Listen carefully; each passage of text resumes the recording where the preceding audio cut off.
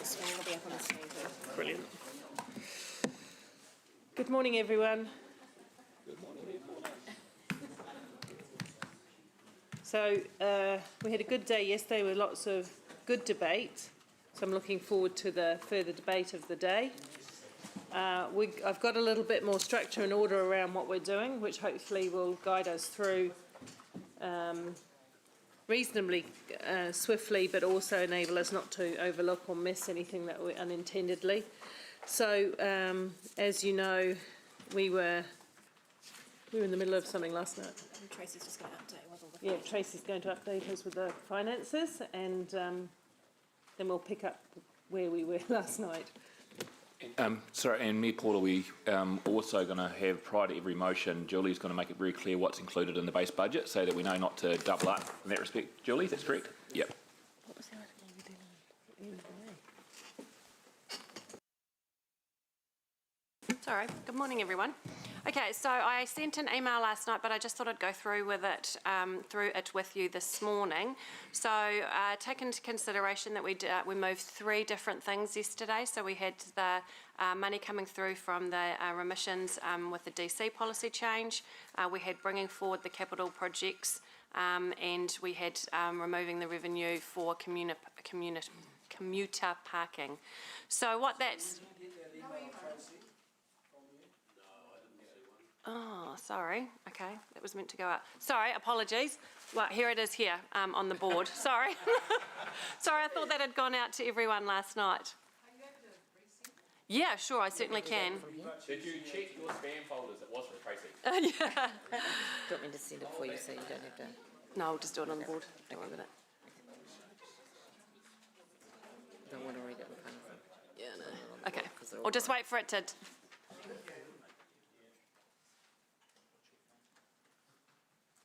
Okay, so basically what that did yesterday, if we start from the bottom and look at the balancing the books figure, so obviously because of the revenue hit straight to the bottom line and the balancing the books, so that you'll see it move. So just to be clear, what we've got, so in the blue lines is what we're calling the consultation baseline.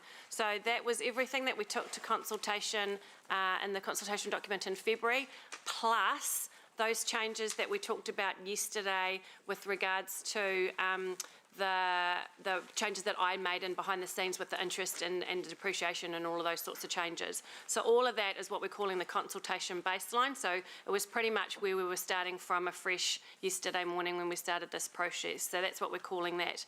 So the draft budget that we're talking about, so in the green, that is all of the changes that we're making through the next couple of days. So those that's what the differences are between those two.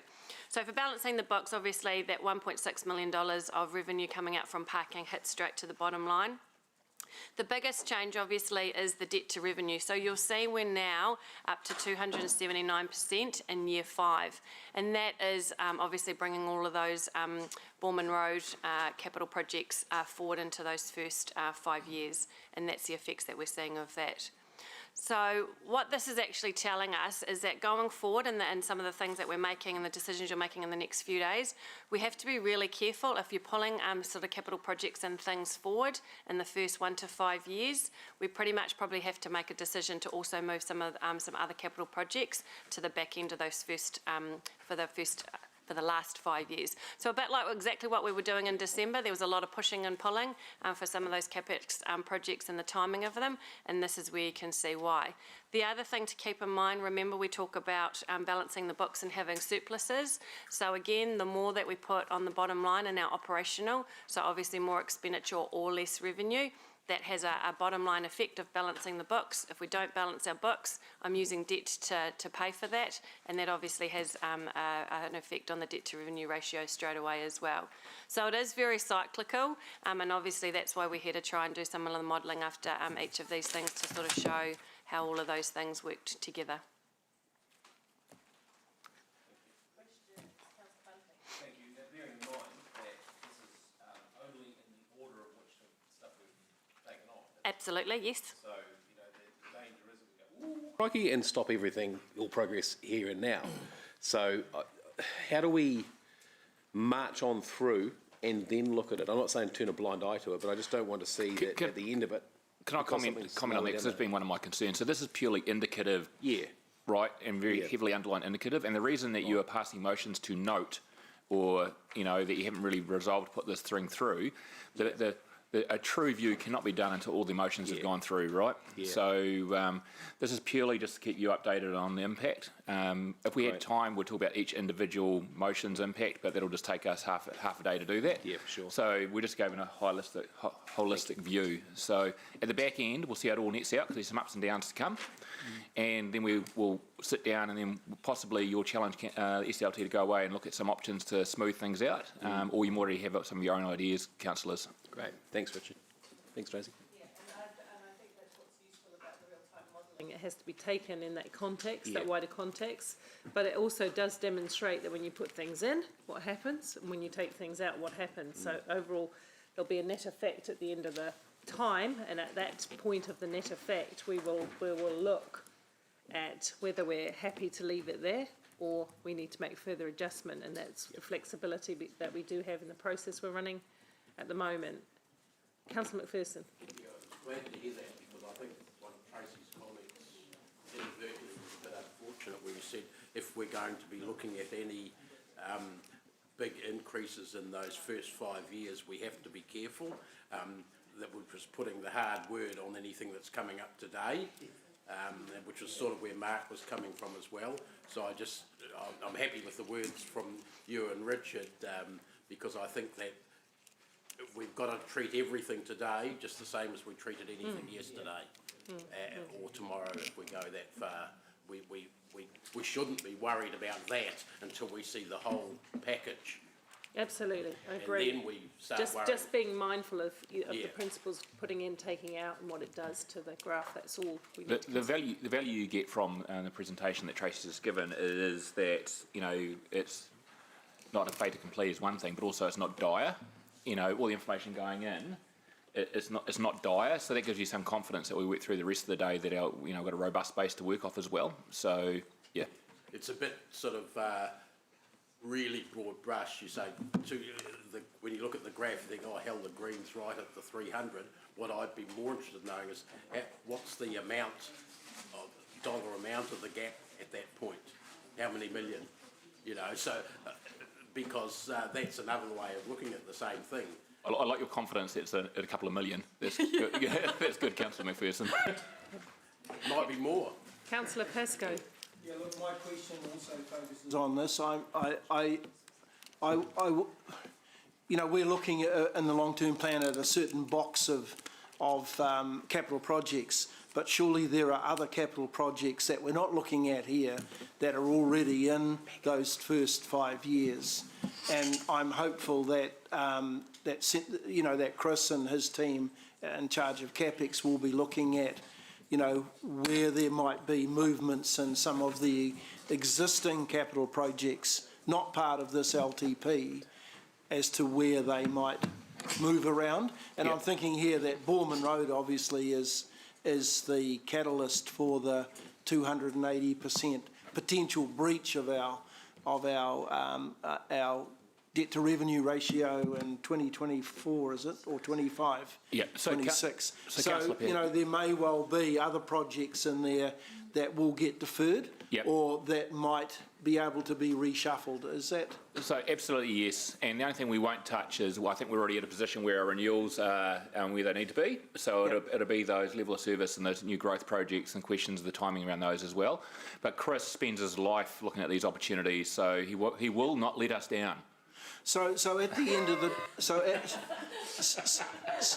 so at the end of the day, when we've put in the projects that we've still got to work through today, and we end up, you know, possibly breaching even further or moving into beyond the 280% that exists then, will we get some lead from staff as to whether or not we should be going ahead with what we've decided today, or whether or not we should be pulling back on these projects in this box because there are other projects that are not negotiable?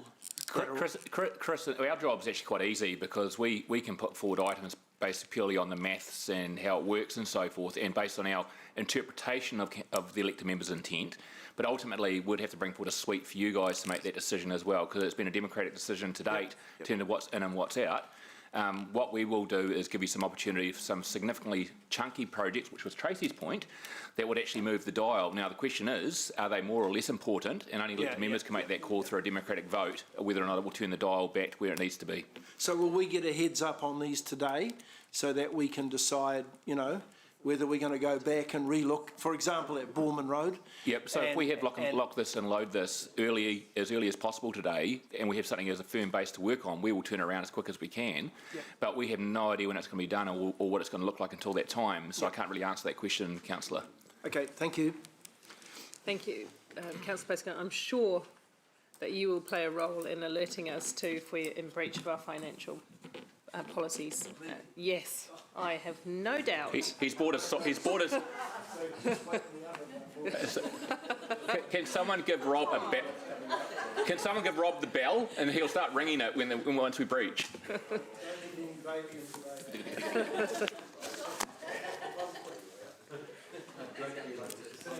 Excellent. Okay, councillors. So we'll go back now to Dave. You've got a question. Sorry, just to.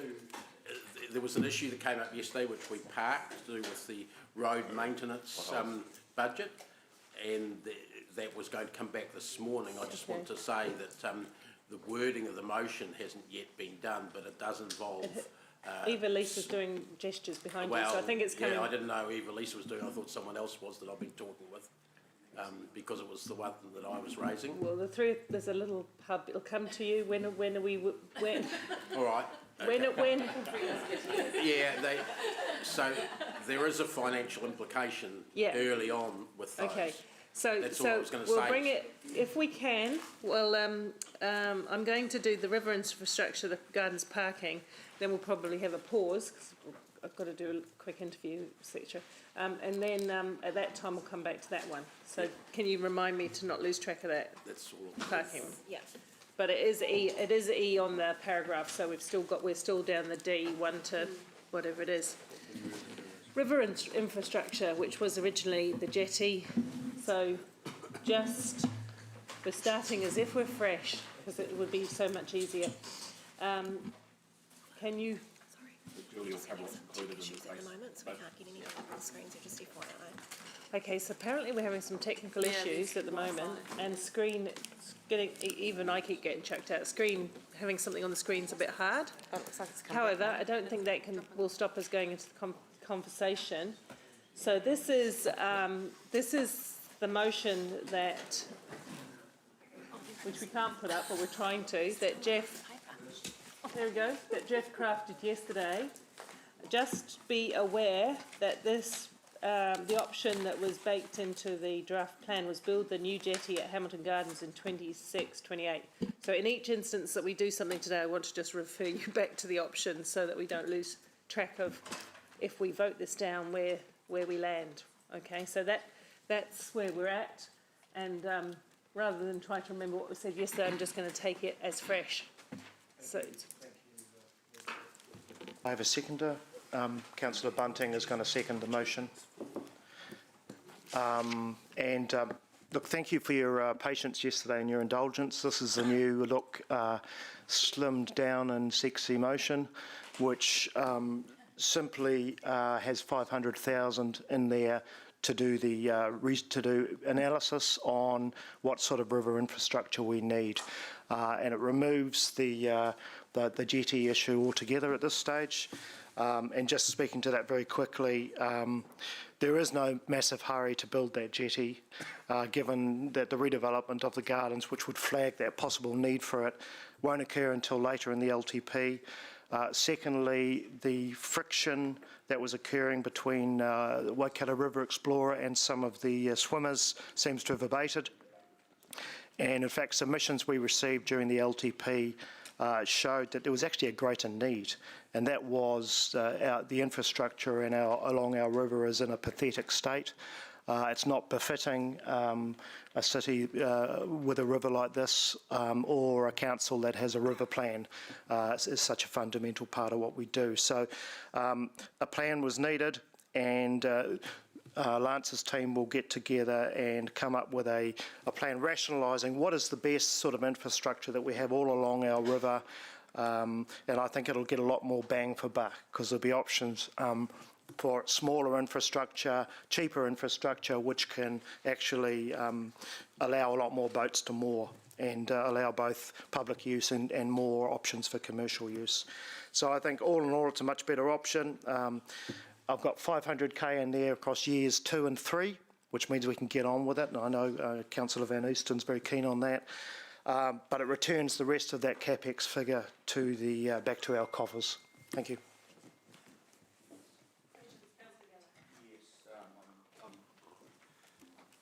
Referring very kindly to the Deputy Mayor at the moment, in spite of his, I hope you'll be kind to me in the debate. Seriously, just one of the things that came out in the hearings, Pippa Mahood refocused on the link with the Glenview Club and the green space we own and the Peacock's growth cell. I'm wondering if Jeff could, I want to have an opportunity that money also does the whole future proof of the area. I'm not saying you build a bridge, pedestrian bridge there immediately, but I just want to make sure that we've got the capacity to, that's the next phase of the, we've got the gardens in. So what I'm taking from your question, Martin, is the scope of it. Yeah, the scope. Sorry, yeah. I apologise if I'm not being distinct. I'm really keen that we do use whatever opportunity to have the real conversation around that Peacock's Glenview Club link and the green space we own on the other side. Absolutely. And I can assure you that that scope is going to be covered, and it'll be coming back to our advisory group, which will be involved. Obviously, we'll have to put up a case for things and ask for the budget as and when we do, but certainly it's part of the planning. Future-proofing the whole site. Thank you. Absolutely. Thank you. Councillor Bunting. I'm sorry, mine was for debate. Thank you. Okay, Councillor Pascoe.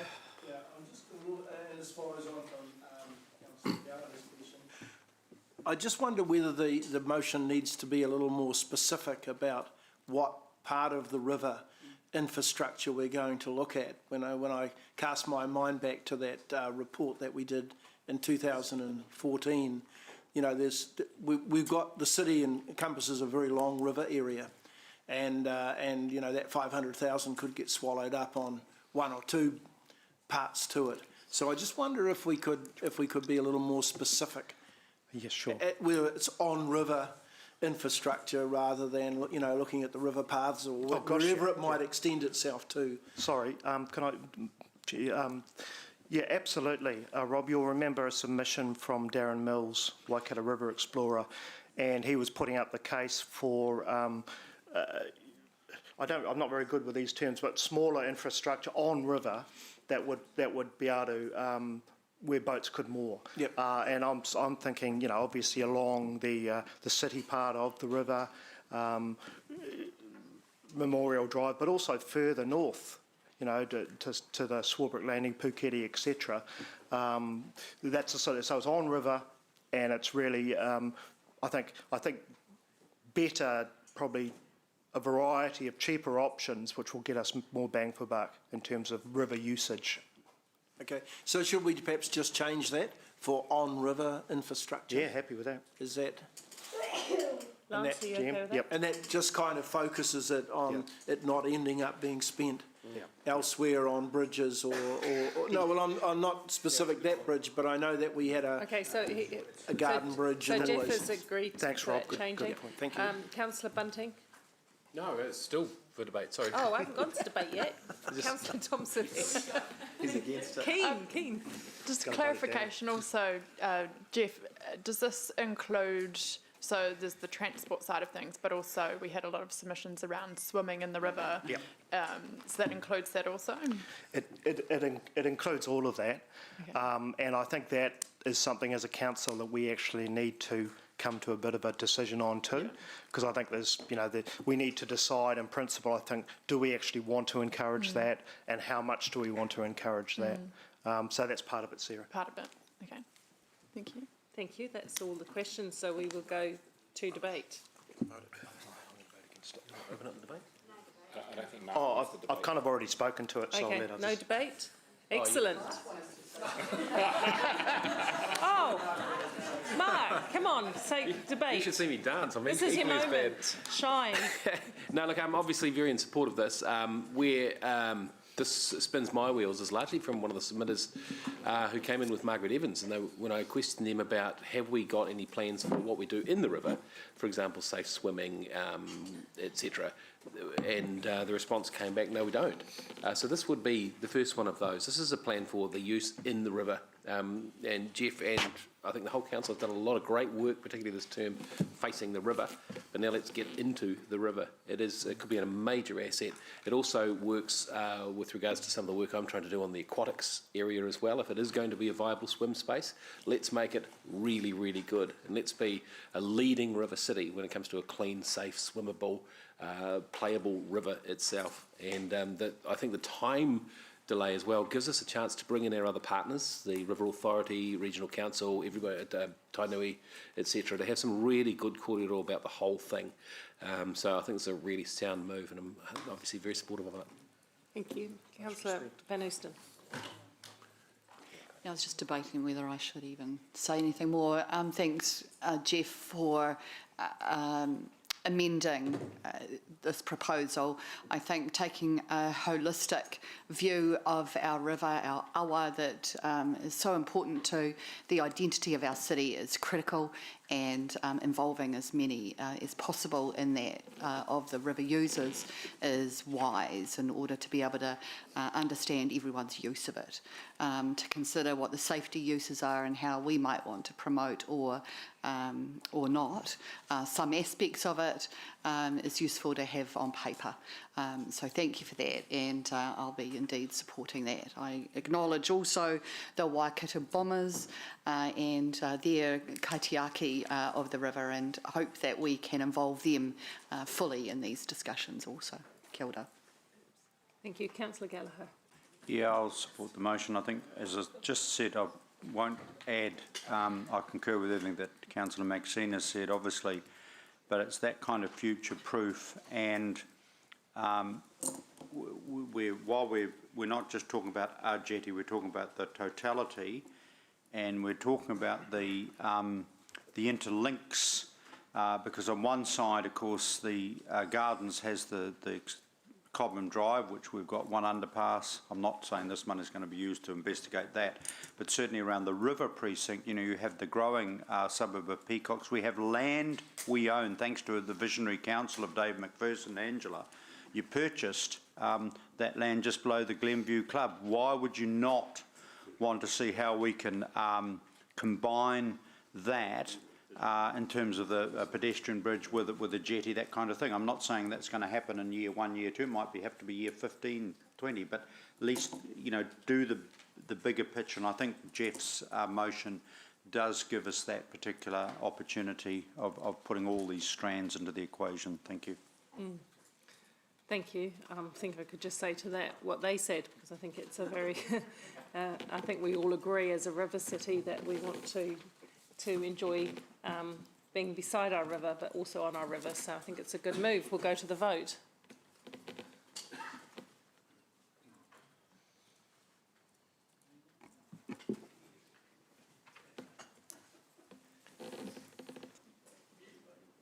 Voting. The motion is carried unanimously. Thank you, everyone. Motion, and there's a motion that Councillor Van Oosten has proposed, and I'm seconding because I think this is room for lots of good debate. Mayor Paula, can I just clarify for elected members? So what's currently in the long-term plan proposal is to charge for car parking at Hamilton Gardens. You have a motion. If this motion fails, you will be left with charging at the Hamilton Gardens car parking. To be clear for elected members to understand. So this is a motion. You are welcome to put amendments in, of course, and the best time to do that would be before we go into debate. Yes.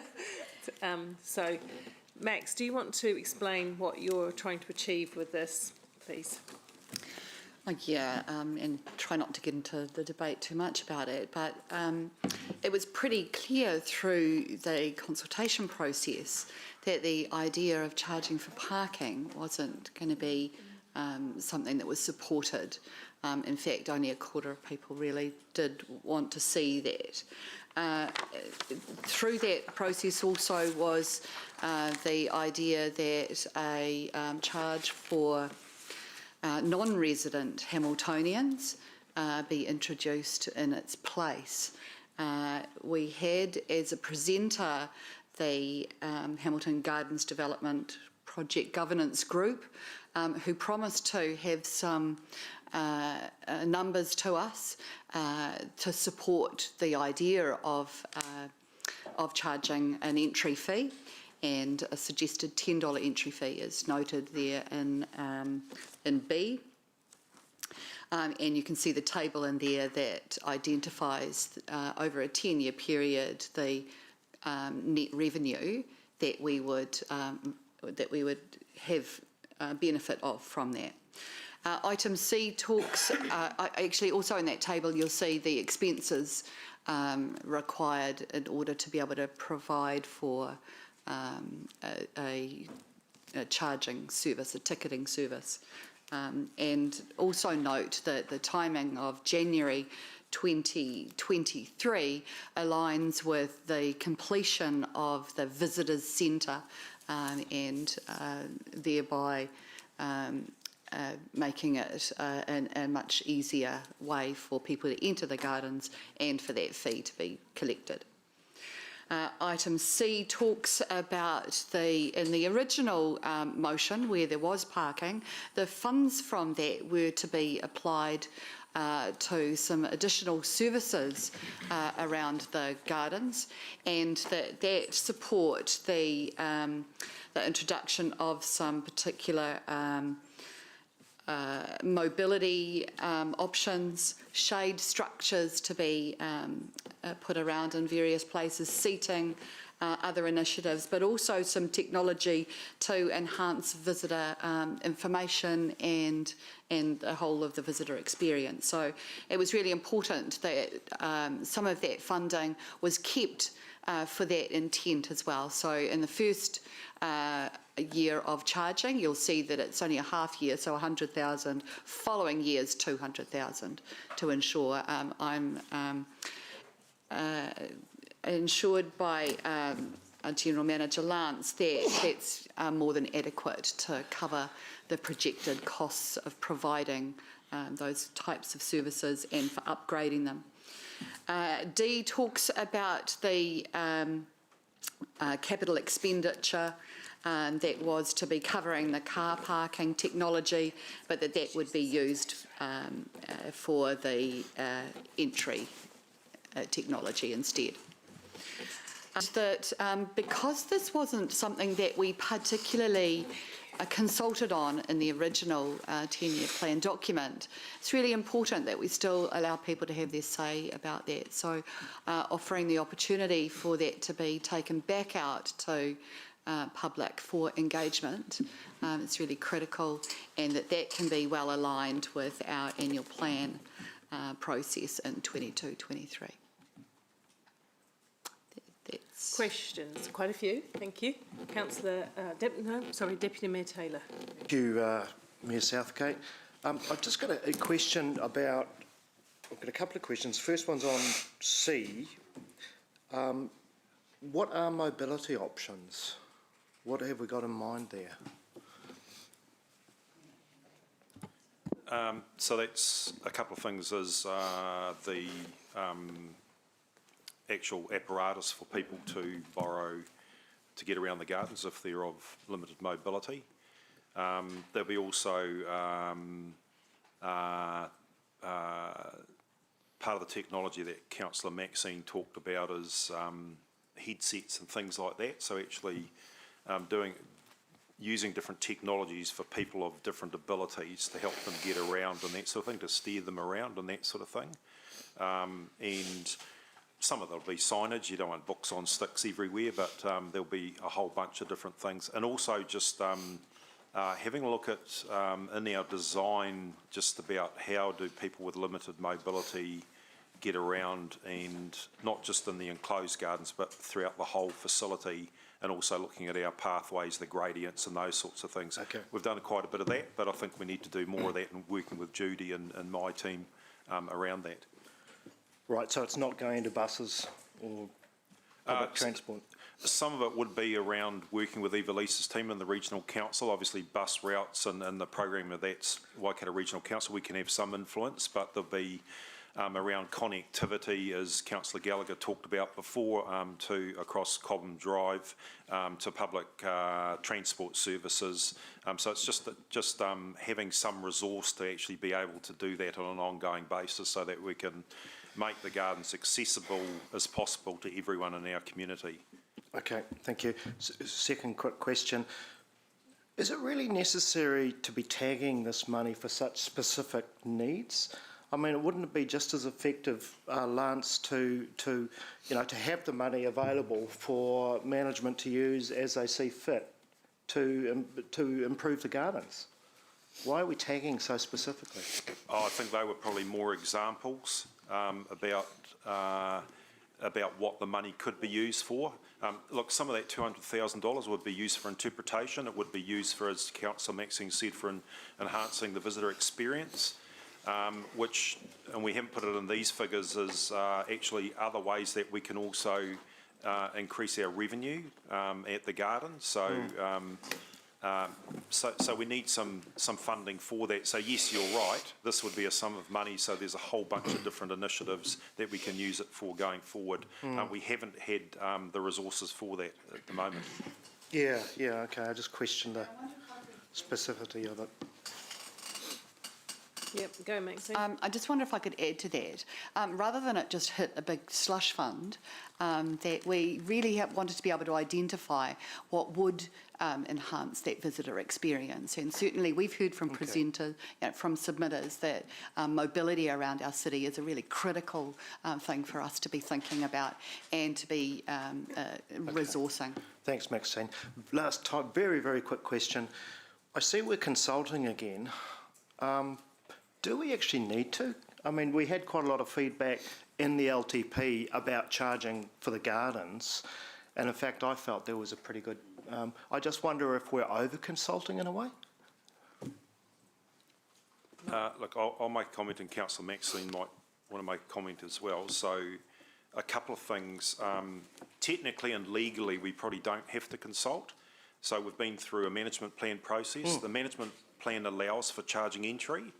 To be fair, it probably wasn't the key foci of people when they submitted. Obviously the road and engine lawn issue overtook things. There was some focus on revenue and charging for entry or parking. We didn't get a lot of submissions on that, so the management plan allows for it. But I think, in my view, the gardens is of very high public interest, and I think it would be prudent that, and we've used the word engagement rather than consultation, so to engage with the community, just so that council would have some assurance that it's doing the right thing going forward. Thanks, Lance. Thanks, Mayor Paula. To add to that, it's really important that I think the public have a clear understanding about the... I'm just going to stop it there though, Max, because we're almost getting into debate here. That your role is to explain the recommendation as per the question, so I think we understand that. Is that okay? Yeah. Councillor O'Leary. Yeah, thank you. To the General Manager, just on D, the 400,000 capex that says it's going to be used for relating to charging entry to the gardens. So is that enough? Is that a realistic cost? Where does that cost come from to enable the physical changes to the info centre? Because we've had report after report over years and years and years on all of this stuff. So the visitor centres, there's around $2 million for an upgrade, and that's all being planned at the moment. We're adjusting that to make sure that it can be configured for charging entry, especially with some of our peak days and that sort of thing. The $400,000 there which isn't in the current $13.2 million development program over the 10 years, is for the technology. So it would be like when you go to the movie theatres, there's push-button screens where you can buy your ticket outside. Also, we need ticketing software and machinery turnstiles inside as well, because it's going to flow everyone through the visitor centre and out through the visitor centre so that they can get past the retail. So it's actually for that. The figures have come from some work we've recently done at the zoo where we're putting in similar technology. So what's the $2 million for if it doesn't include? Oh, that's actually the structure of the building. So we actually have to expand the footprint. We have to change the interior. There's a whole bunch of different things in there to make it get the flow better for security purposes, for looking after volunteers, looking after staff, those sorts of things. But wasn't that $2 million put in there to allow for future charging to the special gardens?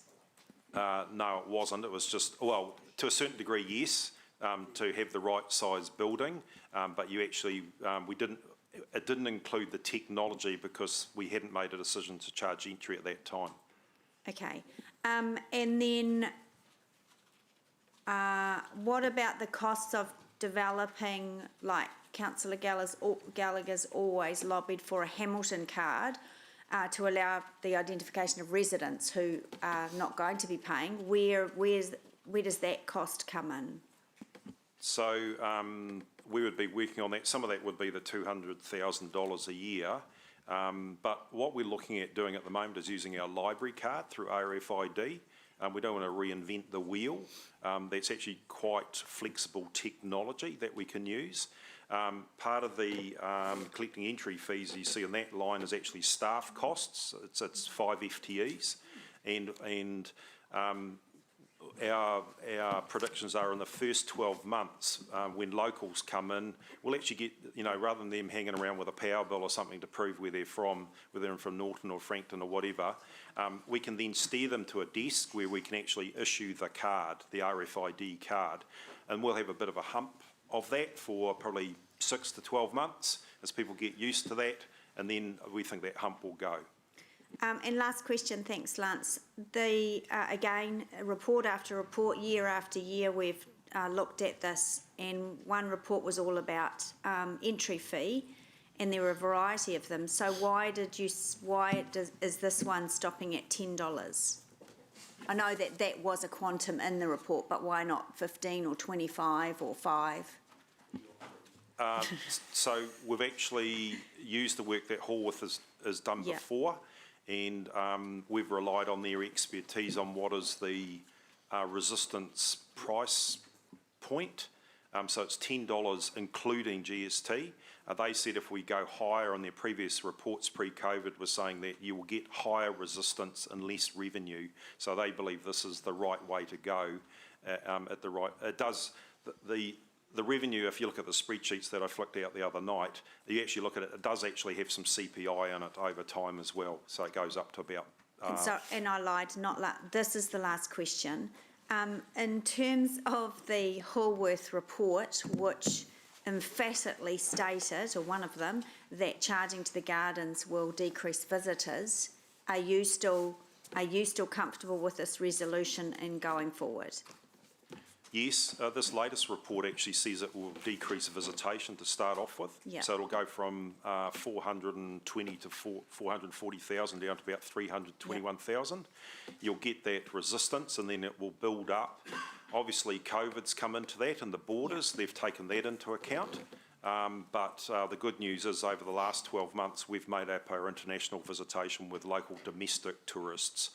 So they've taken that into account too. So I've been all over these figures for the last 2 weeks, working with the team, listening to all their assumptions from Horwath. I'm reasonably confident around, as much as they can crystal ball gaze, around the validity and the accuracy of these figures. Will you circulate, or at some point will there be a briefing to talk about that latest report? I sent it out the other night to all elected members. Okay. Yep. Okay. Thank you. Councillor Bunting. Thank you, Mayor Paula. Excellent questions, Angela.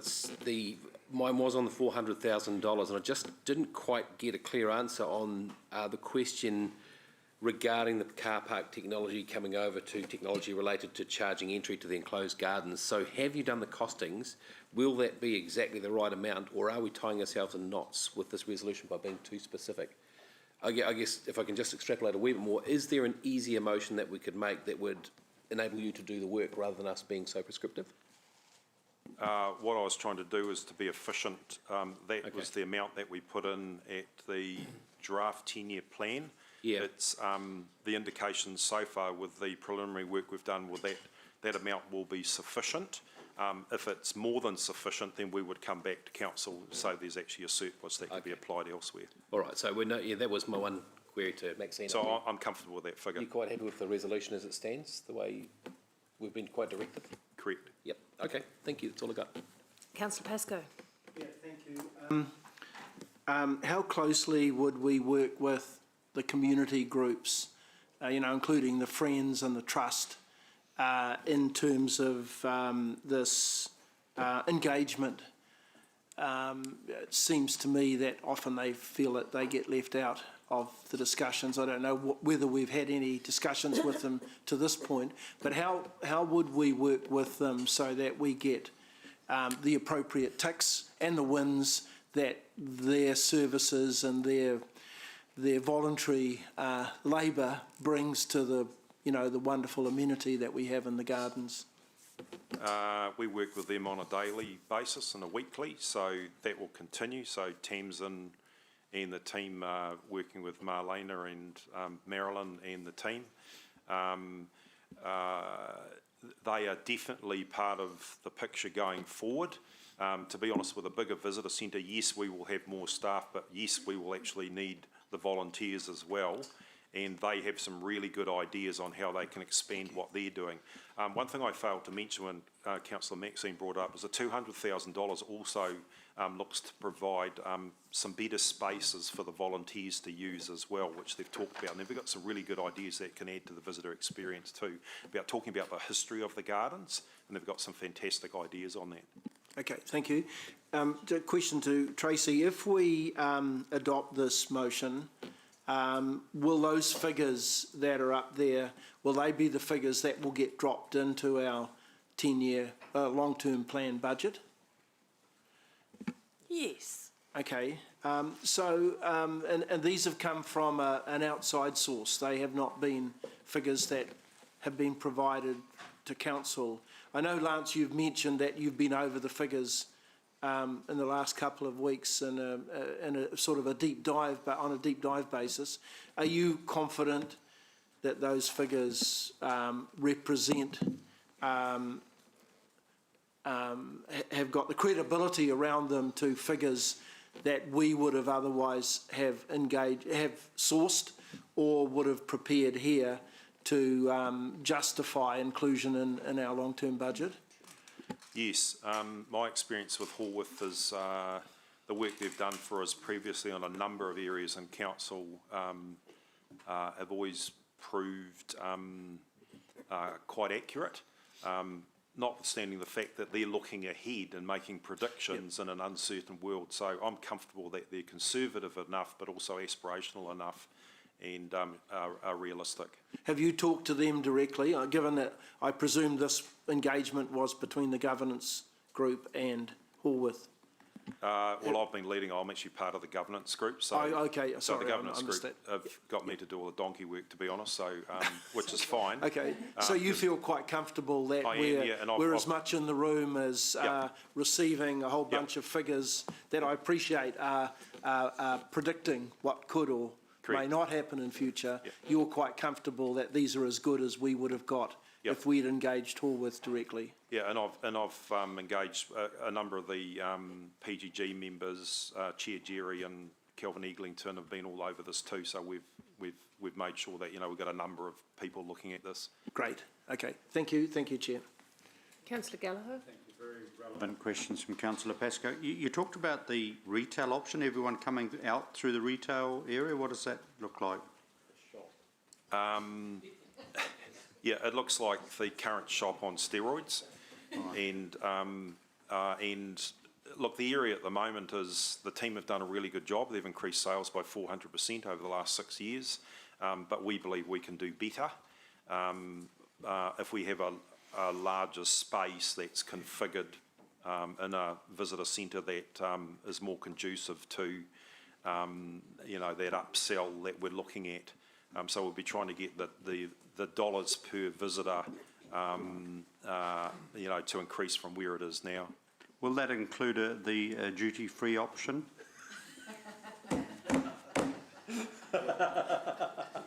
Is that a joke? We don't have a liquor licence, but we may have Toblerone. I'm just thinking about the Auckland Airport and you steer the customers. That's right. Now I'll perhaps move on to questions of a slightly more serious vein. I was just thinking about that. The return of the duty-free in Auckland. But seriously, the Hamilton card, I mean, all I'm saying is I'll pick up the point of discussions you've had, with various parties. Presumably, we can have further discussions on the possibility of a Hamilton app, Hamilton card, annually renewed, that may or may not offer deals at zoos and swimming pools for Hamilton. Yep, so we'll do some work on that. That's not a small piece of work, it's complex, and there's a lot of technology you can use. Our discussions with the Govett Brewster Museum and also the Rotorua Museum before it closed is you have to be a little bit careful about tying yourself in knots over that and try and be as simple as possible. We're trying to be a little bit clever looking at what council does. If we use the library card, it may actually encourage people who don't go to the library to be active library members going forward. Sure. So that's a detail. I mean, obviously there's a potential detail for our good friends, the Hamiltonians who live in Tamahiri and elsewhere, whether we, with their local authority, where they pay the rates, whether there's a possibility of negotiation with Waikato, a little bit like the library system where, you have a certain, the hinterland of Hamilton. We think that's fertile ground. Yeah. The only, and then I take it, I mean, I guess in essence, I want to make sure this is in terms of how you apply the charge and the deals you give, it's not prescriptive. So the fact is you could, for example... Questions. Well, I'm giving examples, this is a broad guide, but it doesn't prevent you guys from doing marketing around a Friends of the Gardens card, which gives you free access, an annual pass, free Wednesdays, that kind of thing, for non-Hamiltonians. Yeah, and look, we do that at the zoo now, and we have grab ones and all that sort of stuff. So, look, we'll be looking at a whole bunch of different ways that we can increase visitation and our revenue. Now, this motion appears silent. The Andrew King charge proposal, I think, ruled out people under 18 or 16, so it was targeted adults beyond Hamilton. This I think appears a bit silent on that. If you read the Hallworth report that I circulated the other night, it's adults are 14 years and over, like we have at the swimming pools and like we have at the zoo. We need consistency across our facilities. Right. And that's also an industry standard as well. Yeah, no, that's good. That's good. Thank you. Thank you. Councillor Thompson. Really mostly covered by Martin, but just in terms of the people living in the Waikato or Waipa council areas who probably frequent the gardens quite a bit, I'm just thinking, has this taken into account, for example, either a yearly concession or a cap, a bit like the B card that we have now, where it's, after 5 visits or something, then, it's free, so it's... Anyone who's not living on the Hamilton city boundaries will have to pay, unless their council wants to start giving us some sort of some grant towards the running of the gardens. But we will be looking at all sorts of different types of deals. Like you could buy a concession card and all those sorts of things. So as I said, and I wasn't joking when I said fertile ground. I think there's a bit more work to be done. We'll think that through. Look, my experience is keep these things as simple as possible, use the tried and true, but also be open to innovative ideas as well. Yep. Thank you. Thank you. More questions. Councillor McPherson. Yeah, just one question, really. I was wondering, Lance, was it possible to put Councillor Martin on the Gardens Management Group for the details? Anything's possible. Councillor Hamilton. Thanks, Chair. Just a quick one for Lance. Notwithstanding the financials and stuff here, will there be a commercial lens put over this whereby we're not limited to these figures in terms of the upsell and, you know, the additional revenue that we could generate? No, and we haven't put anything in our budgets around the increase in retail. So we think if we steer people through the shop, then there'll be an upscale of that. The other thing we've talked about is the use of technology, hiring out headsets. We might charge $10 or $15 a person, like, you know, when you go to the Louvre or Tower of London or whatever. I've spoken to a number of places around the world, good earners for them.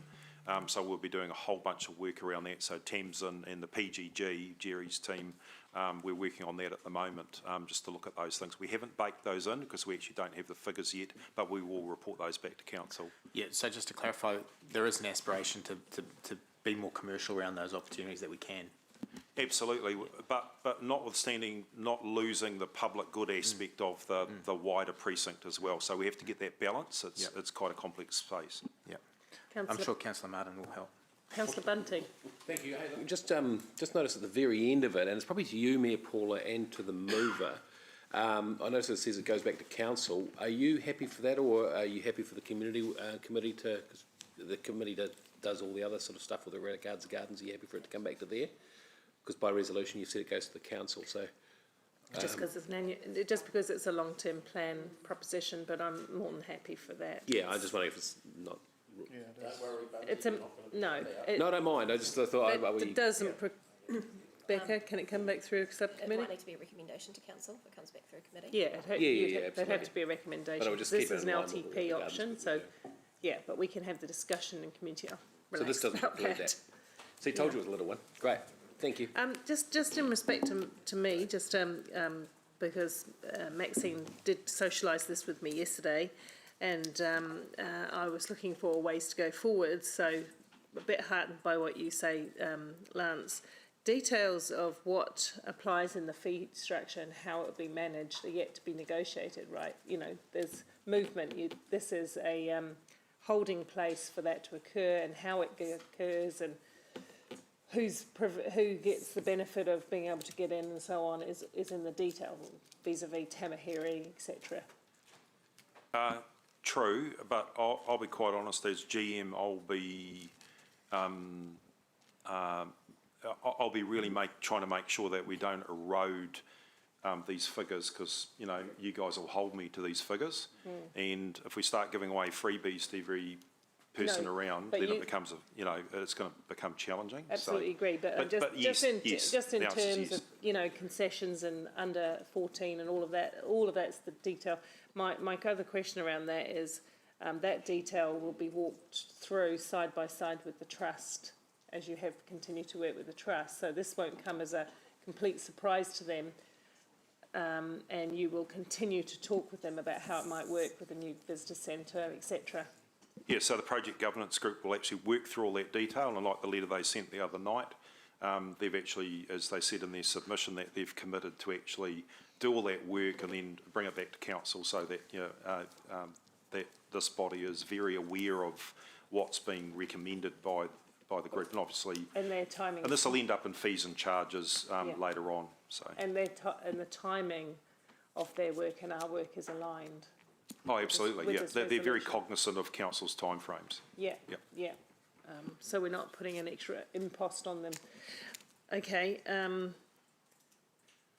And this would allow for the technology and other improvements to come in and not take away from the other activities the trust is actually funding, or the other activities that council is already funding, like the entrance centre. This would be enabling that additional work to be done. Absolutely, and the charging issue is actually in the terms of reference for the project governance group. It was specifically in there, so they're actually delivering on that part of their terms of reference. But you're right, the other thing is, as Charlotte said in her presentation on behalf of the PGG, was that the funders group of the PGG are working really hard with Indy and Lisa from our team around the external funding, and are committed to that, and obviously have already been quite successful in that sphere at the moment. Cool. In terms, no, I've forgotten the question now. It was a good one too. Never mind, that's fine. It was a really good one, I'm sure. Yeah, of course. The answer is Always yes. do. Right, yeah. Okay, let's go to, Deputy Mayor Taylor, another question? Mayor Southcott, just one last question came to mind to the mover. Should we assume from this that the mover of the motion and others now believe that charging for parking at the gardens is no longer a good idea? Or? Well, that's right. I think it's a great idea, but the public don't, and that's what I have to listen to. Right, excellent. Actually, Great to see. I've remembered my question, which is a fairly interesting one to me. So can you just remind us, because I don't have it to hand, the proportion of people that go through would we have any idea of the proportion of people that go through the gardens that are local, Hamiltonians in other words, and domestic or international tourists? Can you just remind me of that? Because we're only targeting non-Hamiltonians. I just wanted to understand what proportion of the market that was.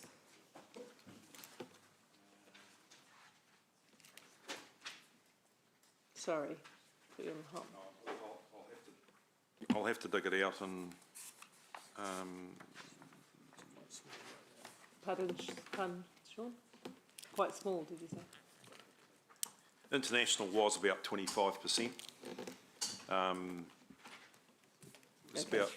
Was about a third Hamilton, just below a third for international, and a third domestic, which is including people from Waikato and other parts of New Zealand. So that's rough figures, but during the break I can probably dig out the detailed figures. No, that's fine, thank you, that's broad enough. Sorry, that has changed since COVID too, because obviously we don't, there's not a lot of internationals Everything around has at the changed moment. since COVID. We'll go into debate.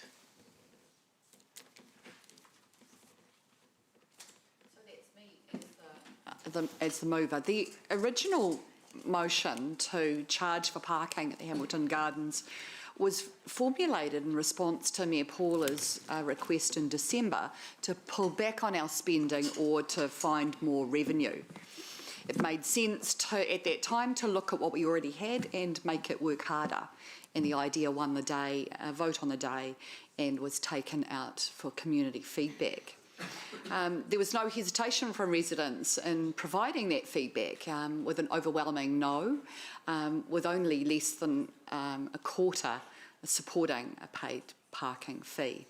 We were warned at that time and through submissions that it would chase people away, it would impact on their access to other amenities and activities in the area, and it would negatively impact on their health and well-being of Hamiltonians. A strong alternative was expressed through that feedback to charge non-Hamiltonians for entry. We heard the same from the Friends of the Gardens and from the Hamilton Gardens Development Project governance group, the PGG. It's not a new concept, and if the Friends of the Gardens can be convinced that a fee to enter the themed gardens could work, I'm sure others could be convinced as well of those benefits. But that's why it's critical that we continue to engage with the public and why opportunities are being made available for them to have their say. Our gardens hold celebrity status. They're known and revered nationally and internationally. They attract sponsors' donations of hundreds of thousands of dollars, and they also have visitors of around those numbers also. The Gardens has its own app and its own Instagram page. That celebrity status is well known. They're priceless, and we must emphasise their 5-star value.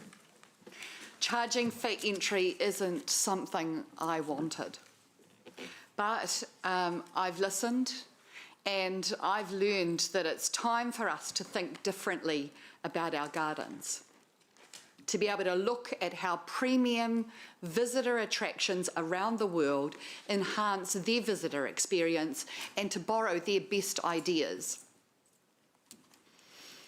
Another important consideration is the need to, wherever possible, reduce the impact of rate increases on our ratepayers, and to ask all users of the gardens to pay their way.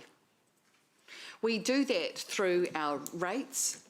Currently, we pay as Hamiltonians, but we need to cast that net wider. We have the potential to generate almost $10 million over this time frame, perhaps more. So I'll just wrap up by saying that I don't want to chase people away or impact on community enjoyment of our very best asset. I want Hamiltonians to maximise their investment in the gardens, to realise the full potential, and I want us to trust that the PGG, Friends of the Gardens and others of interest will deliver an excellent and well-resourced visitor experience. Thank you. Councillor O'Leary. Yeah, thank you. Look, I supported this proposal because parking is a premium and parking sits on incredibly valuable land. And we just simply have to, and as I said last week, I am married to my car, but we have to accept that a growing city, you are not going to be able to drive right to the doorstep to every single location you want to go to.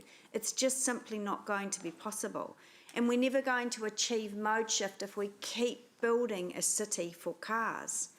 So I was happy to support that, but I also accept the 59% of submissions were opposed. So we're going to have to take very little steps to achieve that. And I don't want to be bar humbug about this, but it feels like it's Groundhog Day and here we go again. We have had reports on charging for the gardens. We have gone out to the public and had overwhelming feedback opposed to charging for the gardens. We based our decisions in the past on previous reports and evidence from other facilities that have had significant decline.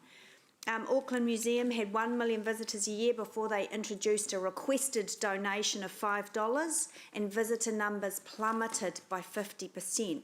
So they moved back to free a year later. Visitor numbers recovered to 800,000. Our own commissioned research surveyed that 92% of visitors outside of Hamilton said that their decision to visit the gardens would definitely be affected by even a $10 fee. So I think the projected revenue here is probably vastly overstated. And in that survey, we also spoke to inbound tour operators who visited the gardens twice a week, and I absolutely accept that visitors outside the city should pay. And I completely support Councillor Gallagher, and one day he is going to get his Hamilton card. But those inbound tour operators said it would significantly alter their decision to visit. Some of those inbound tour operators said that they would decrease their visits or stop altogether. But with all of that in mind, I appreciate where Councillor Van Oosten is going with this. I am going to support it at this particular step, but I have some massive reservations. When we go out to consultation, I expect it to be wide and very honest and open with our residents because they feel very passionately about the gardens. And we have to go out with the answers to the questions we've had year after year after year. How am I going to access it? What happens when I've got family visiting me? Do I get a discount? Do they pay? Etc, etc, etc. So it's with a whole lot of caveats that I'm supporting this at this time.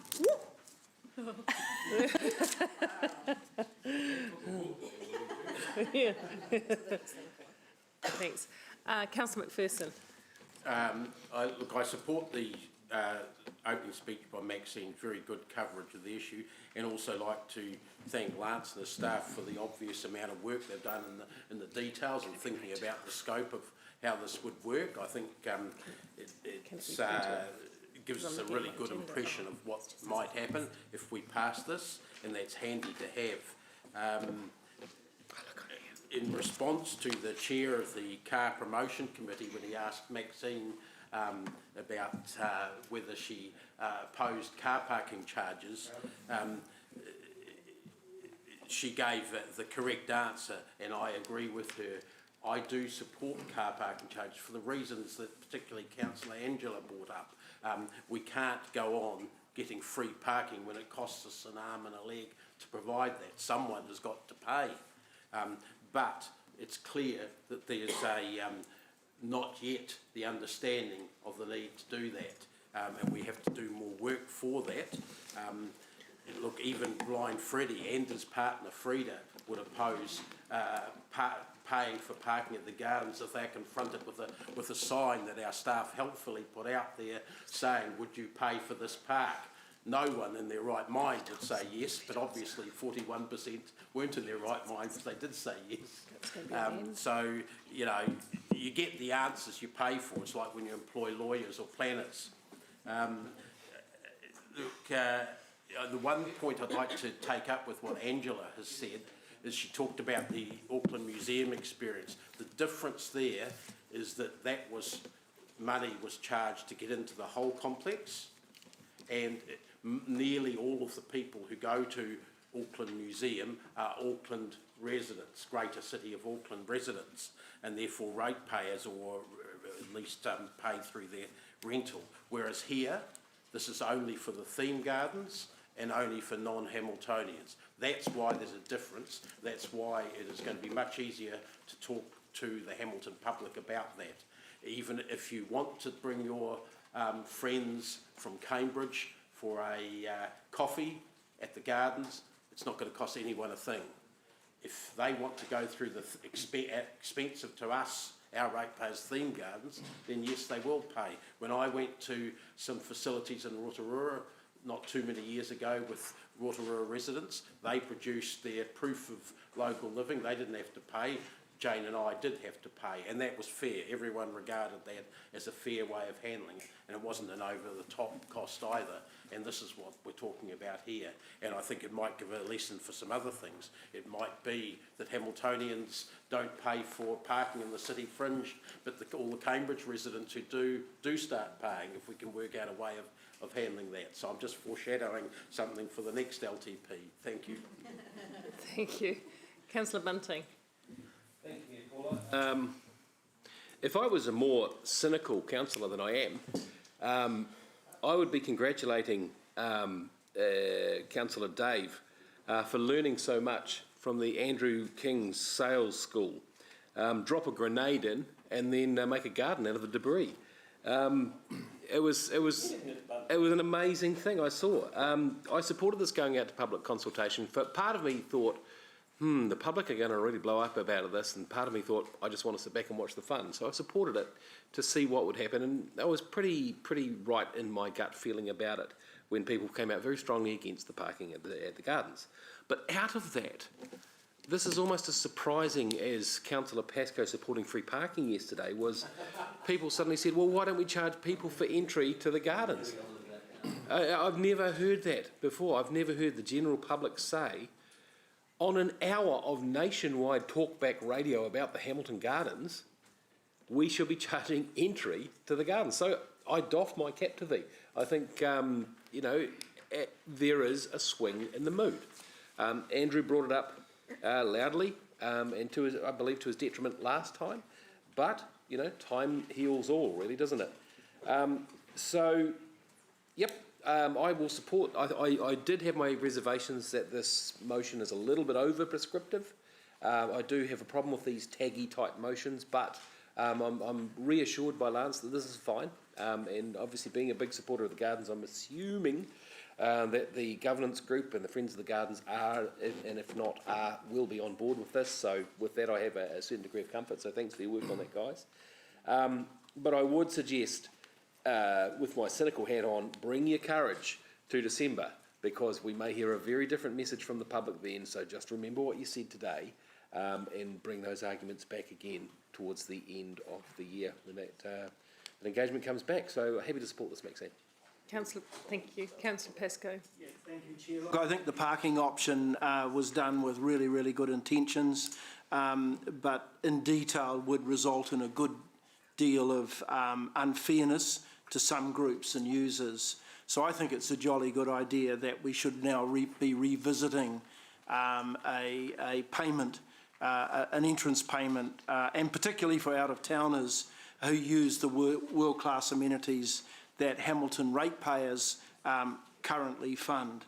A recent call to our neighbouring councils to help fund these amenities like the gardens has resulted at least in rebuff and certainly zero progress. Words like bloody cheek and Hamilton grappling for more funds were instant responses through the media. I treasure the words from Lance that this might be going forward fertile territory, challenging those residents from out of town to continue to lobby their councils to fund these amenities that Hamilton provides through their rates, as it was in the last term on the library, out-of-town library users issue. In response to the comment that Councillor Angela made, I would have expected that Horwitz, when she used the Auckland Museum as an example, I would expect that Horwitz report should build in with their level of expertise the risk of some reduced numbers that will likely occur when there is a $10 fee going in. So I would hope that those figures that we're going to launch into the LTP will in fact build in a little bit of elasticity around lower numbers who might not want to, at least in the short term, pay those charges to get in. So look, I'm keen that this goes forward. It is it's another source of revenue. It replaces the lost revenue that we had previously predicted we would get through the car parking and certainly in terms of what we have already covered in this plan and will cover later on today. I think we need to be looking at sources of additional revenue, and to me this is a fair and equitable way of charging those who get significant benefits and enjoyment from visiting this world-class facility. Thank you. Thank you, Councillor Pascoe. Councillor Deputy Mayor Taylor. Thanks, Mayor Southgate. Yeah, look, this I'll be supporting this. I think it's a much superior option and a very graceful back down from the position of charging for parking at Hamilton Gardens. I think this takes us to a much better place. It may look like being wise after the event, but I said it at the time, the idea of charging for parking at the gardens was not going to fly. I think Mayor Southgate and Kesh, I voted in the same way. It was a rushed plan, and I think its problem partly was it was driven not just by a desire to get more revenue, but the very familiar push from this council to push people into buses and bikes. Somehow the old mode shift idea got tangled up with Hamilton Gardens. And the argument I keep hearing that parking costs money and someone has to pay for it, it ignores the fact that buses cost money. Buses are massively subsidised by ratepayers and taxes, 12 million a year in Hamilton, subsidised. The bike plan proposes spending up to 900 million over the next 30 years for less than 5,000 cyclists at the moment. Those are staff figures. So don't tell me that it's just parking that costs. Everything costs. And at the moment, even blind Freddie won't catch a bus. So we've got some issues with that. So in doing this, and following... He has been seen on a bus. Not by blind. Accuracy. Speaking to the point of order. Carry on, Deputy Mayor. And in pushing on with this plan, I think we've overstepped the mark and departed from common sense in the public's mind. You may well think we've got a decent result now because it's acted as some sort of lost leader and it's been rejected out of hand and we're now going down the route of charging for the themed gardens. But I suggest to you that we haven't done wonders for council's reputation. We've made a lot of people angry and we've diminished our credibility, in my view, as an organisation in many people's eyes. That's what happens when you come up with a nutty plan. And Councillor McPherson's suggestion that the responses we got in consultation were partly as a result of the way we consulted, I don't think shows much respect for the community. And that's what got us into the trouble in the first place. So I urge elected members, before they rush into plans in future, to think twice and to take the temperature of the community first. This is a much more logical option and I think it will get much better buy-in from the community. Thank you. Councillor Naidu-Rove. Thank you. That talkback radio session that Councillor Mark mentioned, it was very interesting to listen to, with majority of people saying that they would be okay for charging entry into the themed gardens. But a few things that Councillor Angela has talked about, I have reservations as well, and it's more so to do with any unintentional consequences that might happen if we did charge for entry, in terms of bringing people to Hamilton. You know, we're trying to increase visitor stay nights and things, so I think it will take time for people to adjust to having to pay. The other thing just to mention would be if this did go through in December, would be to look at our accessibility into the garden, because at the moment the last bus that leaves the garden leaves at 10 to 2 in the afternoon, and then there's nothing after that. So there is a gap with accessibility with public transport. I'm going to support the motion because I do think that this does need to go out to the public. The garden is a treasured asset to our city, and we need to hear what other people think. Thank you. Councillor Wilson. Thanks, Mayor Paula. I intend to support Councillor Maxine's motion. I believe it is time. My preference would, in fact, not to go back out for public consultation, to be honest. I felt that we have already consulted widely, and that we have, in fact, received quite a lot of clear submissions that simply say we know that funding has to be found for the gardens. They just didn't like the particular one we put forward, and it's somewhat ironic that they have, in fact, highlighted that we should follow some pretty clear and well-known international examples of charging for entry into themed gardens area. So it's not unusual, and I think it wouldn't. I'm not aware of any elected member around this table who hasn't at times put forward motions that haven't been fully formed and need some reflection. And so having gone out to the community with a suggestion, the community has spoken, we have listened, we have I think redressed the issues they've raised, and the solution is a very good one. So I congratulate my good friend Councillor Max, and I think charging is reasonable.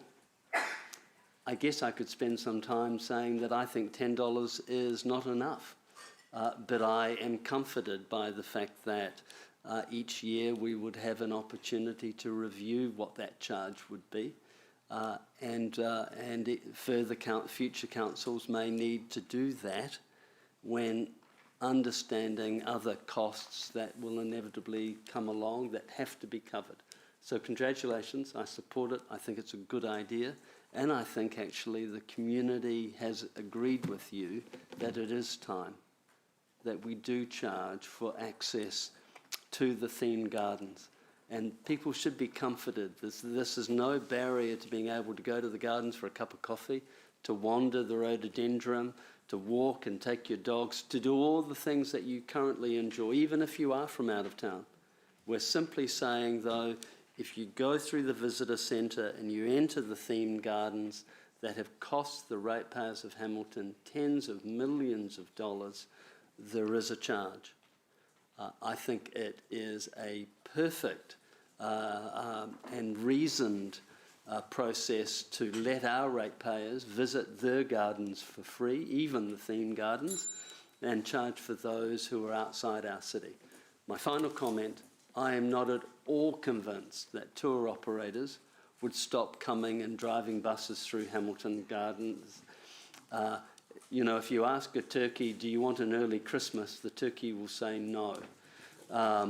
So if they get the opportunity of not paying, they'll want it, but that will not stop them coming. Thank you, Councillor Wilson. Councillor Gallagher. I want to follow the Deputy Mayor's example and be very gracious in acknowledging the Deputy Mayor and the Mayor probably picked the public response at this time right.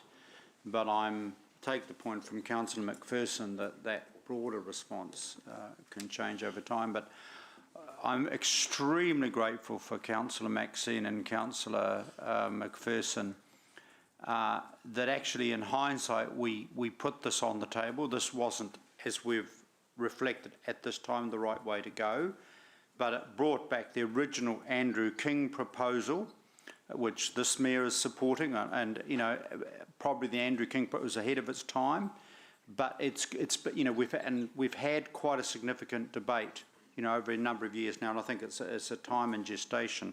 Let's clearly emphasise what this is and what this isn't.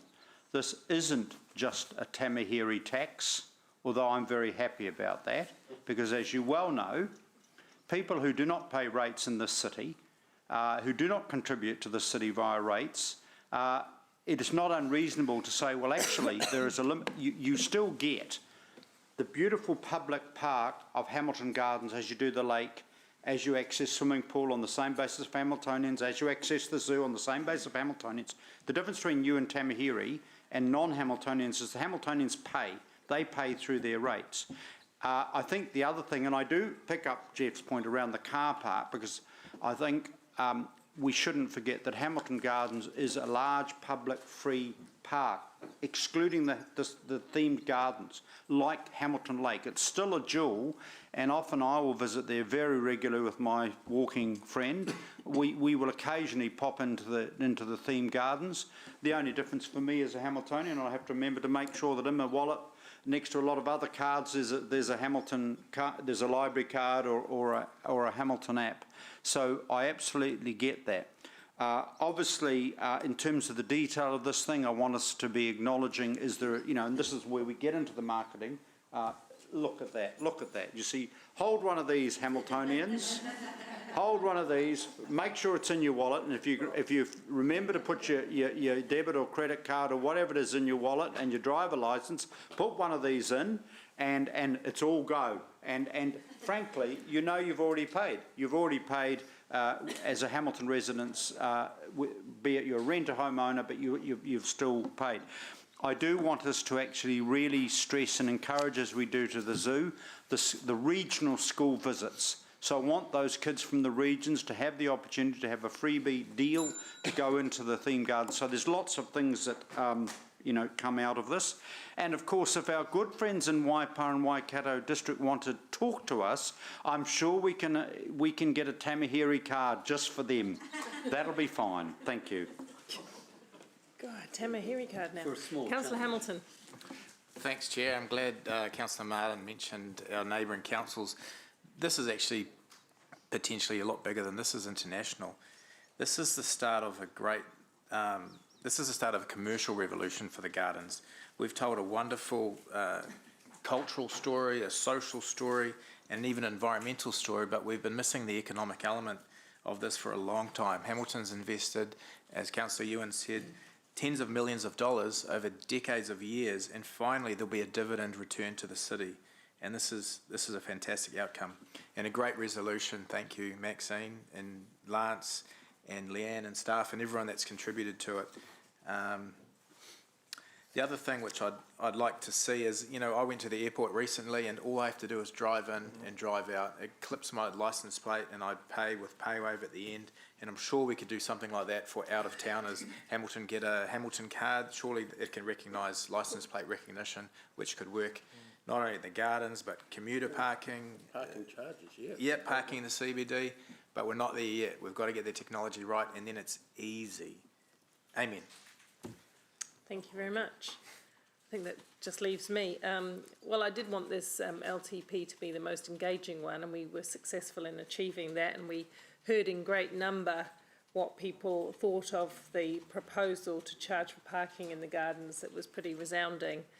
And although I was not in favour of the charging at the time, parking charging, I think it's good that the idea was tested with the wider community, because we've heard some brilliant feedback now about what they're prepared to do in respect of meeting some of the future costs of the gardens. This motion, I thought long and hard about it when Maxine brought the idea to me. I tested the detail with Lance and Maxine to make sure that it was consistent. It's really important to me that we work very closely alongside the Gardens Trust and the Friends of the Gardens with the detail of this, because the devil's always in the detail. But I'm pretty confident that as we work through that detail, things like is there a greater discount for seniors, youth, etc., concession cards, incentives to visit the garden can all be weaved into, as Ryan put, what did you call it? You had really good words about commercial. It was very good, whatever you said about commercial revolution. So we're also on a tourism revolution in Hamilton. We've got to really seal our destiny there. This LTP, I've said in almost every debate that we've had so far, is about balance. It's about looking for ways to move forward that we can afford. It's looking about what we put in and what we take out. And this is the opportunity to get some revenue. But the key point is here that the revenue is reinvested into the gardens largely. And so I really support that. And the other bit of revenue does take the impost off ratepayers who paid to develop the gardens. It is off the back of their volunteerism, their fundraising, and the ratepayers that the Hamilton Gardens has become the international success that it is today. And I thank all of those people, including many of our ethnic communities who put in the early gardens, such as the Chinese garden, for example, and started off that whole journey that we're on today. I thank them for it, and I don't want those people to necessarily pay some more. So this isn't about charging Hamilton. We heard that. Hamiltonians want to be able to go into their gardens for free. But I've also heard from visitors many times who've said to me, wow, this is amazing, and it's free. And they're so astounded and surprised that they can have this quality experience, this international quality experience for absolutely nothing. So this is a step forward. We are going to have some public engagement. I'm a great fan of public engagement, as you know. And taking that on board, I think that Councillor O'Leary raised some questions that can be fleshed out through that period of public engagement, because we will know what people are concerned about through that process, and being able to iron out the wrinkles. The other key point for me is that it is consistent with the plan. What's it called? The Hamilton Gardens Development Project Governance Group's plan. So it's consistent with that. If it was inconsistent, I'd have concerns. So let's go to the vote.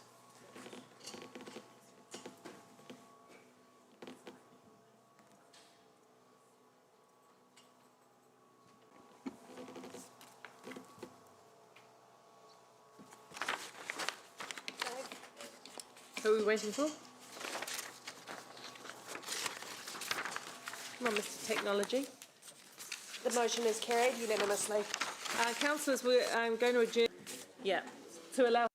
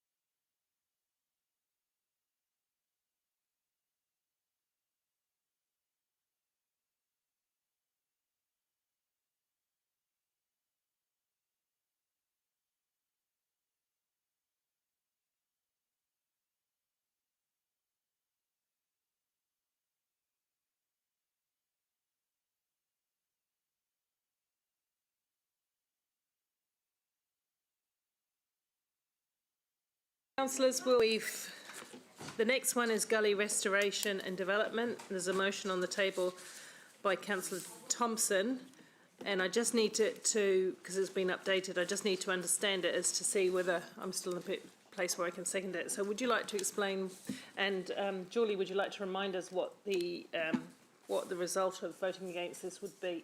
So no, that's not the right way to say that, sorry.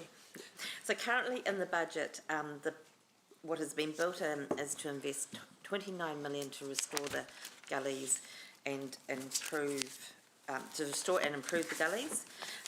The majority of the spend is in the last 5 years, so less than the first 5 years and more in the last 5 years. So if you do not approve the proposed motion that's going up, that is the position you'll be left with. Councillor Sarah, would you like to describe what is your motion is around? So this is in response to Bruce Clarkson's suggestion that the first couple of years really focus on planning and working to make sure that any future gully restoration development work is done right the first time. So it's first. So there's a bit of extra funding going back to year 1 and 2 to enable that planning, and then from year 3 onwards it brings forward some of that 3.9 million that was initially moved to the back end, and ultimately it makes the it ends up with quite an even spend each year in terms of that gully development work. From there onwards. Yeah, is that fairly clear? Thank you. Councillor Pascoe, question? Yeah, getting them written down. The first question is, how much of the total spend, Tracy, is CapEx and how much of it is OpEx? It's 29 million, isn't it, the total?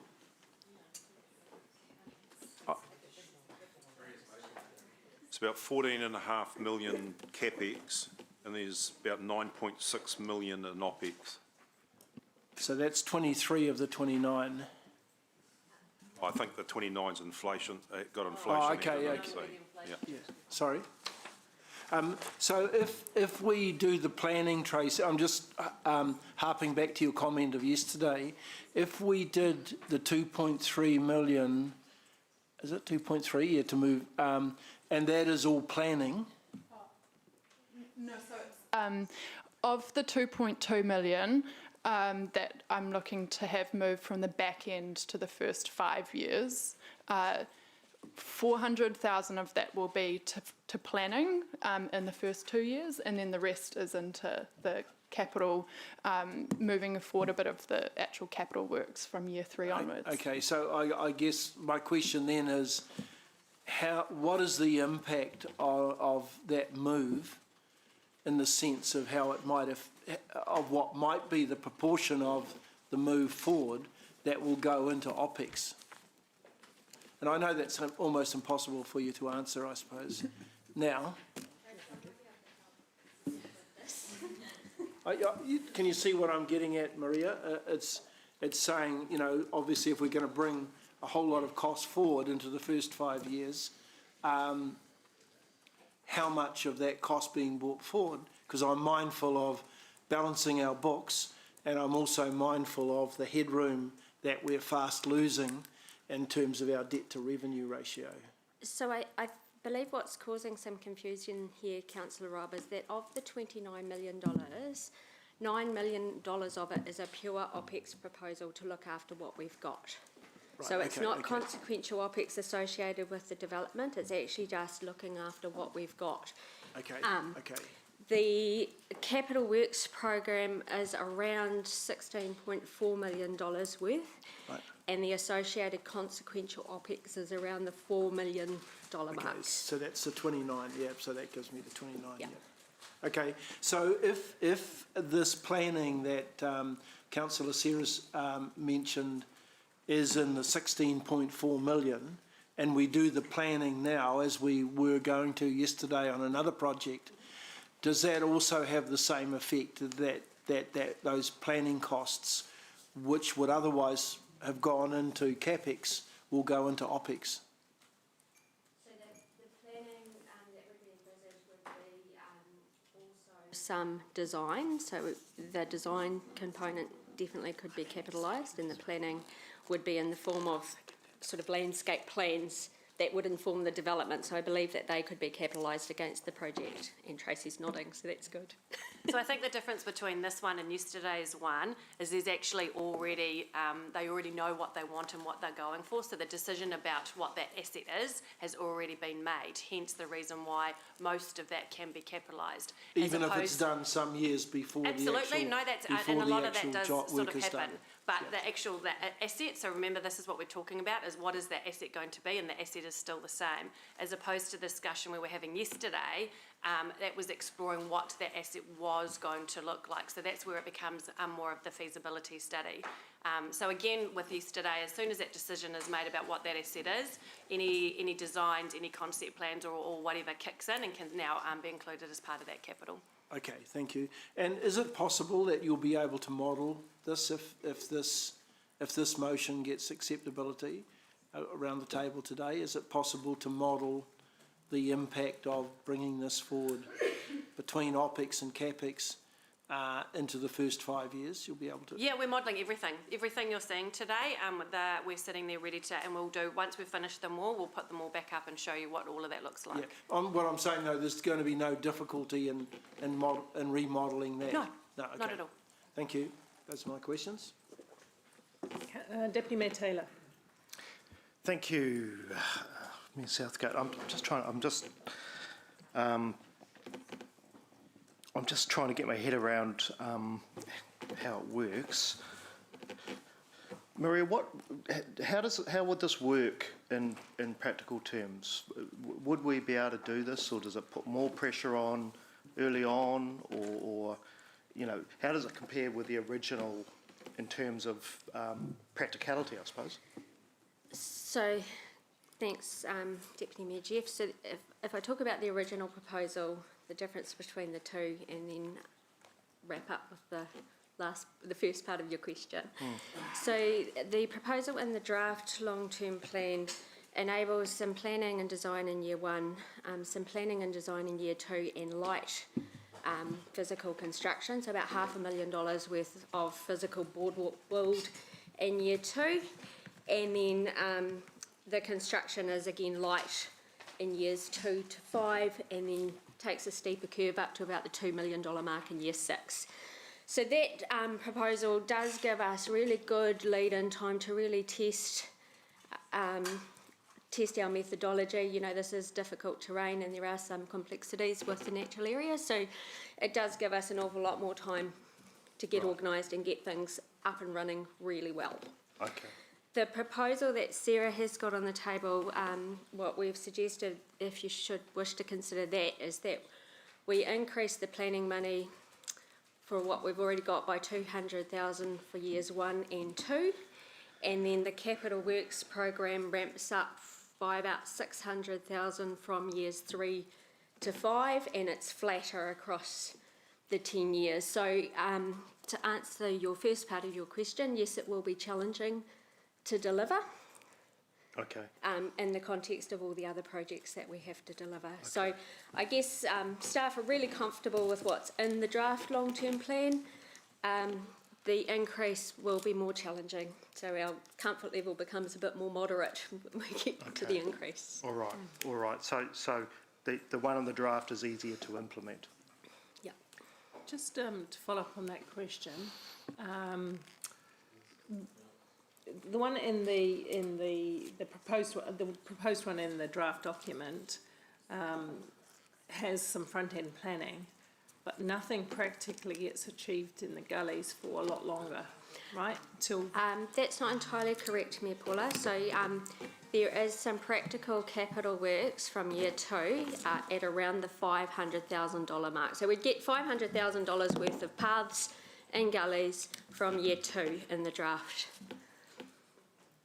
So to give you some context, if based on our planning, if we were to completely finish the Mangaiti Gully network, we'd need about just over $3 million to complete the path network and that Mangaiti Gully network. So at $500,000 a year, you're biting off those chunks a lot smaller. So the money isn't just for infrastructure like path though. It's the enhanced planting plans and things. Yeah. So what you would end up in, and Ali and my team has done a really good job of designing it so that it's worked off hectare blocks, and so we can scale it up or scale it back at any given point in time. And it is to develop, the essential thing is the access, because we can't do much if we can't get in, and then the associated planting that goes with. The other question around that then is going from the 2% up to the 10%, which is a really big stretch. In terms of the preferred option in the draft plan, do we know when we'll start to turn the dial up on that 2% in any way? Is that year 6? Or? So it's about, I mean, if you think about it, Mayor Paula, that you plant an area and develop an area, and then it's probably 5 years from that initial planting to when it's reaching the quality that we want to start recognising it as a significant natural area, then you'll really start turning the dial about year 5. If you speed up the capital works or speed up the development, then the dial still, more of the dial is moved by year 5, if that makes sense. Yeah, so you get the bigger gain in year 5, but you don't get necessarily the earlier gain. No. But you would presumably, in terms of climate and carbon mitigation, you'd be in a better place in year 5 with Sarah's proposal than you would with the staff one. So there'd be more greening? Yes. Yes, and a large component of the OPEX money I mentioned earlier is specifically tagged to setting up the monitoring that would be necessary for us to track and report back to this forum and the community on our progress. Okay, the other last question for me, sorry, is when Bruce Clarkson submitted, can you remind me, his view was with a 1.5 to 2 year plan and then cracking on with the business, he thought it was very doable. That's what he said? That's what I reflect on what he said in his submission.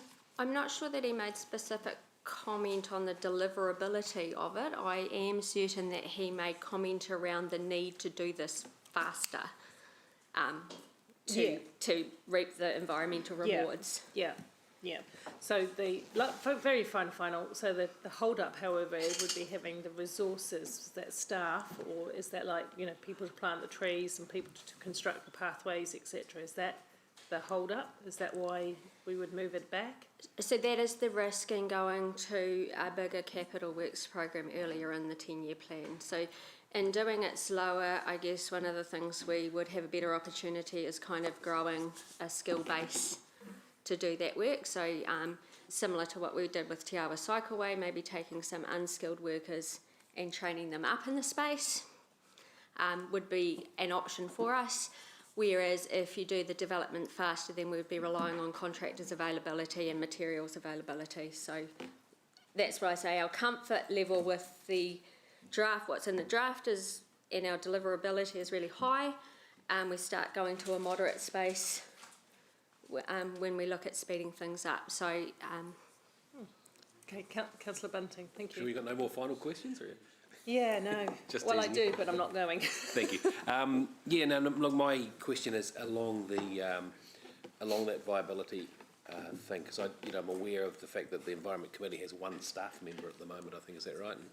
And so it would rely on the community committee or community group to do it physically. Could you do this new amount of work, or would we be employing more staff, or where would we be going with that? So again, we're ramping up the planning for this in terms of taking care of the OPEX component. Very, very confident in that space, and we're setting up our team so that we'd actually end up with a centre of biodiversity at the Hamilton Nursery to manage that component of it. So, in the capital works space, again, we'd have to go to the market and have a look at contractor availability, materials, those things. Because the planning though still requires people to plan. This is my worry. And that's where the proposal was, if you are choosing to go with Sarah's motion, that we increase the planning budgets by 200,000 in year 1 and year 2, and that purely would be engaging some consultants to help us with that. Okay, thanks, Maria. Thank you, Mayor Paula. Thank you. Councillor Wilson. Yeah, thanks, Mayor Paula. Thanks for your views. Quick question. Are you currently comfortable with the level of biodiversity Hamilton has achieved? No, it's, Okay. fair Thank to you. say it's low. And my understanding is we have an aspirational goal of 10%. Yes, And can you just remind me what we've achieved so far? around the 2%. In light of the fact that the country has declared a climate emergency, do you believe dragging this out is sensible? We would achieve the same result over the 10-year period. It's just a question of councillors whether they want to speed up. Okay. And in regards to the speed, from what I've interpreted, this motion sort of gives you 3 years to get sorted. It gives us a year and a half to get sorted before we start ramping up the capital works development. And so you feel that even a year and a half's warning isn't enough time? No, I'm not. I'm just saying that it is more difficult to achieve than what's in the draft budget, and it will put more pressure on the people that are delivering it. Final question, but do you agree that having moved it forward, although it puts more pressure, the outcome for the environment and for the gullies and the well-being of Hamiltonians would be sped up? It would be realised earlier. Thank you. Councillor McPherson. You're just following up Councillor Ewan's question. I'm looking at the motion and it says that the significant ramp up of actual physical works is from years 3 to 5. So 2 and a bit years from now to get organised, to source suppliers and staff and things like that. Surely that's enough time, is it not, to get organised for that sort of program? 2 and a bit years? Yes, Councillor Dave, just acknowledging that we have had next to no money in this space. So we've had no funding in this space, so this is a brand new package of works that we'd be delivering.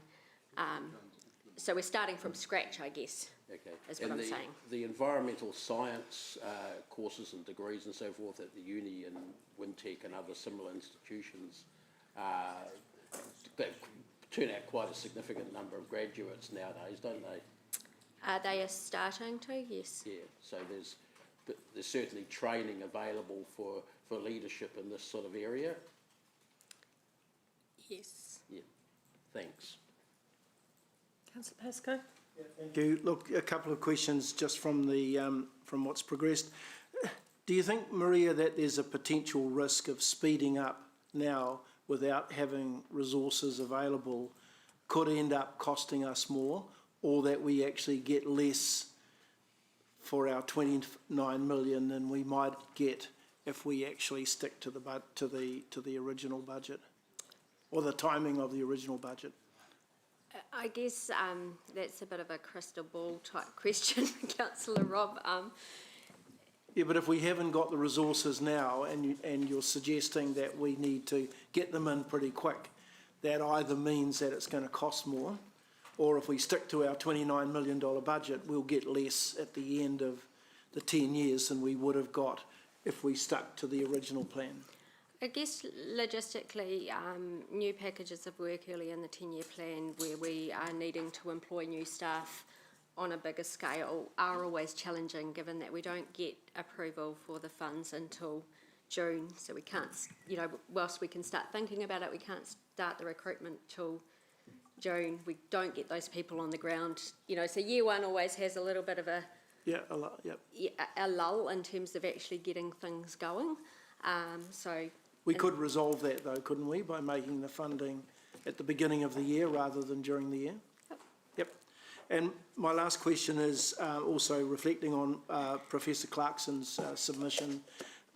He gave me some degree of confidence that it would be relatively easy to measure the improvements that we make in terms of the journey from 2% to 10%, and that we could do that on an annual sort of basis, so that we could report back to council, you could report back to council and to our community that after year one we're at 2.5% and so forth and so on. Is that the way that you read going forward, that we will be able to accurately show everyone the journey in terms of the improvement that we're making, rather than having to wait to year 5?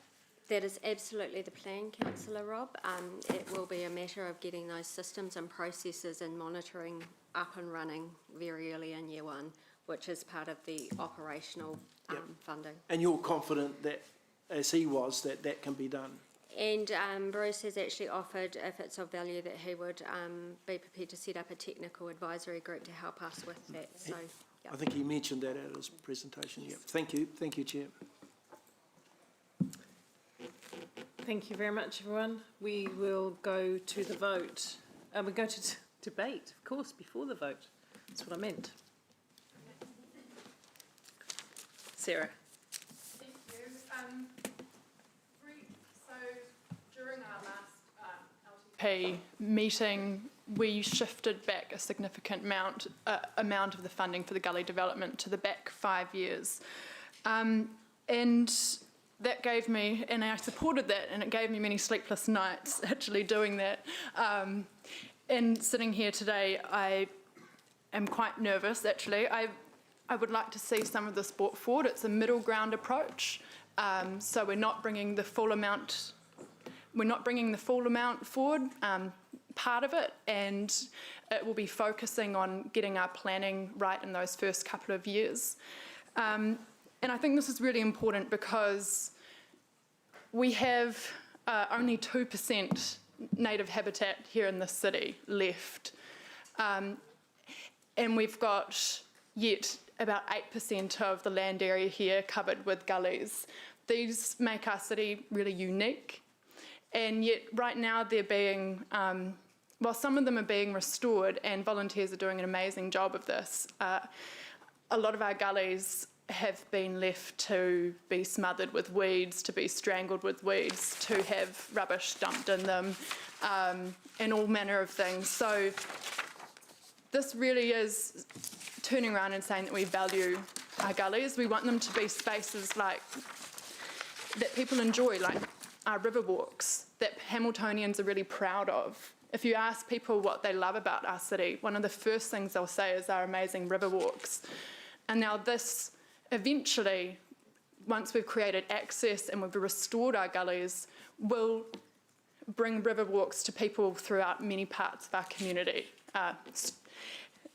It also is critical in terms of the biodiversity crisis that we face. So we talk a lot about climate change at the moment, but actually the decline in biodiversity or Indigenous species here in New Zealand is really critical and dire. We have the highest proportion of threatened Indigenous species in the world here in New Zealand. 84% of our reptiles, 76% of freshwater fish, 74% of terrestrial birds are endangered here in New Zealand, and we have our critically endangered peka long-tailed bat, which again is something that we should be proud of to have here in New Zealand, in Hamilton, and is something that again makes us really unique. So this is really just about making sure that we get some of this work done in the next 3 years, and if there's a council that I think is committed to looking after our environment and providing something that future generations are going to really enjoy and appreciate, then I think it's this council. Thank you, Sarah. Councillor Gallagher. Forgive me, because the the personal coincidence of Sarah's speech is I was just given appropriately a card which we're all signing to, with great sadness, farewell Margaret Forsyth, and it is not lost on me that Margaret Forsyth, of course, was our chair of our Environment Committee, and I'm sure that Margaret would have been incredibly supportive of Sarah's motion today. And we talk about legacies, we talk about things. I think this would be an absolute fitting legacy, in my view, for Margaret. And it reminds me that the planet and the world cannot wait. This is not some radical one extreme of the political spectrum idea. This is utterly slap bang in the middle. This is absolutely cognizance of the very survival of our planet. And the one thing that you come to Hamilton Kirikura for, in my view, is I think we have an incredible river system. We have a couple of natural wetland lakes, and we have an incredible gully system. But the integrity of that gully system has been compromised. We're going to think of people like A.J. Seeley and the wonderful citizens, Professor Bruce Clarkson and all those amazing citizens. So this is a moment where this council, I think, will have a mandate to do this, and I think we need to get alongside our citizens and our workers to actually make this happen. And I think this is a very reasonable and realistic proposal that Councillor Thompson, and consistent with the Mayor's historic journey in this area as well, in terms of her own contribution, which I absolutely acknowledge, this is an entirely appropriate motion. Thank you, Councillor McPherson. I was thinking when Councillor Sarah introduced that she could be described as our biodiversity or environmental conscience, but after hearing Martin's speech, maybe he deserves that accolade. Well done, Marty. Look, talking about other councillors, we had a former councillor, every time a subject like this came up, he would whisper derisively so we could all hear, of course, the words bugs and slugs.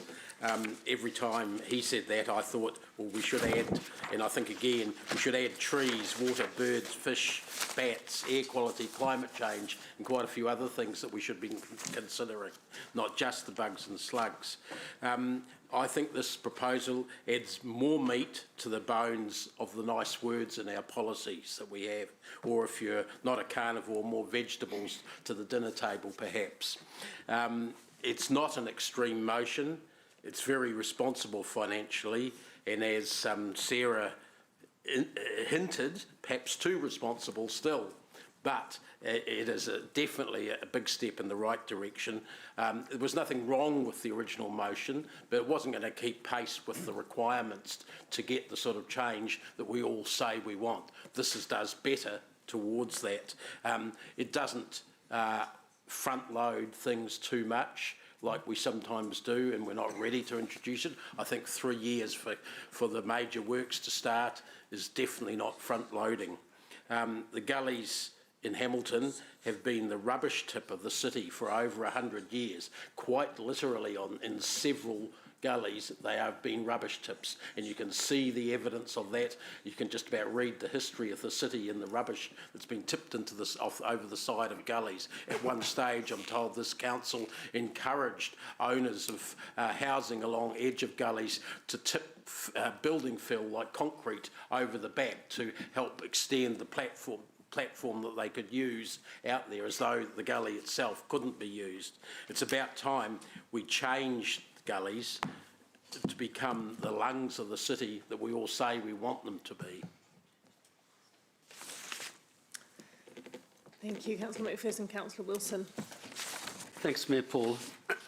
I think most reasonable people will reflect that the planet is a pretty special and unique place. I don't think you need to spend too many hours watching David Attenborough or other experts in this area to realise we are in a bit of a race.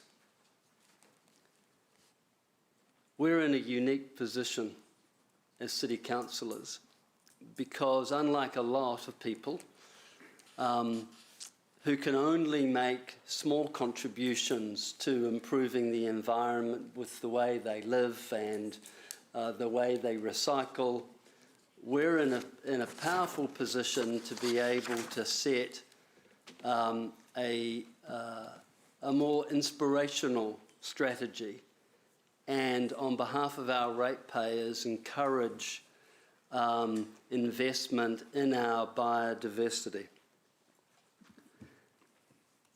One of the most powerful things I've heard over the last couple of days was from our staff member Maria, who, when trying to explain one of the challenges in managing resourcing for what Councillor Sarah has moved, was her comment, "We have underfunded."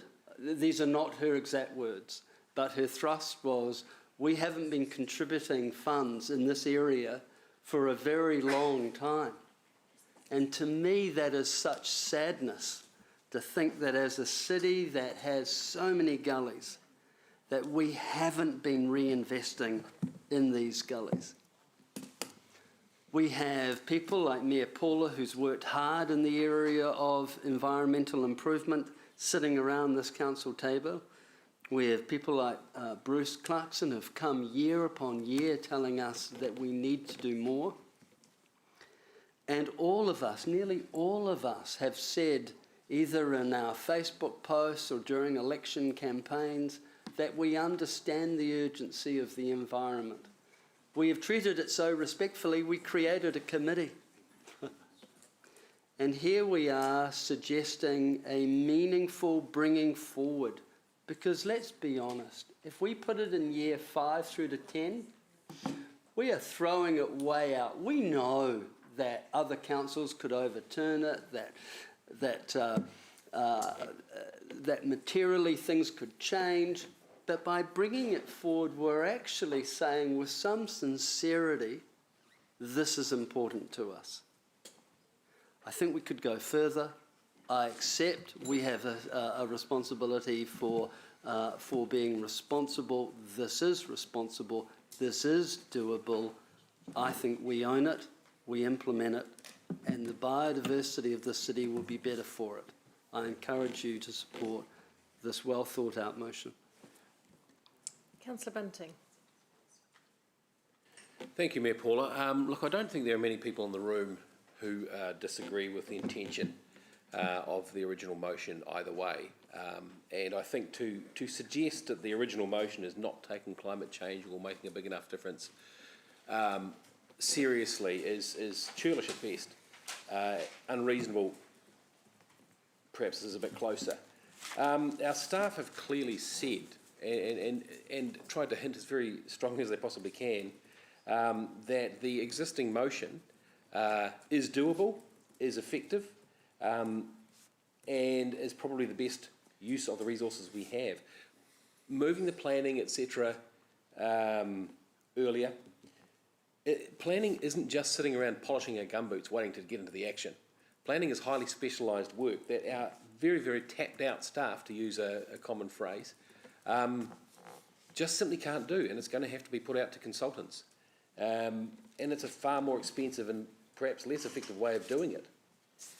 So let's not underestimate or somehow replace planning with delaying or stalling. It's not it at all. Planning is a fundamental part of the work. And Maria clearly said we're going to have to be getting consultants in to do this kind of stuff. That is going to be take time and is more consistent with the original motion.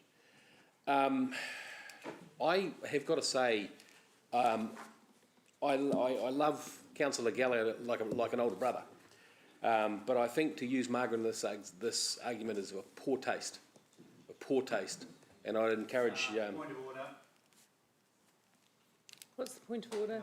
The member is reflecting on my sincerity, and he's totally appropriate to disagree with my debate, but he must not reflect on my sincerity, which that comment implies. No, can I speak to that point of order? No. I find that Because I've deeply very nearly made a offensive. point of order myself, Martin, when you made that speech, but out of respect of you, I Excuse me, won't. Councillor Bunting. Let's just continue with the debate and steer clear of this. It's Yeah, not absolutely. the time or I place. think, Carry on, please. in my opinion, to use Councillor No, Margaret do not in go your down that example, is route. of Carry poor on with taste. the major debate, please. Point of order. Which was your point of order? I can't think of it at the moment, but Look. You've issued instructions as the chair not to concentrate None on of these person, are and the strictly member has speaking just point of orders. immediately repeated that again. None of these are strictly speaking point of orders, but I would like to maintain the respect and decorum of this meeting and carry on with the substantial. Carry on with your substantial debate. Okay, please. All right. Okay. Let's bear in mind we're going from a standing start to $29 million. We're going from spending nothing to $21 million over 10 years. That's not insignificant. Staff are telling us that it's going to be harder to do and it's not going to work as well, so I'll be voting against it. And I'll take up another point offline. Thank you, appreciate that. Councillor Pascoe.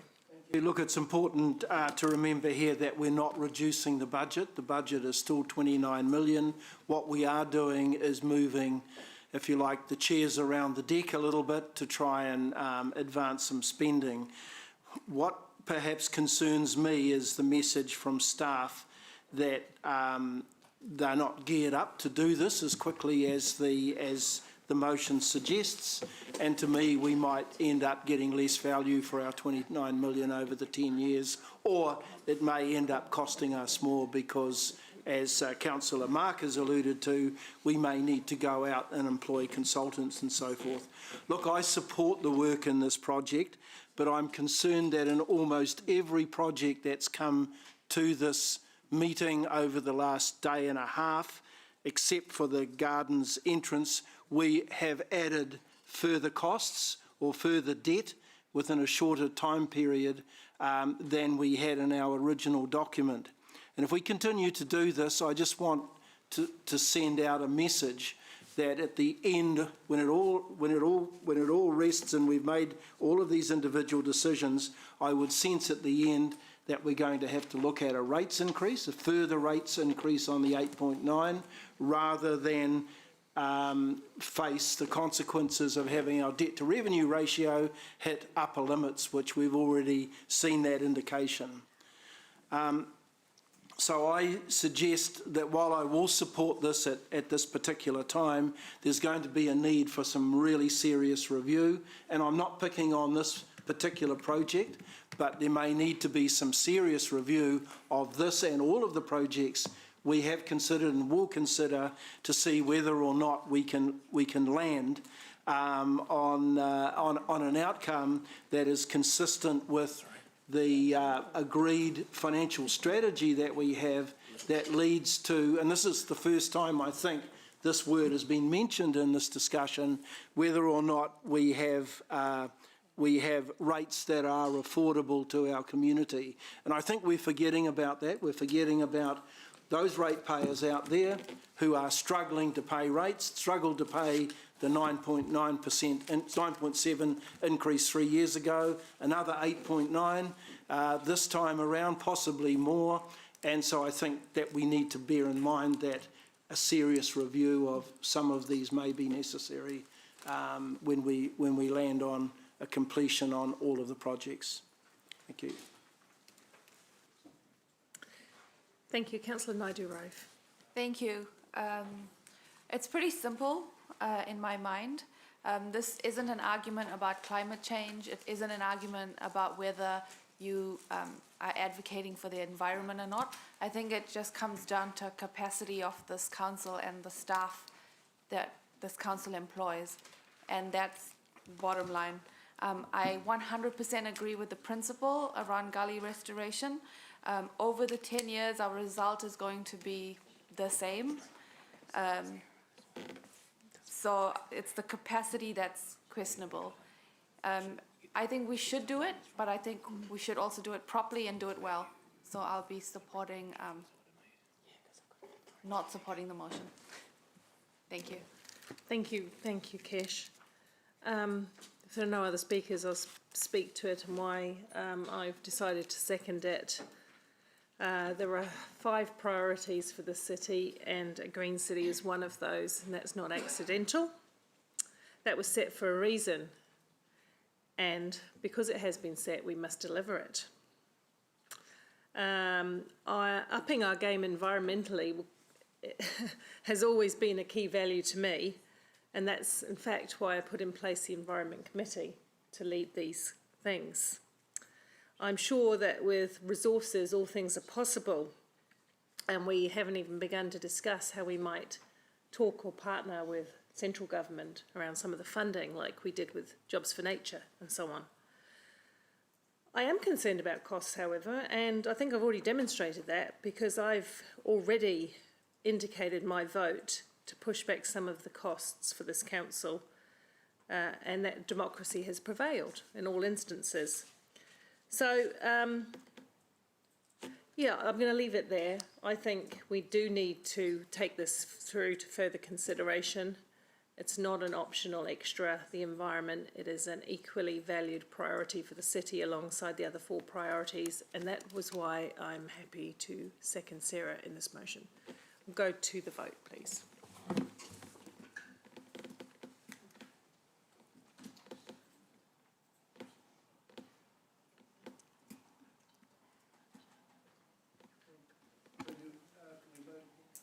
Oh, It was a flick of my fingernail.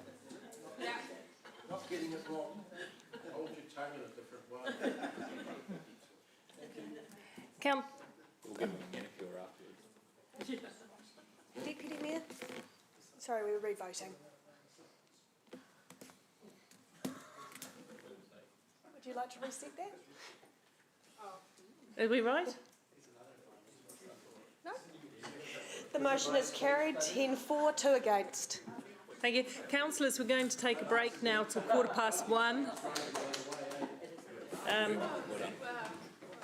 Thank you.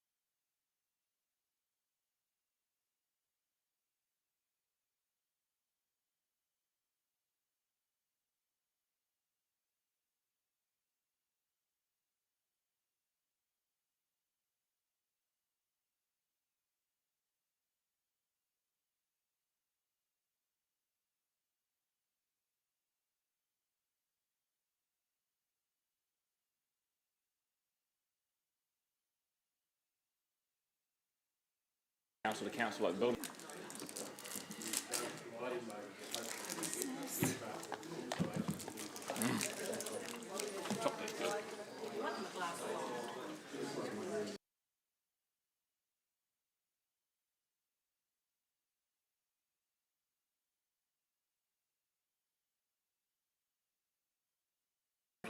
Oops, sorry.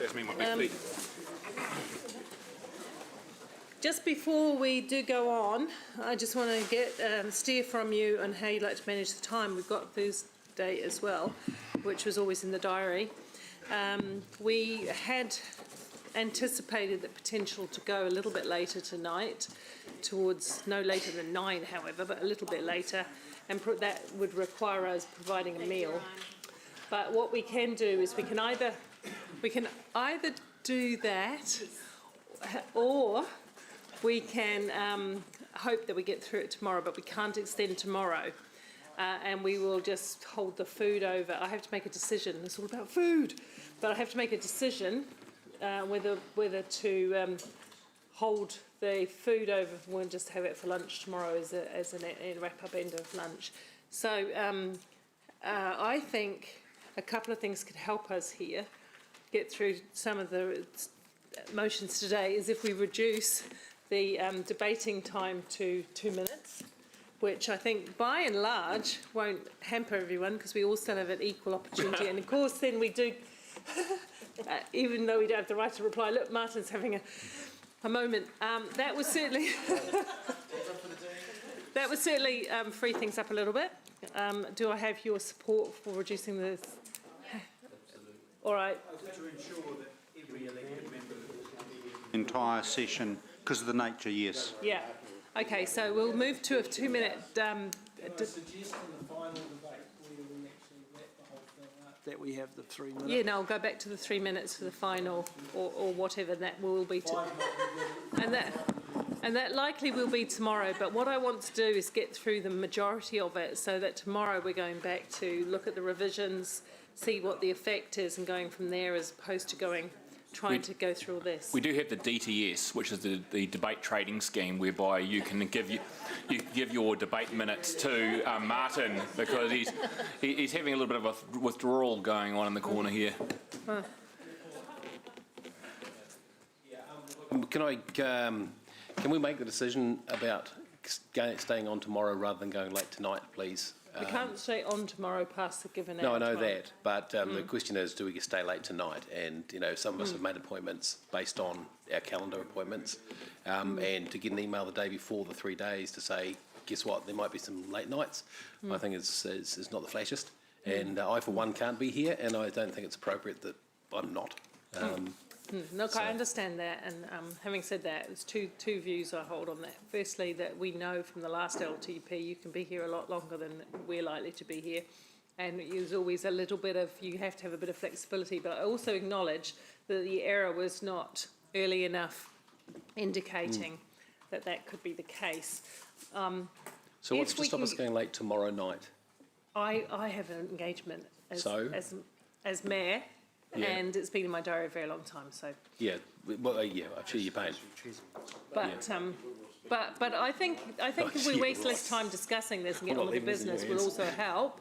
So let's see how far we go. I'm going to put off dinner, and we will not go past 20 past 5 Thank tonight. You. I appreciate that. Thank you. But that is in your hands about how we get through the business today and tomorrow, because otherwise we'll have to find extra time, which is also going to be inconvenient to someone somewhere. So averaging out the debate around the debate, our debate's now 1 minute 48 seconds. Right, let's go on to the Aranui Development Plan at Roost Commerce and Ferrybank. Moved at this point in time by Deputy Mayor Taylor. Mayor Safak, can I just clarify, this was not a proposal in the draft budget, so if you do not pass this motion, there will be no funding for this. So, not debate, but just clarify what your intent is with the motion that you've put up, please, Deputy. To the submission from Blair Curry about the community hub that his group's trying to create at Ferrybank. and they've done a hell of a lot of work already, but reached the point where they just need a little bit of help. And so I'm proposing 100K over 3 years, which would allow them to bring the whole thing back to us fully unpacked, ready to go, and for us to take to an LTP and discuss. It's moved and it's seconded. We'll go into questions. Councillor Gallagher. Yeah, thank you. You, Deputy Mayor, facilitated an on-site visit for me, which I was very grateful about. I had expressed concern around the need for the group to thoroughly engage with the neighbours, because there's one part of that proposed development that may or may not impact on surrounding residences. I guess through the chair to you, I'm just looking for that reassurance that this group will be working very closely with the neighbours. Thank you. Councillor Pascoe. Two questions. Does Hamilton City Council currently own any of the buildings that are on the site where the proposed development might happen? And I know there's 2 rowing clubs there, and those are the buildings I'm referring to. Neither building. Okay. Second question is, are there other budgets that this amount or an acceptable amount to help them could be drawn from? No. Okay, thank you. Thank you. Councillor McPherson. Yep. Following Rob's question to start with, are there other funds that this group could apply to that are associated with any of the trusts that operate in the Waikato, such as Momentum or Trust Waikato or anything like that? Probably hard to say, Councillor McPherson, but we are more than prepared to go back and ask that of them, that they do seek funding from other alternatives, but there's probably some uncertainty there. Are we the first port of call for the request for funding by them at the moment? Yes, we are. Okay. Is it correct that one of the questions frequently asked of organisations that come to us for money is where else they've sought it from? It's usually a question that elected members ask. Sorry? It's usually a question that elected members do ask. So are you asking Jeff if he's aware of it? Okay, I'll save that for the speaking then. Has this been discussed in any full council workshop or committee? Full council? No. So it's come just from the submission that we received, which I heard. Well, that's... Okay, let the question be answered. Thank you. Do you want me to? Yes. So they presented to the Central City Advisory Group, River Plan Advisory Group, which all elected members are invited to, and they made a submission which we all listened to. Yeah. But it didn't come up through a proper committee for, that's what Dave's or a workshop where we were all at one of our workshops. Just that I had heard nothing about them until then, until the submission here, because I don't go to all of your meetings. Any further questions, Councillor Thompson?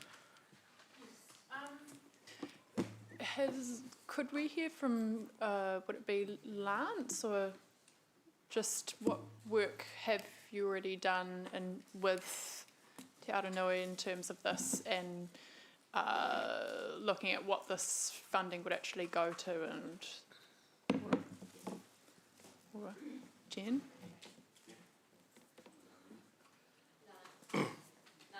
I'm happy to speak to it. Oh, look, the body language. If you kept asking Lance, he would have twitched too. So the group have been talking with Lucy Ryan predominantly, but myself and Jeff Taylor in the Central City Advisory Group.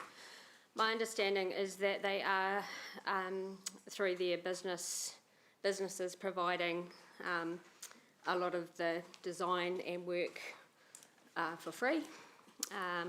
They're asking for council to contribute towards geotechnical engineers' reports and such like to really test the feasibility of the building footprints that they're proposing. Thank you. Okay. So this will, 300,000 is going towards geotechnical investigations over 3 years? Not just geotechnical, but technical type reports to inform the design of the buildings. Right, okay. What is... As well as community consultation, establishment of construction costs, staging and funding, so they can bring a full package back to us in that time. Yeah. We don't have that now. No. Councillor Thompson, carry on. What is the usual process in terms of these kinds of proposals? Because it, do we usually, yeah. The scale of this is probably significantly different to other proposals. So in a parks context, we would normally use the community occupancy policy, and there's some framework in there for people to structure a proposal to bring to us. I guess this one is not a normal community occupancy proposal. Yeah. Normally staff time to assist to get things in a shape to put in front of elected members, e.g. Caltech Pacifica, but Caltech Pacifica have pretty much paid for all the costs of concept designs and feasibility and all that sort of stuff themselves through their fundraising and their own means. Yeah. Okay. So if, for example, we said this go to maybe the idea come back to elected members, it could be something that we reconsider in an annual plan process once we've, would staff put together a report and kind of go through the same process with Caltech Pacifica, or what would?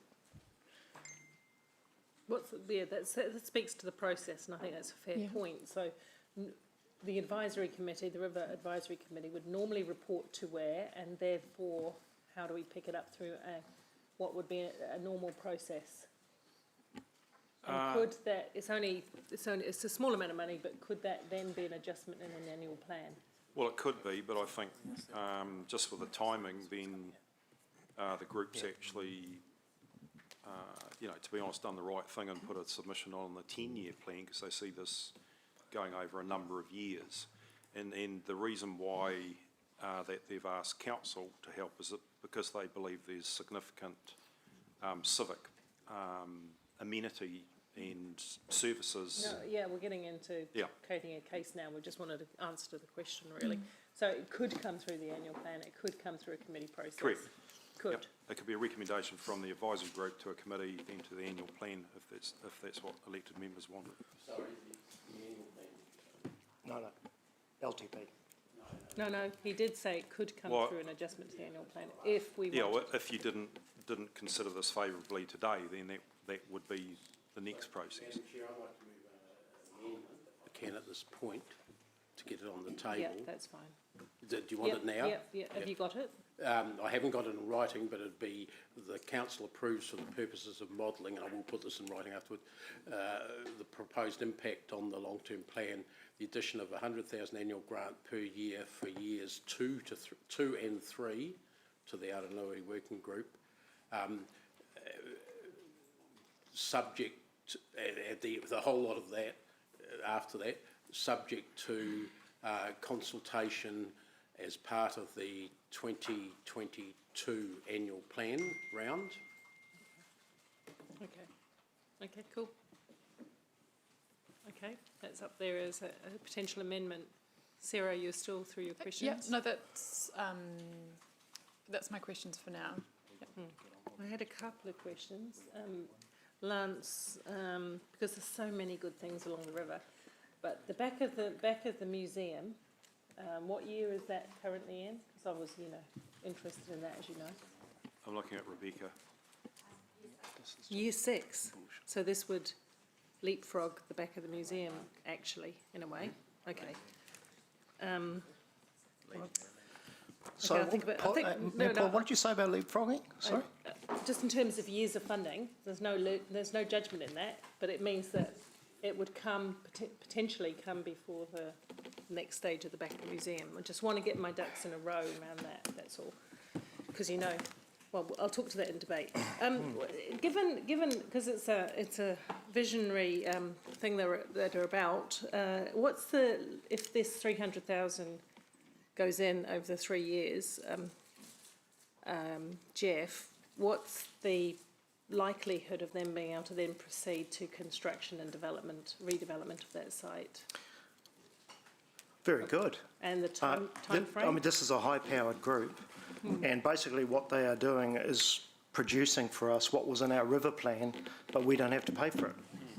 So how there could be any issues with it baffles me a little bit, because this is in our river plan, and they are saying they will produce it, make it pay for itself. Oh, you asked me a question. I asked you a question. Don't get into forming a debate or an opinion on it. As a direct question, you answered it. I want to know when it would proceed to development. That was all the only question, and I don't need any. Right, it's inherent in there. They'll bring it back after 3 years, ready to go. Ready to go to construction. For us to, yeah, that's right. For us to approve. If we want. Okay. Remind me, Lance, who does the River Advisory Group normally report to? Where does it normally go to? Is it a matter of depends what? Strategic Growth Committee. It goes to the Strategic Growth Committee. Okay, that's fine for now. And that you took a field trip or cup. Did you take the entire advisory group down? Because I didn't get an opportunity to go there. I would have loved to, but No, Councillor Gallagher requested it, and so I took him down there with Maria Barry and Blair Curry just to have a look around. And it was quite useful, actually. It came out of the river. And this project was put in front of the River Plan Advisory Group, so it came out of that, all right? The question's been answered. I just wondered, because I thought I may have missed the opportunity myself, but I didn't. Councillor O'Leary. Questions. To the Deputy Mayor, just one. When this work is finished, you said then they come back to us. Is it then for us to put some funding in to develop the area? No, not necessarily. There was Blair Curry, who is very keen on putting a strong financial plan in place. And one of the things he emphasised was that, I mean, we're talking a big development, was that it would actually be self-funding. And there's a lot of commercial expertise involved there. He's a developer, of course, and so the idea would be to bring it back, and our involvement then would be up to us in terms of progressing it. He did suggest even the possibility of a loan or something, but that may not even be necessarily. So it's not an idea of them coming back to us and then us having to plunk up with a big sum of money. So it's just to allow them to get on with the job, because they've sort of put a lot of time into it. And how confident are you that, because what springs to mind for me is when we had last term, we had a consortium of business of developers wanting to do Garden Place, and they said it's not going to cost the city anything, and then eventually it was going to cost us just to do the design or whatever it was, and then we backed away from it. So how confident are you that if at the point where it comes back the city has other priorities, that they will be able to get on and do something? I'm pretty confident, yeah. Okay. They I think the difference here is they've got together a whole lot of groups, both rowing clubs, Wakarama, iwi, fishing club, and they've got quite a lot of commercial expertise involved, and so they're not looking to produce something that that costs the city, but they're looking to create a community hub, and there's a possibility of office space there, some degree of hospo that helps to pay for itself. So that is their aim, and I think it's simply the fact that they have probably spent this amount of money in kind already to progress this, and they just can't do any more. They actually need some help, and I think the thing they emphasised was they based it on our riverbank, our ferry bank plans within the river plan, so it's very similar. except that, you know, ultimately the big money wouldn't be coming from us. So their business plan would be to, A, not bank on any city money, but B, have a development that has the, commercial returns through. And is there any impediment on where they're wanting to go from a city perspective in terms of us having to change zoning down there and reserve land to be able to enable what they're visioning? Do we know that at this point? There's some Reserves Act matters and first rights of refusal matters that have to be worked through. Okay, so they're aware of that? Oh, absolutely. Yeah. And I guess then maybe last question to maybe Lance.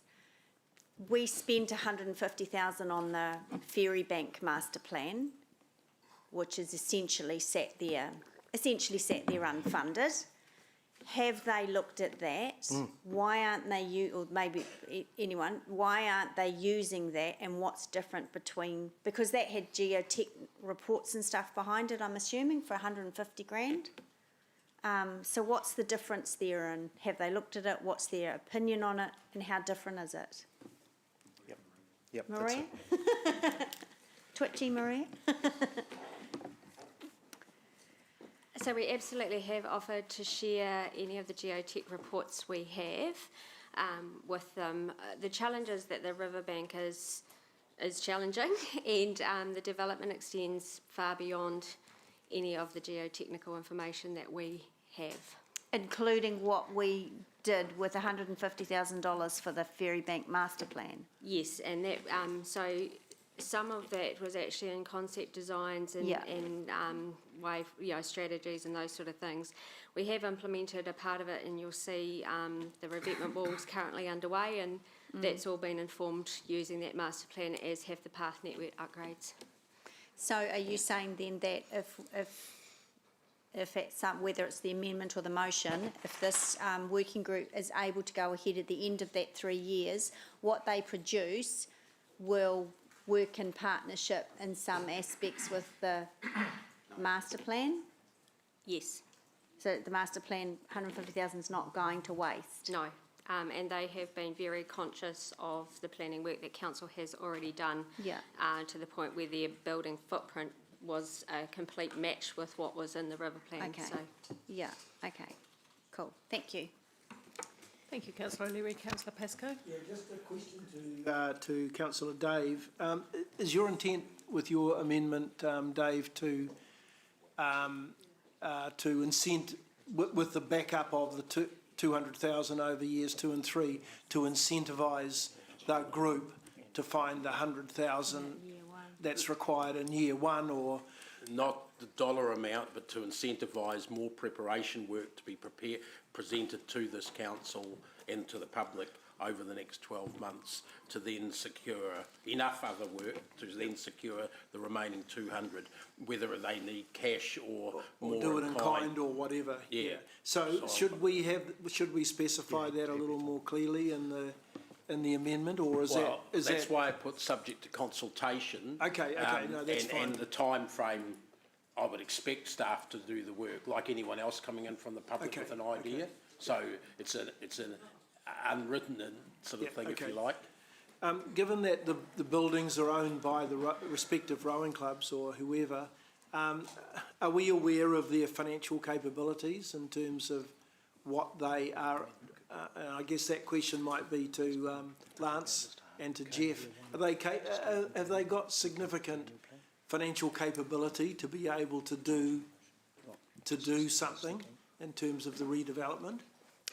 I'm back. Oh, sorry, Marie. I didn't ignore you. I'm sorry. No. Sorry.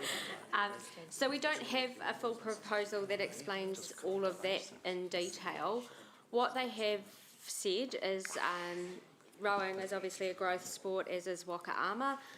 The premise of the development, as I understand it, is that they will have commercial spaces on site to offset the cost of the building. So it's quite a different model, and again, when the proposal, or if the proposal comes before council, they'd have some decisions to make, similar to you know, the likes of the Cote Pacifica, where it wasn't a complete fit with any of our community occupancy policies, but the understanding I have is they're designing it with sustainability in mind. And so there are community leases on the land on both rowing club sites? Yes, and sports fishing and one other, Harriers Club, there's a running club down there as well. Okay, and so they, what would be the question there? We would need to renegotiate that on the basis that there could be some commercial operations going in, insofar as our current policy is concerned. Yes, and my understanding is that it's a hubbing proposal, so it's likely that it would be an umbrella lease with the various groups working within. Okay, thank you, Chair. Thank you, Councillor Gallagher. Just going through the internal process. So this was through the River Plan Advisory Group, which is not a formal subcommittee as such. And then it hasn't gone to the Strategy and Policy Committee. I've got the right. As I understand it, today's exercise is about whether you allocate a quantum to be available for this. The next question is the due process, whether this then goes off to the governing Dave Mack's committee, just so that there's a staff report that says exactly what we're getting for the money, what is at the end of that. I think this is, have I got that right? It just seems to me that we're having discussions that might be more useful. So my understanding, Councillor Martin, is in its simplest form, the group behind this have submitted on the 10-year plan. Yes. They had previously presented the concepts to the River Advisory Right. Group. Deputy Mayor Taylor is suggesting a motion on the back of the group submission. Yep. And I guess the choice is with council what to do with that.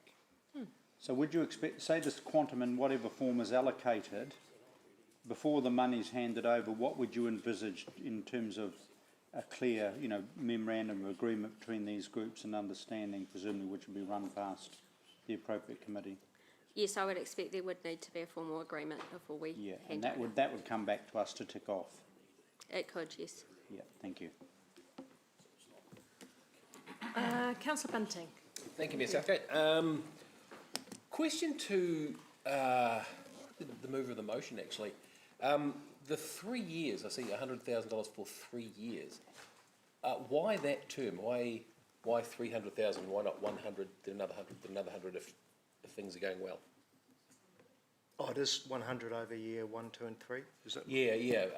You're saying why the expectation of... Why the expectation of 3 years rather than just $100,000 review, another 100,000 review, etc. I'm just trying to find a middle ground between the concerns being raised and... Sure.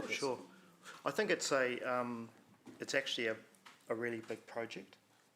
They're talking, I don't know if I should be using figures or not, but, we could be talking $50 million project, it's huge. Right. And they've done it all in kind so far. And so to deliver something like that in a shape where it's kind of, we don't have to be bearing the responsibility and costs and all that, to deliver something of that complexity and size, they're estimating it'll take 3 years of bloody hard work to do it. Okay. I must admit, in terms of Councillor McPherson's suggestion, I think I'd rather that they at least were able to have something in year one just to get on with it. And if that meant year one and then we review at the annual plan what we do after that, I'd be happy with that. That's really getting into debate. Yeah, it is getting into debate. Okay, so I guess where I'm trying to head to is find some... I hear both points of view, and at risk of sounding like I'm on a fence, but you will have all the points of view. What I'm trying to work out is, would the mover of the motion and the seconder potentially consider having a review after the first $100,000? Because that would more reflect some of the concerns that are coming from the table, plus give them a little bit of a kickstart. Because I'm hearing a lot of confidence. I'm trying to get your guidance on my questioning here, more Paul, actually. Yeah, so you've asked the question. Yeah. Mover, a seconder. That's... I certainly would. And they would be too, I'm sure. I think they just want to continue the momentum, that's all. And I worry that a year's waiting till the annual plan would would basically leave them in no man's land. Okay. So, Question, though. my question is, would you insert in your motion a review period after 1 year? Yes. We could just do 1 year's funding if that was acceptable, and review it after that. Why don't we should put this on table and have a chat in the next Yeah, break okay, and then if bring that it makes it back? easier. Because I'm not quite happy with that, but there may be room. Okay. Sorry to stuff up proceedings after business. Yeah, no, it's a good way to try and get people closer, and this did spring out of, not out of the blue, it was a submission, but it's been sprung upon us in a way, so we haven't had time to digest all the little parts, so we'll hold over on debate, and we'll come back to just some certainty about the recommendations, no more further questions. So ask your questions now in general, but we will come back to, Kesha's got some questions, we will come back to the motions where they land. Hang on a minute, Deputy Mayor Taylor, and then we can take a break to get those closer. Yeah, Mayor Southgate, the one thing I would ask is that I actually haven't had an opportunity to explain this properly. No, I think you have. And there's a whole lot of questions which actually I can answer, and I could explain the context of this far better, but I've not had an opportunity to do it. Well, I disagree, because the only role in promoting a motion is to explain what it means. Debate Well, there's a lot of wait, uninformed questions that I could be Deputy answering. Mayor Taylor, please be polite and don't talk over me. You will get a fair opportunity to debate, and everybody will. And I have just agreed to take a small break so that we can get our ducks in a row. Nobody's democracy is being curtailed here. So we will take a 5-minute break to sort out the motion, but after I've heard Kesha's questions, so that you've got those ahead of you. Sounds good. Oh, and Councillor Thompson. After the if this goes through and after the investigation work is done, and we get all that geotech information, if something happens and the project didn't go ahead, who would own that information? Would it be councils? Yes, but he can't say or would it be the groups? That's something that could be worked into any agreement so that there's clarity that council expects to have access to that information. Awesome. And then the other thing, do you see any barriers with commercial operations running off this land, like we did with the Kaute project? So the answer I gave during the River Plan Task Force is that the devil is always in the detail. And until we can see exactly what is being proposed, and the funding models and all the other things, there are some challenges. And Lance mentioned Waikato Tainui First Rights, along with Reserves Act matters. Those are the two we know about. It's not impossible, but until we see exactly what's proposed. Okay. And last question. So this is suggesting that the funds go to the working group. Would there be any appetite, or do we already know if, is council represented in that working group? Not currently. Okay. All right. Councillor Thompson, no questions now? Gone? I'll wait to see what comes. Well, we're not going to have further questions, though. We're just going to look at motions. My question was just, given we haven't had the opportunity kind of as a full council to do the same due diligence as we've done with some other projects like Kaute Pacifica, we've had a report come to us. I mean, what are the risks from staff perspective on kind of deciding on the grant now? The risk is that we fund some geotechnical information that doesn't come to fruition in the form of the concepts. I think just to add on this is for a budget allocation, and we have numerous budget allocations within the 10-year plan. We always make sure we apply appropriate level of due process to it. So in this case, Maria's expressed some areas that she's got particular interest in, and I'm sure Lance does and I do as well, to make sure it's robust, should we progress in that direction. So you could come back to us before any grant is actually... Yeah, so for $100,000, generally I have the delegated authority to go ahead and do that based on the direction of either this, or if there's a particular direction this council wants to give in another forum, that. And we understand what it's for, but would put as many protections in place as possible. Councillor Kesh has raised the question about representation in that group as well. If council believes that this is an area that they want to further support, there may well be a conversation with that group about representation as well, which we've heard through this conversation also. Can I? Oh. Question? Yeah, if it's a question. Yeah, it is. Have you finished your questions, Sarah? Martin got there just before. you. Okay, now I'll quickly go. Just based on what you said then, why do we need this? If you've got the river plan, you've got the Ferrybank master plan. If you want to commission them to do this work and you've got delegated authority, why don't you just go ahead and do it? Don't have the budget. And that's what that's given me, is the budget and the direction as well. But can't you find it within budgets? Isn't that what often happens? No, so I'm going to make it really clear. I've been finding within budgets for a significant period of time, and we've turned over every stone and every budget, and we're at that, probably at the end of that now. Unfortunately, and Councillor Bunting was right about the last minute additions the other day, but that was because we just don't have the budget to find it anymore. The money trees run out. Well, that will There was never a money tree. That will be an interesting conversation later. A question, quick question. Yeah, because I'm aware that we can't question after break, but could the mover of the motion and the seconder confirm that they will be reflecting on the fact that there's a financial allocation in terms of the LTP, but before the contract was signed by the Chief Executive, that would be run past, I assume, the S&P committee? What if that's your intent, and absolutely, I'm more than comfortable to work with the governing body to achieve the outcome. Just purely, you mean the strategic growth? Yeah, all we're doing is a financial allocation today.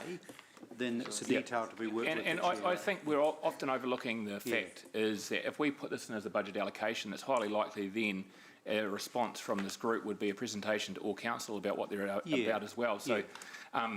I'm not removing any of the normal hooks that we have for funding.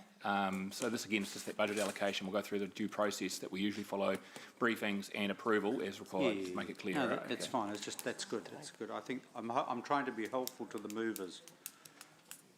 Okay, let's take a 5-minute adjournment for those people who want to have a go at the motions, because when we come back we've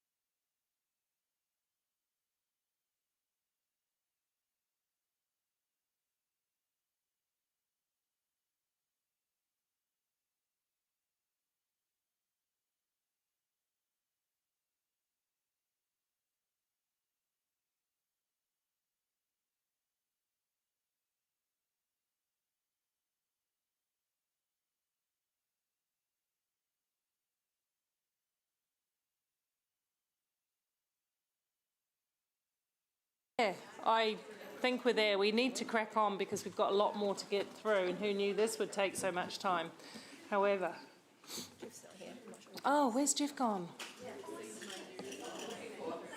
He's going for a whip around money.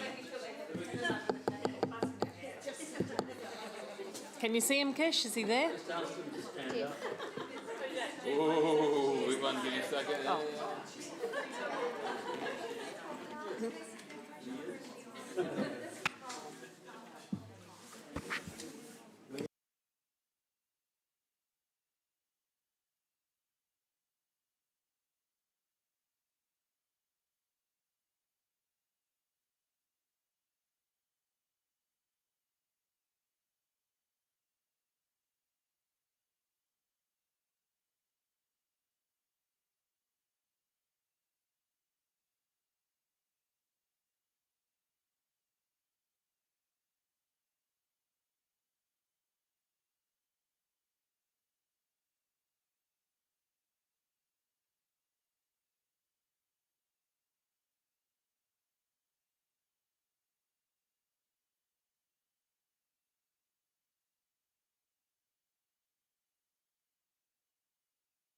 Go. Here's the man of the moment. The vote went through while you weren't here, Jeff.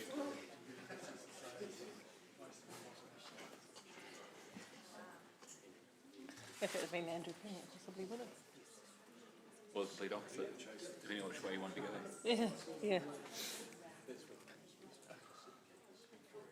yeah. Okay. I think. Are we there? Is this the? So are you removing your amendment or what? We've got it being It's a new motion that Jeff's got.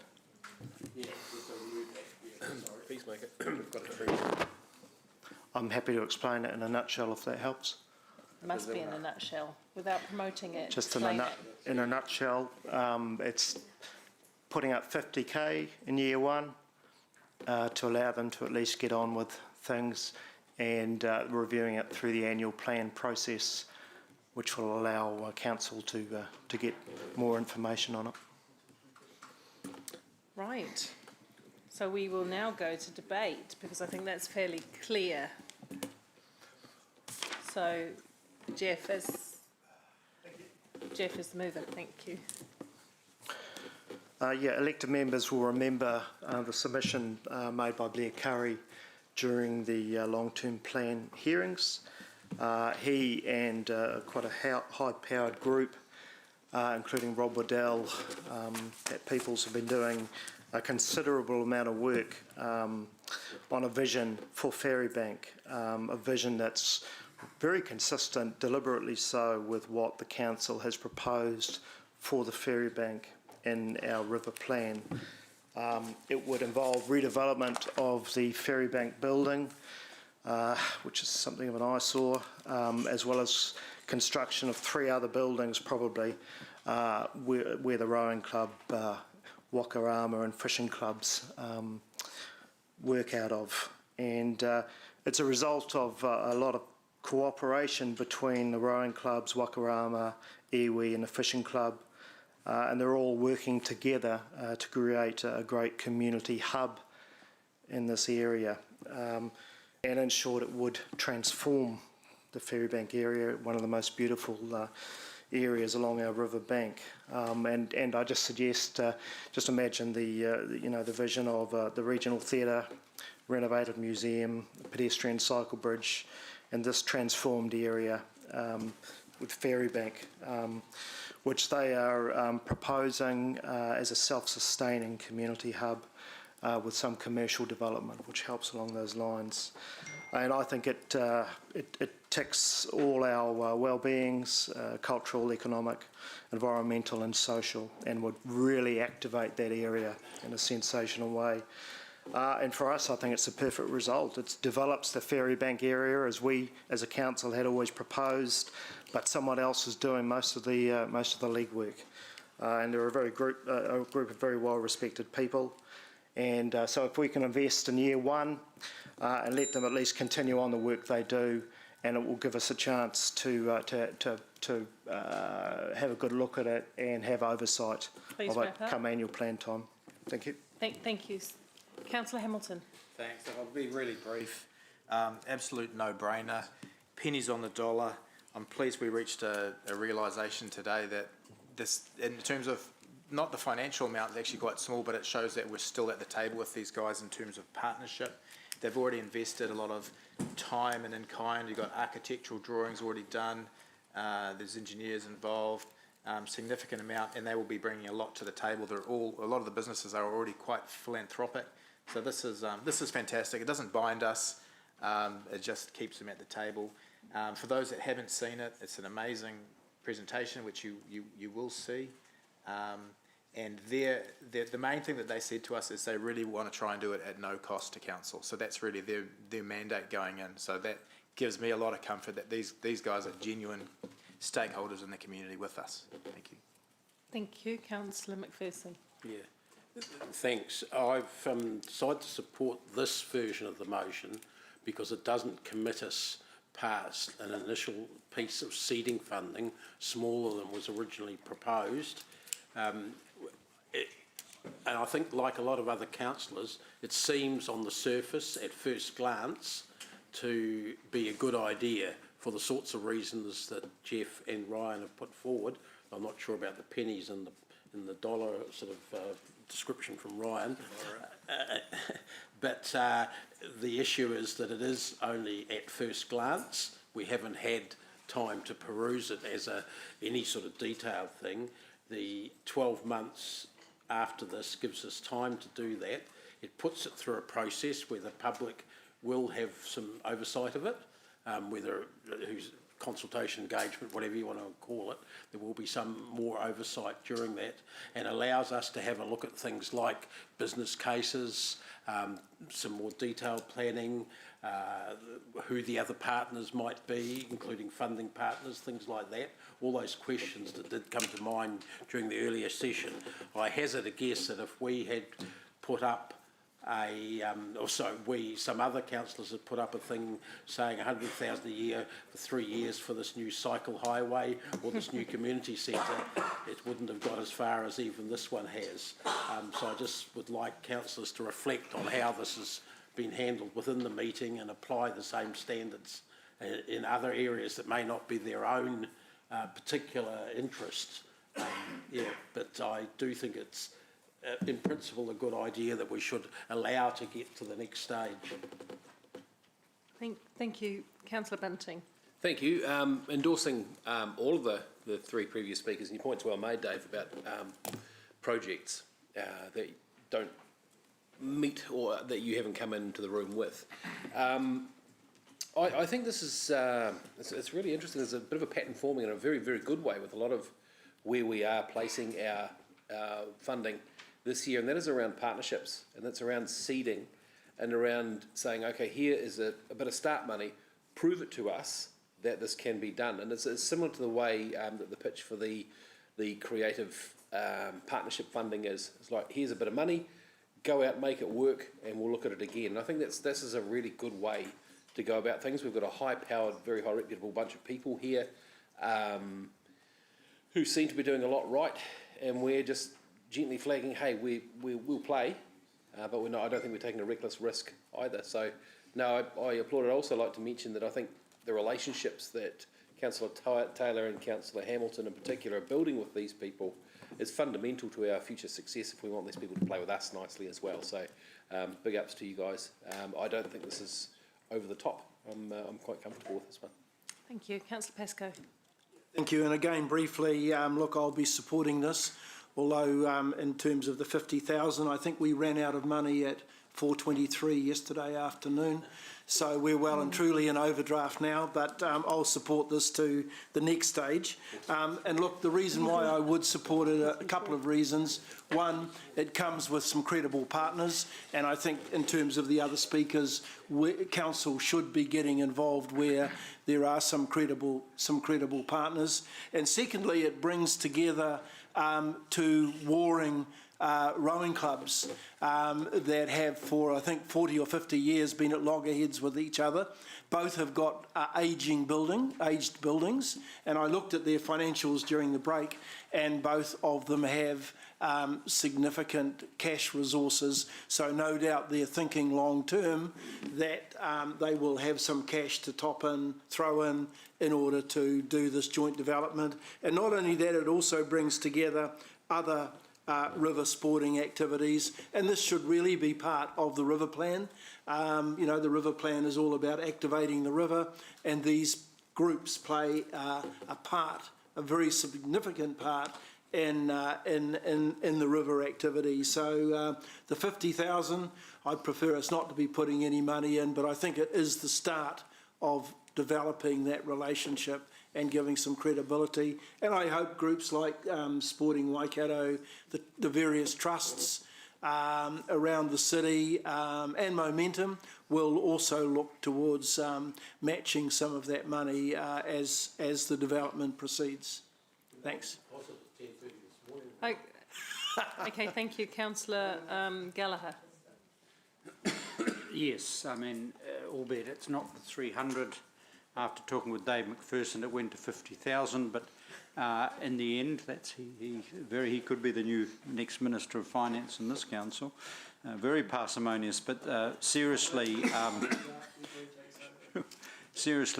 I think the critical thing, this keeps the momentum, and obviously the River Plan Group are doing a really good job, and I think this is consistent with the original, which Rob is totally familiar with, as the River Plan vision, which was definitely providing in that area for a particular precinct.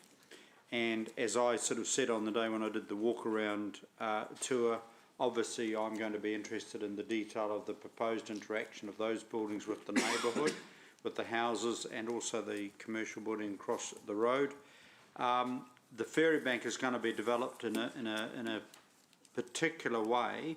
I certainly, either whether it's through probably the River Plan or via the S&P committee, want to sort of come back and have the ongoing discussion of what do we determine the river centre, and for example, does the museum become more of that particular locality? Because if you know, there's been some interesting views from council around the future of the ferry bank. Councillor Pascoe is historically very correct to identify the robust relationship between different rowing clubs over the years, and I was also quite fascinated with some aspects of that history. But again, this does keep momentum. I think this is really good, and looking forward to be all of council remaining in the loop on this. Thank you. I must say a few things. I too am going to support this. In actual fact, even despite my questioning, which I think was valid questioning, I would have supported the 100,000 in the first year and some conditionality. So just to put that on the table. First of all, I'm a massive fan of partnership, and this is one. And secondly, I think this represents moving the river plan that was started under the mayoralty of Julie Hardacre forward a bit, and that was always envisaged to do something there in that stretch of the river. Undeniably, this is visionary. Undeniably, it has huge potential. However, it also raised a lot of questions, as you heard in the question time that we had. And I was more concerned about the process than the amount of money. I would have loved to have seen a little bit more about it. That occurred. We all saw the submission, but we didn't have any oversight of the rest of the detail, like Deputy Mayor Taylor and Councillor Gallagher clearly have, and so you can pick up in their passion that they have seen something that has really ignited their fire, but I'm outside of that. So I just will say, however, just in terms of the timing, and nobody's going to be surprised to hear me say this, I am a massive fan and will remain a massive fan of opening up the back of our museum to the river, to embrace the river. Forget about the front, that's all taken care of already in this plan. But we know that the museum is our #2 tourism asset. It attracts people from all around the country and internationally to the quality and calibre of art exhibitions. It is the place where internationally renowned and national pieces of art are stored. and it's got a really ugly back that looks over our lovely new jetty. And so now we'll have a beautiful museum, potentially eventually a beautiful ferry bank, and a really terribly ugly back of the museum that does not seem right to me. And I'll keep harping on about that until we make some progress beyond year 6 on that. Thank you. Anybody else want to go to the debate? No? We'll go to the vote. No right reply. That went ages ago. Dave killed it. Right of reply ages ago.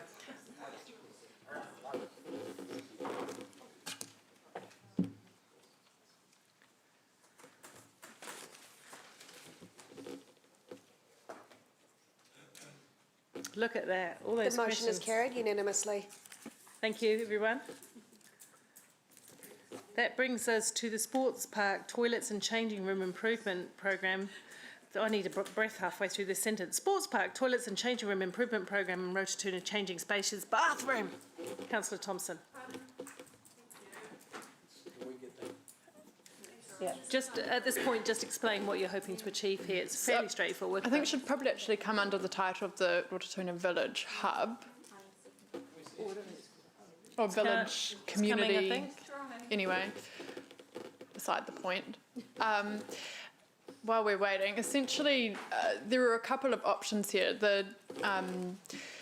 In the unfunded list for the Rototuna Village, there was changing spaces, fully accessible bathroom, and I was looking at the potential option of looking at year 6, that we could then have a standalone one, which in the unfunded it said it was 380,000. But then I've been advised that actually the building itself in the designs already has space allocated for a fully accessible bathroom. We just don't have any funding for the fit out because it wasn't a priority of the council at the time to include accessible bathrooms in these spaces, and so it only costs 120,000 if we do it as part of the development. It's the building itself. So if that kind of makes sense, while I'm loath to be putting extra things in the first 5 years at this point, we have the opportunity to do it for 120,000 rather than 380,000 if we do it standalone later.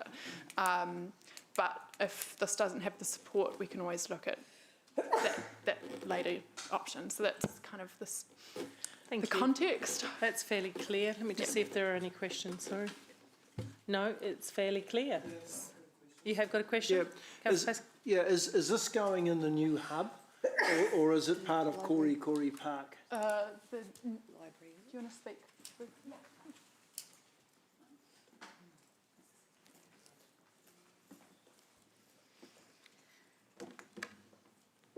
Yes, so correct. The proposal for the 120 is that that's included in the hub facility, so it would form part of the construction that'll complete at the end of next year. So is it not possible to include it in the existing budget is quite significant and there's contingencies and so forth in there? Is it not possible that this could be part of the outcome from that, rather than it being separately funded? Yeah, I understand what you're asking with that question. We have explored all of those possibilities, bearing in mind that the budget for the facility, the hub, and also includes all the outdoor spaces and public realm. So there are a number of factors. Yep. So we don't believe it is possible to include the fit out in the equipment, which is a reasonable cost. The 120 would be largely the equipment within the current budget. We have explored as much as we can. What is the total budget for the hub? 19 million. 19 million, yeah. Not just for the hub, that's for the and the land and the public ground, the playgrounds, the hub building itself. Yeah. Yeah. Okay. Just seems a real that within $19 million we can't find 120. I do understand. There've been a number of other elements of Oh, look, I understand. That weren't provisioned for that have needed to be included. Okay, thank you. Thanks, Rebecca. Councillor Bunting. Mayor Paula, so a standalone changing places bathroom is about 380, is that right? Correct. So what would physically be the difference between this and a standalone? So the standalone provision was to be adjacent to the public toilets within the village itself, so it would be kind of outdoor standalone facility. The uplift in costs relate to some of the additional consenting requirements, building another standalone building, whereas this would just be allocation of space within the hub building itself. And extra plumbing and the like. Extra plumbing and all those connections, yes. Okay, thank you. No further questions, so we'll go to the debate. Sarah. Like I said, I'm obviously very hesitant to be putting more money in year 5, so I was looking at other options, but the fact that this is a third of the cost of doing a standalone one and will be aligned with the opening of the Rotorua Community Hub makes a lot of sense. I think that we do need a plan for where we have these fully accessible bathrooms in the city. We need to be strategic about it, and I'd maybe ask Councillor Bunting to have that come through the community committee at some time. But I do think it makes sense that spatially we've got one in the gardens at the Rotorua Transport Hub, so having one in the north of Hamilton and on the east makes sense because that's servicing a whole different area of Hamilton, and it's in a area where we're going to have a library, sports parks, playground, all sorts of community facilities. So it's a location which makes sense, and it just seemed not quite right when I saw that it was in the unfunded category. So that's why I've put it forward. Thank you. Yeah, just support everything Councillor Thompson has said. I do think it's a shame, and we do need to change our thinking in terms of, you know, these things shouldn't be retrofitted later, shouldn't be an afterthought. Fully accessible changing rooms need to be standard practice in business as usual, as is actually any accessibility access to all of our event facilities, to all of our infrastructure, to our parks, to everything, and I think this council's taken great steps with Councillor Thompson's advocacy on that, so I'm really pleased to support that.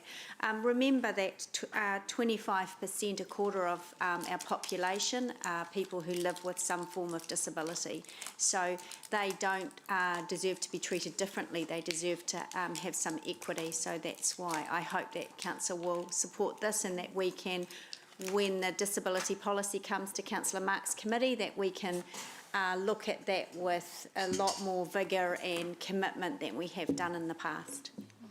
Thank you, Councillor O'Leary. Councillor McPherson. Most of what I want to say has been said by Sarah and Angela, and I applaud them for bringing it up. Angela made the important point that it should be business as usual. It's nuts that it's not, given the sort of thinking that this council has exhibited, and the last one, in fact, with starting with the disability access onto the buses, then the Rotorua fully accessible toilets there, and we complained about it having to be retrofitted there. We shouldn't have to be doing that again, so we better not, after this, get any more proposals for major community facilities coming to this floor without that built in, so it no longer becomes a debate. That's what I hope to see as a result of this and those other debates. Sarah's right about the geographically strategic placement of it. I think it's clear the CBD is missing one. The southwest lake and hospital and further out area are missing them too. So let's start thinking of the right opportunities for those areas as well. We shouldn't be having these debates at LTP time. It is a cost to us, of course, but it's a heck of a big cost to those people who need them if they aren't available. It means that they are more isolated and can't get around in the community like the rest of us can. Councillor Wilson. Yeah, thanks, Mayor Paula. Really appreciate the words from Councillor Angela. I think you've hit it right on the head, and I appreciate Councillor Sarah picking this up. This is a bargain. I'll give you the other time I've spent dealing with fully accessible toilets was at the Rotokauri Transportation Hub that somehow managed to be formulated without having a fully accessible toilet, and it cost us $400,000. So to achieve this at $120,000 seems a bargain, and I fully support the fact that I don't want to see any more proposals in front of this council that doesn't have a fully accessible toilet. It's not an option. It's the minimum start. Councillor Pascoe. Yeah, I also thanks Sarah for her eagle eye in picking up this is an unfunded item.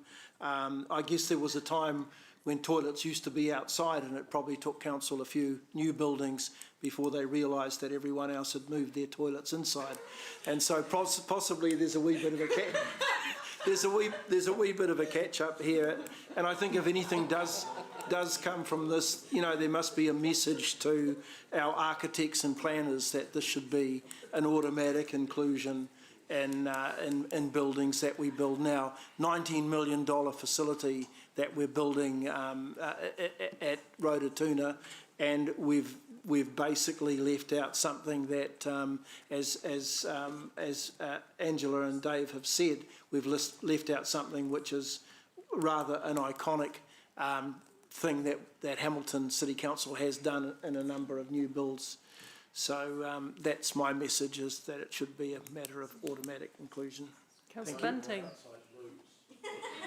Councillor Bunting. Yep. So many opportunities for so many puns, but we don't have time, so I'll cut this really, really short. I agree with Dave, Angela, Ewan, Sarah and Rob, and I'll be hoping we won't be charging people $120 a year to use this one. Thank you. I'll be even shorter. Ditto. Oh. Let's go to the vote.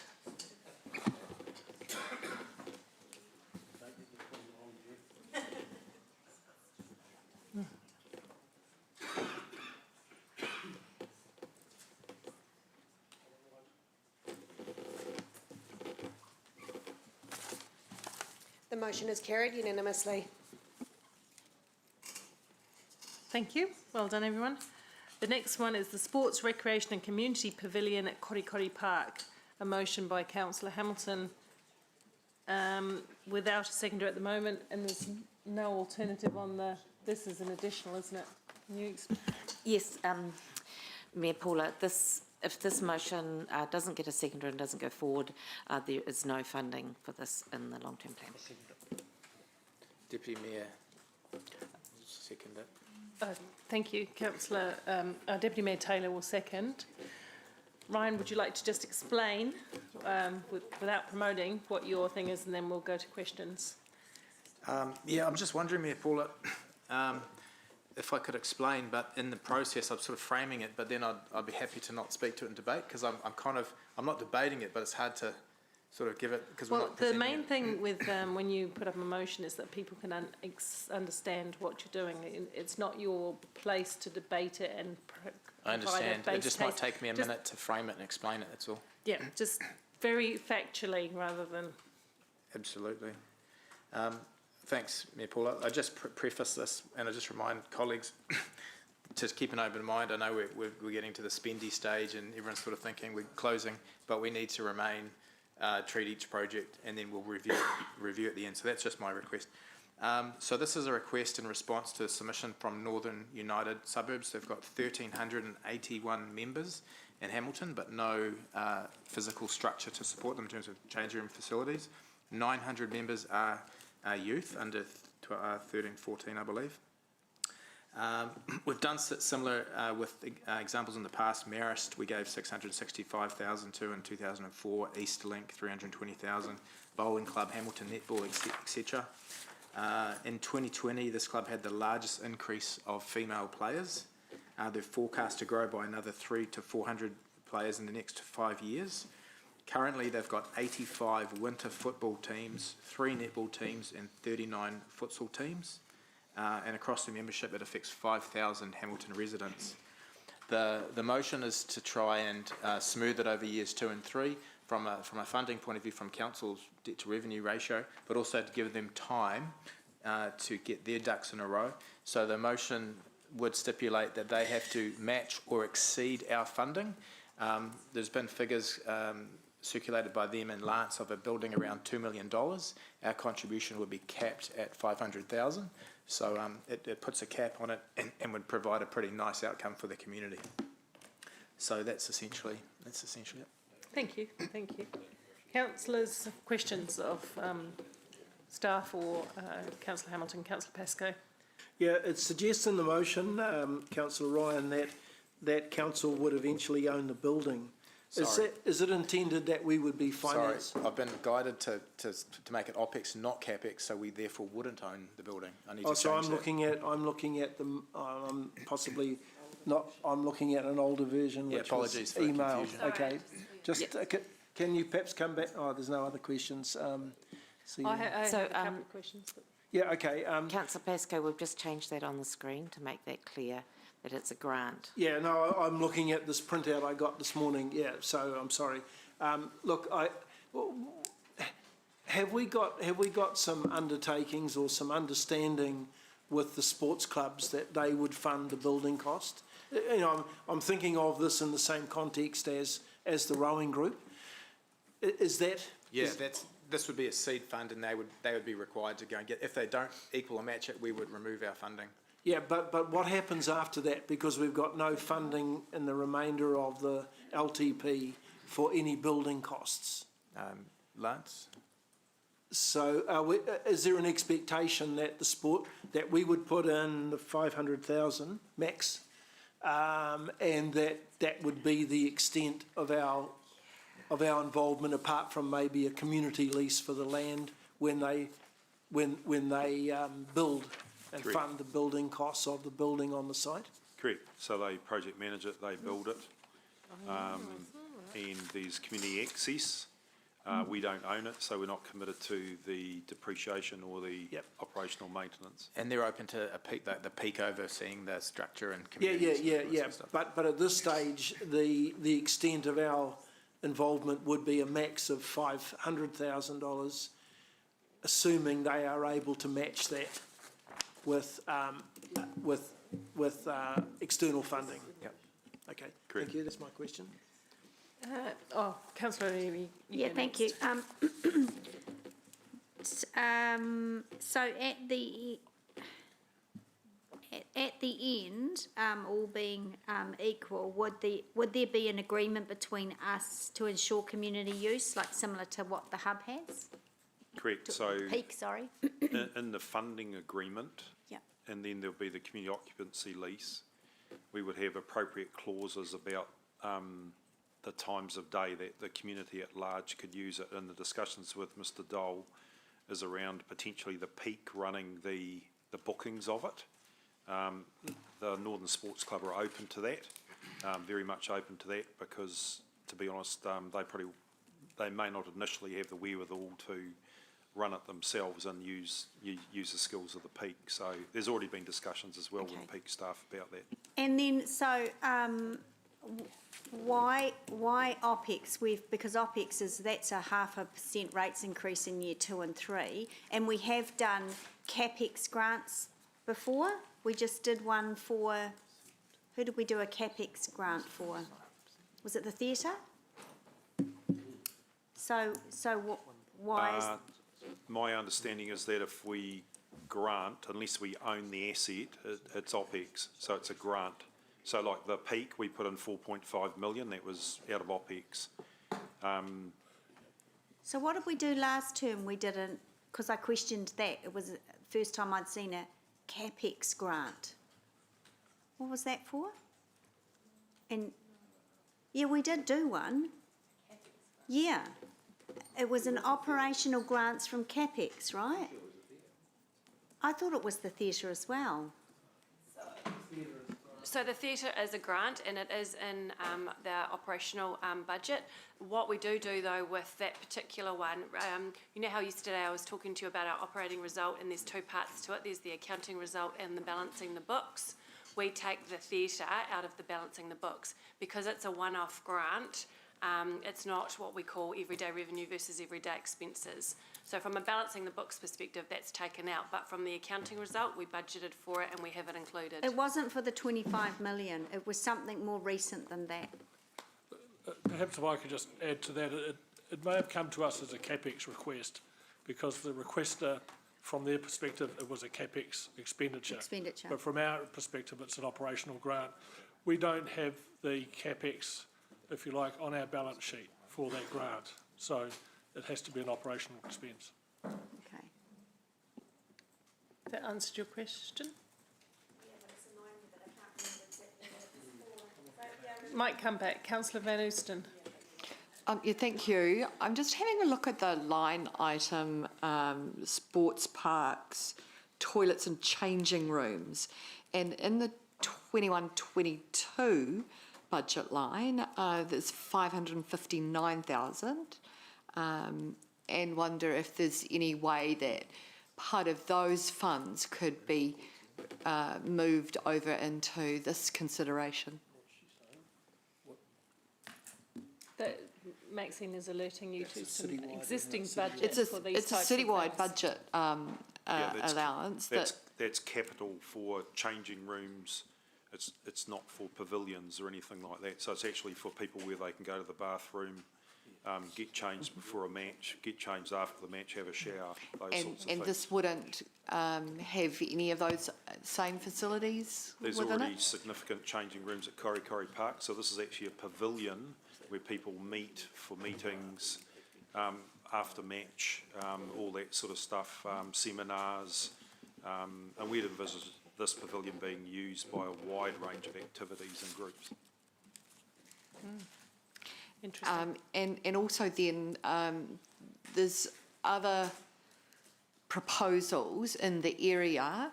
I'm thinking the Christian school, and would any of that facility be suitable for these sorts of purposes? Potentially, I think the Christian school facility is for indoor. Yes, other groups can use it, and we're going to have some meeting rooms at the community hub. But looking at the size of Korikori Park and the amount of outdoor activity that happens as well, our view is with the size of the population and the usage you're going to get up there with all the schools, with the community, with sports clubs, etc., that this facility would get good use as well. So you wouldn't have a whole bunch of facilities that are white elephants up there by any stretch of the imagination. Thank you. Thanks, Chair. Councillor Bunting? Thank you. I just want to explore, if I might, the club. So Ryan's painted a picture of being a pretty massive bunch of people. Where are the club rooms at the moment? Where are they meeting at the moment? They don't have any. So they play football and netball at a whole bunch of different places within Hamilton City and also within Waipa and the Waikato districts. Okay. So they're like meeting in lounges and things, and correct, or where they can. Okay. What was it? Oh yes. So the other clubs around, like we've got Melville Wanderers, etc. What's the arrangement? Do we own those buildings? Do they own those buildings, or? We own the changing facilities that I was just talking to Councillor Maxine about, but we don't own the club room. So for Melville United, their house there, which is essentially their club rooms, they paid for that themselves, 100%. So, but this is what they're looking for here, from what I can understand, it's more of a pavilion that's going to be multi-use for lots of different community groups and potentially run by the peak, is that right? Potentially, yep. So they'd see it being used by the schools in the area have actually expressed an interest as well, for their PE classes and that sort of thing. Right. Waibot football for seminars, training, cricket, Hamilton cricket, and then there could be anything from mahjong clubs through to people doing yoga, etc., etc. Some of that stuff's been happening at the peak, but the peak doesn't have a mezzanine floor or meeting rooms or anything like that. And their black box theatres are now being used for classrooms because of the size of their role. Yeah. Sorry, and I don't want to drag this out at all, Mayor Paula. I'm just wondering, why wouldn't we actually own a building like this? Because I know a lot of our community facilities are kind of beaten up old houses that we've inherited. What Tracy, I guess I probably need to direct this to you. What are the differences between us owning this building and us supporting this building? So I guess from a pure financial perspective, obviously the grant is operational. When you bring on capital, it's obviously a different bucket of money, but it also comes with it depreciation and then consequential OPEX, so maintenance and things later on down the track. So obviously that's at a higher cost than just granting the revenue and then them owning the building. So if we decided to own a building or build a building and own it ourselves, that would come out of CapEx? Yes. Out of debt rather than out of rates? Yes. Okay, thanks, me, Paula. Thank you. I've just got a couple of questions myself. So the Peak was going to build an upstairs room, but on the mezzanine, you mentioned just in your last response, you mentioned the word mezzanine. Now I know there was a plan to put a room up for all the users there. Is that happening? Still happening? Not happening? No, never it's happening? not happening. Never happening? The funds aren't there. It's $700,000 and the trust doesn't have that sort of money. 700,000 because it's a mezzanine. Yeah, the lift is costing $250,000. Okay. Is this amount with our grant and what they bring to the table in match funding, is that then sufficient to build a pavilion of the nature that you're talking about?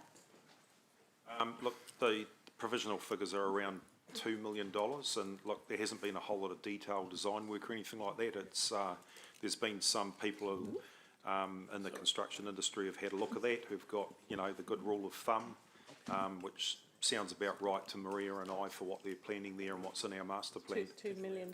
About 2 million, yeah, 1.5 to 2 million, so they would have to rate, this is a quarter of it. A quarter, and they have to, Ryan, do they match funding this? Match or exceed it. Well, they'd have to exceed it though, wouldn't they, to get? Well, at least match it. They've got to at least provide $500,000. And if they match it but they can't build it, what? Well, they'd have to build it for $1 million. They'd have to be... They cut their coat according to their cloth? Yeah.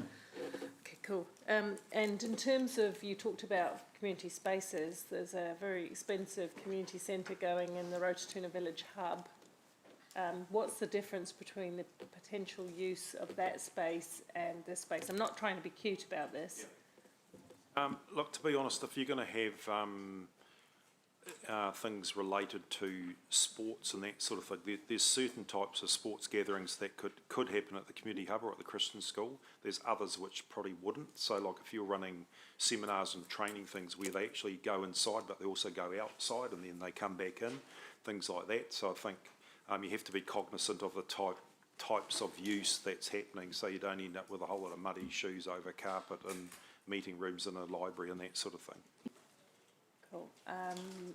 In terms of Hamilton East Pavilion, just remind me, because I'm just picking up on Mark's point that we have quite a lot of ageing facilities as well, and so do the sports clubs for that matter. The Hamilton East Pavilion, where is that currently? Because there's quite a lot of people who use that park for touch rugby in the winter, summer, and something else in the winter, and cricket and everything else. Where's the redevelopment of that pavilion sitting? And we're doing that, aren't we? Are you talking Steel Park? I am talking Steel Park. Okay, I'll just get Maria to talk about that. So the difference with the Steel Park building is that it is a changing room building as opposed to a sports pavilion with meeting rooms and public toilets. The redesign is in next year of the year one. And that's just to freshen up the toilets and changing facilities, or is it to create a pavilion? It is to deliver new toilets and spaces, changing room spaces for the clubs, for the sports groups that work out of there. Right, so there won't be a pavilion in terms of a community hub in Hamilton East? Not as yet. Okay, is the difference in definition just the toilets and the bathroom? So the pavilion is a social, I don't mean to be diminutive, a social club gathering space for clubs? We tend to refer to them as club houses or clubs, club facilities, as opposed to the changing facilities that are necessary to accommodate the Saturday sport. So if you think about it in terms of council provide the fields and associated facilities that are necessary for the sport to happen, and then for the club's activities, be it space for them to hold meetings, some of them have bars, they provide those types of facilities themselves as a general rule. And that's how they fund themselves. And in terms of some of the other sports grounds, how will we have Melville has their pavilion, Claudelands has their pavilion, Flagstaff has a pavilion. Where else has a pavilion? Marist Rugby Club, there's a lot of clubs, old boys, there's a lot of them, and most of them have, not all of them, but as Ryan said, but so do most some of them established pay. areas of the city with established sports have some kind of pavilion access? Not all, Not all. some, but lacrosse don't, you know, because they're a new up-and-coming sport, but, you know, they're in They're fastest conversations growing, with Melville and other clubs that are looking at expanding their current facilities. Okay, I guess that's part of a bigger picture, but I just was interested in the context. Thank you. Councillor Pascoe. Just one consequential question. Could the club rooms be in addition to the existing toilets and changing rooms, which I suspect are very new in Corrie Park, and that be perhaps our contribution? Given that they're going to duplicate some of those, aren't they, in their clubhouse? I don't believe there's any intent for them to build changing room facilities within their clubhouse. They'll obviously have toilets for their patrons. The public facilities have outwardly facing public toilets that are available irrespective of whether there's organised sport. Yep, the public toilets. Yep. Conceptually, in that concept plan, there was always two separate buildings, one to provide the changing rooms and one should there be a need for a clubhouse type building. Right, no, I'm just trying to see if there's an opportunity for us to save $500,000 by tipping in the existing buildings that we've got as our contribution, if that would work for them. I think, well, they've already got them, it'll be a Clayton's contribution, to be honest. Sorry? It wouldn't be a proper contribution, it would be, they're there anyway, the changing rooms are there now, and they would say, well, you're actually not contributing anything apart from what's there as now. Okay. All right, I'm just looking at trying to save $500,000, that's all. Thank you. Right, no more questions, so we'll go into debate. Councillor Oh, sorry. There was just one that was consistent with the previous one with Aranui. The 250, is that sort of an arbitrary sum, Ryan, or where did that come from? The figure that the president and of the club and Lance have sort of figured is around $2 million. And I said to them, would 500,000 be a good contribution? And they said, absolutely, they'll raise the rest, well, not Lance rather, but so it was really 500,000. What I'm trying to do is split it off so they've got milestones to achieve to satisfy council, but also to sort of stay within our debt to revenue rather than giving them a 500,000 blip. Right, I gotcha. Okay, thank you. Thanks, me, Paula. That's fine. Councillor Hamilton, debate, please. I'll look very shortly. I think there's probably not more I can say. I think this is in a structure plan in the area. It would really, it's not going to go away, the problem. This is an opportunity. I know it's another cost, but I think it's something we have to commit to. So I look forward to your support. Thank you. Deputy Mayor Taylor. Thank you. Yeah, look, it's always hard coming up at this stage in the day and proceedings, but I think we, as others have said, we need to discuss each proposal on its merits. And to be honest, I just can't see how we can't support this. I think the case is overwhelming. It's a huge club. I think 5,000 people you mentioned. How they can manage without a club rooms, I can't figure really. They're really well respected. I know from football circles, people I talk to, there's huge admiration for them and their size, and they have a massive youth presence. So they seem to me to be a club with a real hunger to fundraise and to match what we give. And I think pledging to build it and project manage it and then open it up to the community, it just ticks every single box and more in terms of maximising partnerships in a high population area. So, you know, I think of the social and community outcomes that we are promoting here in terms of the well-beings. I just think we to me, I have to support it. I think it's a real winner, and it's a win-win for the community. And yeah, so I'm wholeheartedly behind it. Councillor Bunting. Oh, sorry, Councillor McPherson. Thanks. I'm going to support this, though I think it's absolutely necessary for the park and the group and the area. I'm going to say there's an equity issue which we might like to think about over the next 3 years. Equity in that there are many areas of the city and groups that are sports playing, and I take basketball as a big example, low decile players and a higher proportion than most other sports. They don't have a single club room in the whole city because they have to play totally scattered around everywhere. They can't play in any individual one centre. Councils never built them a facility that they could do that, unlike the sports parks where clubs can situate themselves in the heart of their own community. It doesn't work like that for some others, and where they don't have any, and they have nowhere to go for a function, a drink, a meeting or anything like that, other than grabbing somewhere that's got nothing to do with sports fields and that. So, equally, talking about Rotatuna, I've been supportive of everything going in there, but I'm very aware that the sorts of facilities going in there just aren't in place at all in many other large suburban areas of the city.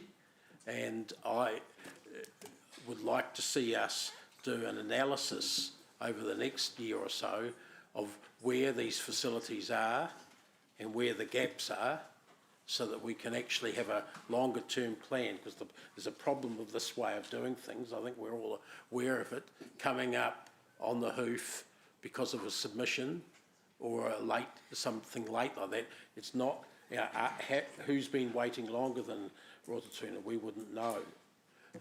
Which areas of the city are less well served or better served than Rotatuna? We wouldn't know off the top of our head. We need to do some work like that to make sure that the people who don't have the wherewithal to make good submissions to us get a fair hearing. You know, especially in areas where there are high rentals and big turnover of residents and that. We have to do better in that sort of way for community facilities.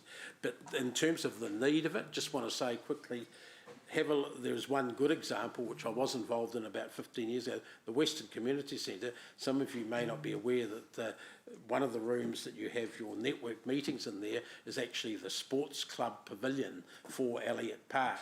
And it was paid for by council, the one on the side, the second biggest room, if you like, there, with a kitchenette and so forth attached. That was built for this sort of purpose in that particular community as part of the overall Western Community Centre complex.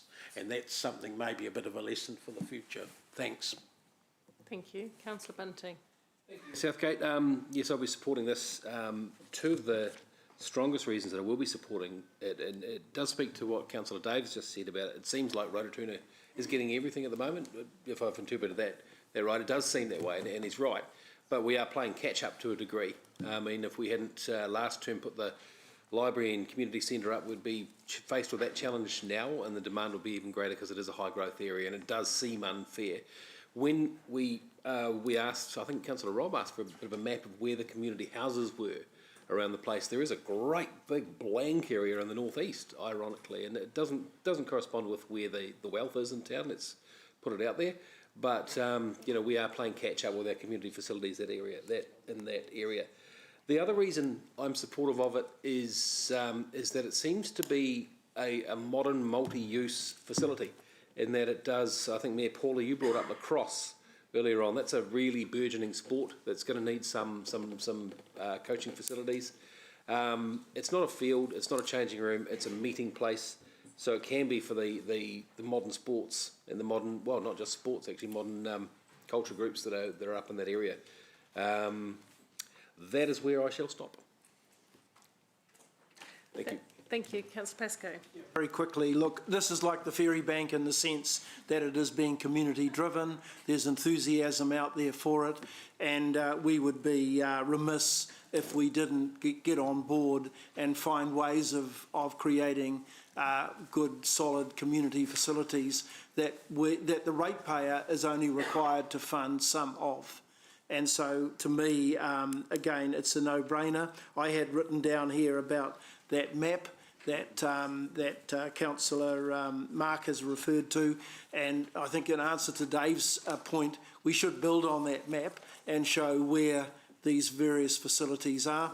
Rototoona's a 20-year catch-up, and whilst there's been a lot happening out there in the last 2 or 3 years, there's been a lot of facilities that haven't been there while the city's been collecting essentially from rates from what would be best determined as a cash cow. So, so it's catch-up time for Rototoona. I have a concern though, and again, I'm harping on the same song, about this being an OPEX spend. $500,000 is about 1/4% of our rate take. So it is in that context a fairly sizable hit on our rates and on our balancing the books. And again, while I'll support it now, I will be doing that reservedly in terms of where we might need to pick and choose when we get to the end of our spending deliberations. Thank you. Thank you. I'll support this at this point in time too, given the huge population in that area. But I'm really pleased to hear the comments of Councillor McPherson around equity, because it does concern me greatly. There are some old areas in the city with very substandard, well, not, only because time has delivered substandard. I'm not blaming anybody for that. Time has delivered substandard community facilities in older parts of the city. And the reason I guess I raised Steel Park is, and I was a bit surprised, must have not been paying attention to the detail on that one, because I thought they were going to get at least some kind of small pavilion, and it seems to me that they should, because there are thousands of people who play on that sports field and various codes throughout the seasons, and also for community events. It's well used, and I think it'll become more and more well used the more infill that we get. It's funny that you mentioned lacrosse, Mark. Actually, Lance mentioned it, not me in this instance. But I did have an association with lacrosse through my daughters, and I have to say they don't have one single room to go to, not one at the moment. And they also run second fiddle to soccer in terms of getting access to the parks. So we also have to be flexible and adaptable and encourage the codes to work together. And I'd like to think that this pavilion would, well, I'm definitely keen on the criteria around community use, and a portion of community use to the wider community, not just the very successful and reasonably well-resourced soccer clubs up there, because they're full of very passionate people who've got the means to help support through resources and intellectual property and all sorts of things. I'd like to think that they would open their doors to some of the other sports. Lacrosse is one of the fastest growing, actually. I don't play it. I don't know anybody who does now, but I know it's very fast growing. So it is. Yeah, Dave, you hit it on the nail on the head. If we go ahead with this, let's not forget the older parts of our city as well. We'll go to the vote.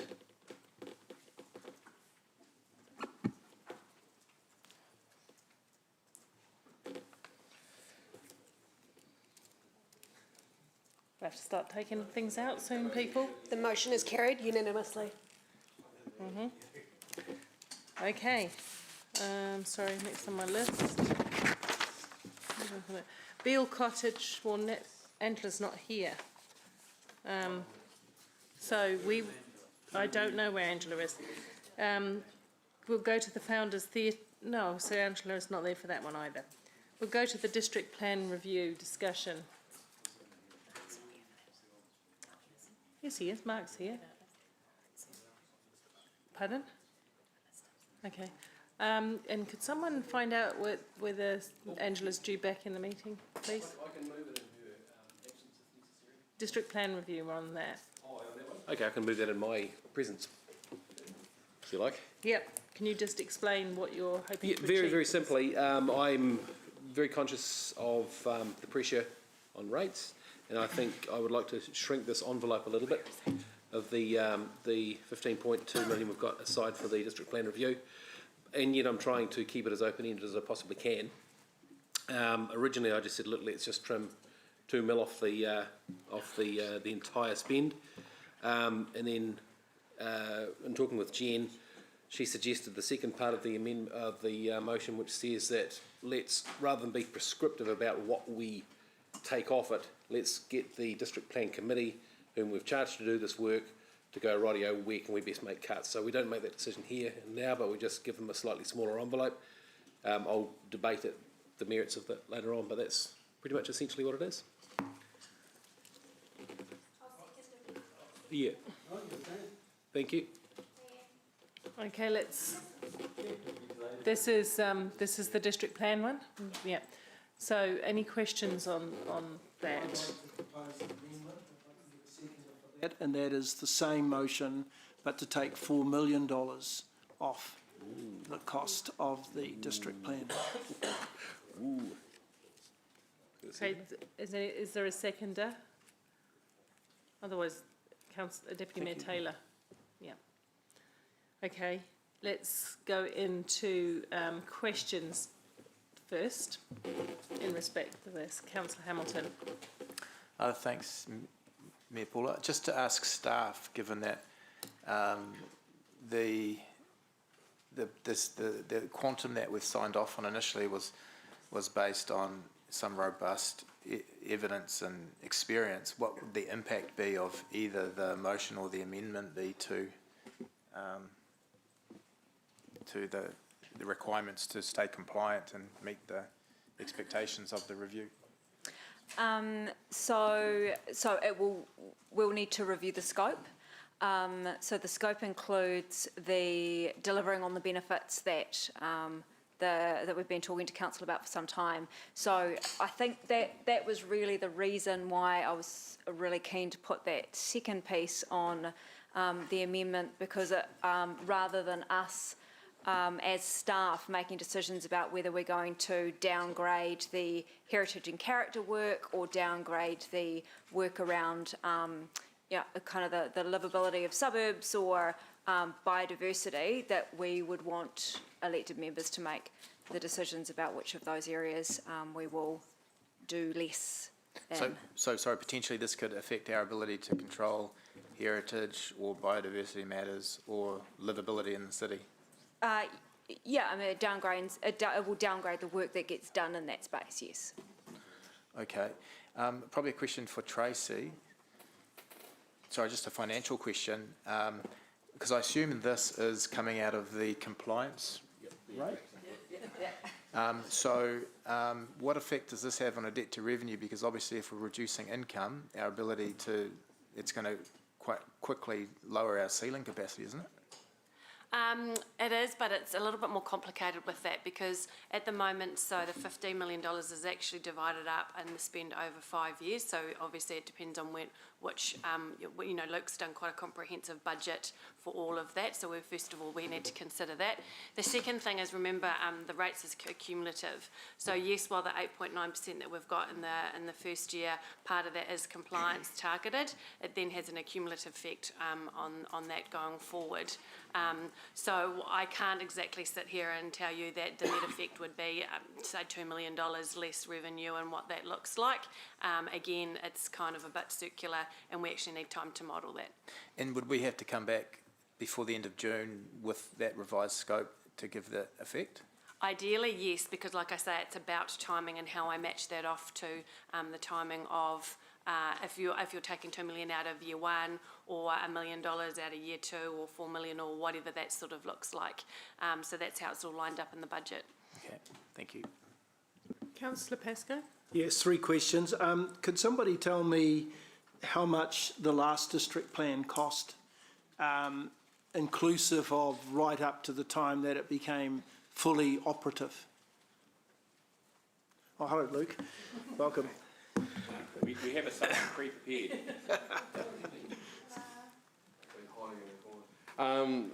It was approximately $7 million. Thank you. Yeah. Second question is around the NPS UD. My understanding is that there are some aspects of that are not negotiable. Does that mean that we are required to implement those specific changes and which means that they become part of the district plan, and the affected parties do not have the opportunity to object or to appeal and to take those appeals through the court process, because we have no choice anyway. Yeah, so the first part, I'll answer that in two parts. The first part of your question is, yes, it is a requirement for Hamilton City Council. All parts of the MPSUD apply to Hamilton in its totality. The second part is, do people not have rights? No, that's not correct. So sorry, I missed that. The second part of your question, is it correct to think that people don't have rights to participate in the process or to make appeals? That's not correct. So while we need to give effect to the MPS and implement changes that are required by it, we still have to follow the normal plan-making processes under the RMA, which involve full community participation and the ability for people to make submissions, for those submissions to be responded to, for those to be heard in hearings, and then if they don't like the decisions, for those decisions they are appealable, which then we have to go through a court mediation process and, depending on how far people want to take it, through to appeals. So how could a judge rule against, let's say we had a situation where somebody took a case where we were fully in compliant with NPSUD, how could a judge overturn that? Well, it will come down to the way in which Hamilton City Council has interpreted the MPS and delivered the zoning and the controls that are around that, and whether or not they are the most appropriate way to give effect to the MPS. The MPS, when I say that it prescribes us to do things, it does it in a very generic way. So, for example, it says in your central city, you must have no height controls. That's pretty. So it's around choices, in other words. This is where, in a number of briefings I've had to full council and to the district plan committees, to say this is where the council can shape the way in which it implements the MPSUD. The ability for third parties to respond to that is they may disagree with the way in which the council has discharged its obligations, and that's where the possibility of submissions and then legal appeals through subsequent processes comes into play. Thank you. And last question, which might be to Tracy, what does $1 million in cost reduction, OPEX cost reduction, mean in terms of the rates? What percentage of? 0.5%. Okay, so 4 million would represent a 2% reduction in rates. No, so you can't, because of the district plan and because of the way we've specifically set this up at the December meeting, where we put the targeted rate in to meet the costs of this.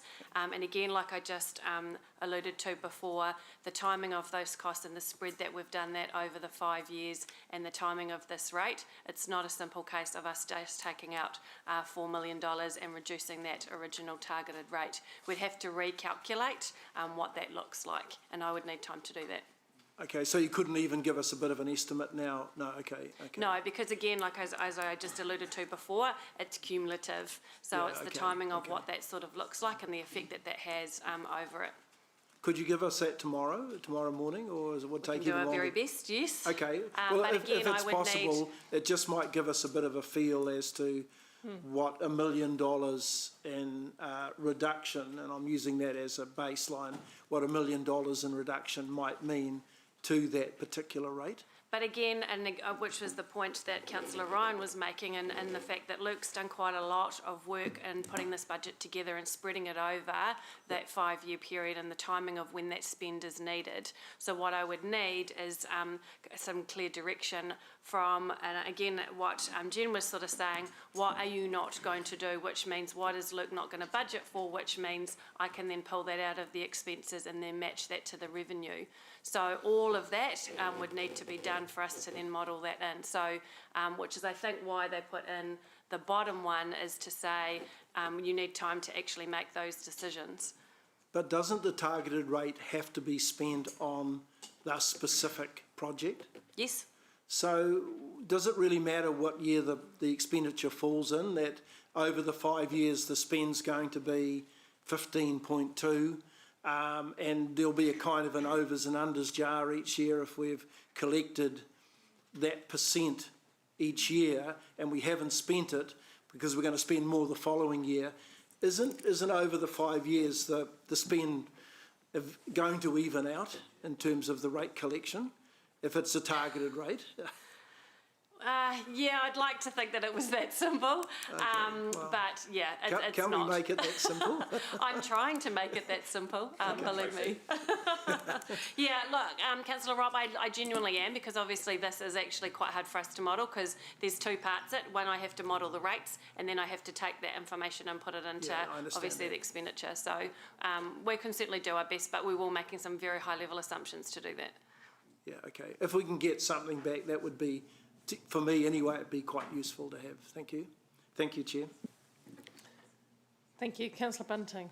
Oh, no, actually, look, mine was on rates impact, and I think there's not many more answers I could derive than Rob has, so I'll park those, thank you. Not trying to jump in here, but just in terms of what you're needing, Tracy, you're asking us to consider what exactly in the district, the massive work that is the district plan we don't want to do,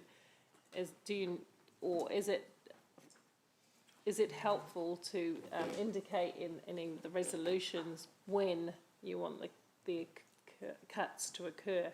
Because at the moment they're just spread across the entire district plan. Yeah, I mean, I guess from my perspective, it's just about money. So we've obviously got set aside over those 5 years what that budget looks like. What I'm more concerned about, what that leaves Luke to be able to do. If you don't want him, it's more related to what you end up cutting and what that means for Luke and his budget and what he's then able to actually do as part of the plan. How would we know that ahead of these many district plan review committee meetings? Mayor Paula, are you okay if I jump in? Yeah, so I think we can, so from a financial perspective, we can make high level estimates of what that might look like, but the way that the program is put together is that there are big chunks of work that we have funded, and there are things around the area plans, for example, which we had a big significant conversation about at the last district plan committee, around how many of those we want to do, how far we want to go from a biodiversity conversation, for example. And so just this week the team have said to me, given the conversations that we've already had with elected members around the biodiversity provisions and the conversation in this district plan review, we have undercooked the budget in the district just for biodiversity already. So what we would need to be able to then do is have some conversations with council, with all of you, about where you want that balance to land. Do we want to continue to focus heavily on biodiversity, and are we prepared to forego, I don't know, I don't want to say parking, but you know, whatever other issues we'll be dealing with around the implications. There will be an absolute baseline of stuff that we have to do to deliver on the MPS. So we'll come to that question shortly. It's the extras around there that are... I'm just trying to find out how councillors that are wishing to compress the spending on the district plan can word their motions to enable the modelling to be more usefully done. That's what I was trying to achieve with that clarity. So just think about that for a moment, and we'll take the other questions. Councillor Bunting, have you finished? Yeah. Yes. How much of this don't we know? Because when I asked for a breakdown during the submissions, thank you for the breakdown I got, but there still seem to be some big lumpy chunks in there, and there's a lot of new work that the government's asking us to do. How much of that is contingency-ish for that? I guess because to try and make that sound like a more sensible question, I'm hearing, well, if you don't want us to do some of the work, we just won't. But I'm also seeing that this is costing us twice as much as it did last time. So I'm trying to work out, is some of this providing for the way this, you know, the more regulation, the more compliance, everything that we're being asked to do? Answer is yes, it's responding to the very new government direction that came out last year. So the last time that we did the plan review, there was no central government direction. So everything in that plan was about the volition of this council and its desire to respond to specific matters that were important to it at that time. Right. What we're dealing with now are still those matters, plus a bunch of other matters of which we must respond to, which is outlined primarily in the MPSUD, but also for freshwater management and we're anticipating for Indigenous biodiversity.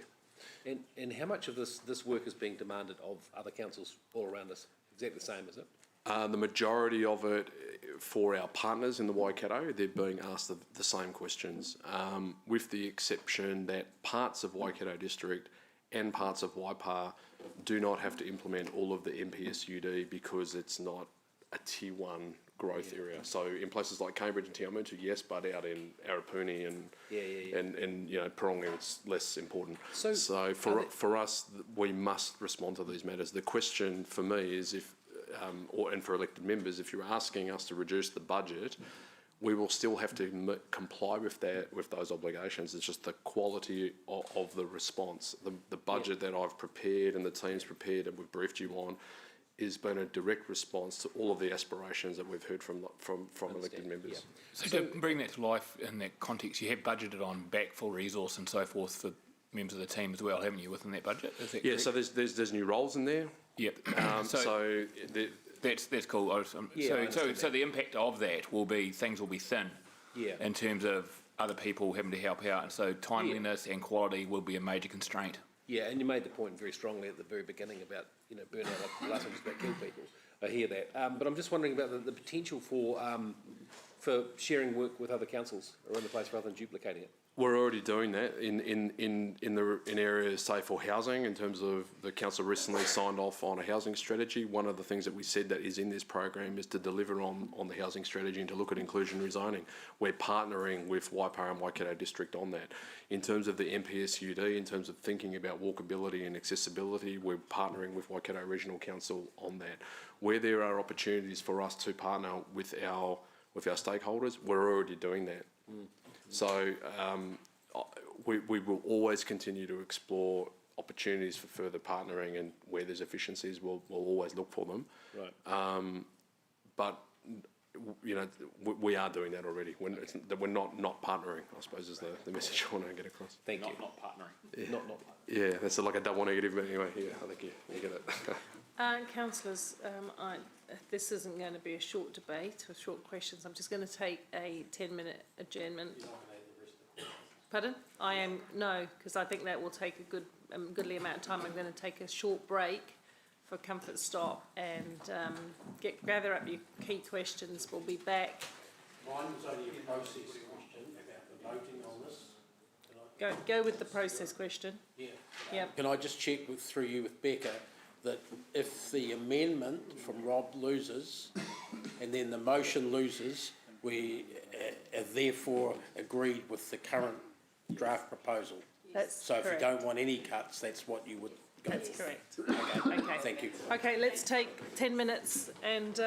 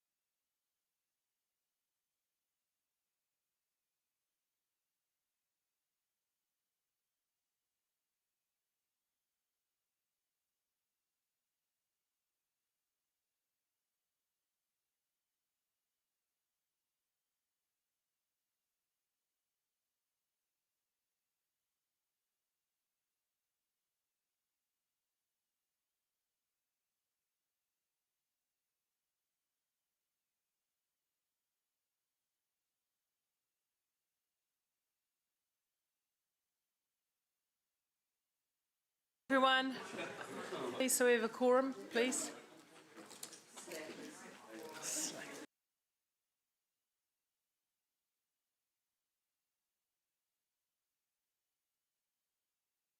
We've got 7. So we will carry on with the questions. Now you have to leave at 4 something, Luke. You did tell me and I've forgotten already. 4:40. What I intend to do is to at least get through all the questions, the considerable questions about the options. It may be that we don't get round to debate today, which is fine. We can lay it on the table. The questions will help inform staff to do some of the modelling and thinking, and then we'll go through some of the other stuff with the remaining time of the afternoon. That's just so that everybody who's attached to this decision can be involved in the understanding of it. So we're going to carry on with the questions, and then next up we've got Councillor Thompson. Oh, thank you. Sorry, daydreaming. Luke, in terms of, say, the motion of taking $2 million off the budget, no, let me start that again. What proportion of this is, as an estimation, is trying to figure out what I'm trying to ask here. What things do you would be seen as discretionary in terms of when you look at what this entails, and then what things would be on the chopping board in more detail? I'm just interested in basically what is the core things that we have to do as legislation, then what's on the chopping board, and what is realistic with that reduced sum? The budget that I prepared and that is before you is to meet our legislative requirements. It just so happens that meeting those legislative requirements also aligns with the aspirations of this council. So the reduction will mean, in the extent to which we are to really address in the fullest possible way matters around quality. So what I and the team have heard very clearly from you all over the last 18 months is you care about urban design, you care about biodiversity, you care about heritage, you care about connected communities, you want first-class engagement throughout all of this process so people understand and have a voice during this process, you care about the central city, and you care about creating great places. We will deliver something that complies with the statute. If you reduce the funding, the work that I would need to do as in the second part of the amendment to report to the District Plan Committee is where would those cuts occur? And for me, largely it's going to be in the quality of the work and the consultant engagement and the evidence that we need in each of those areas. Yeah.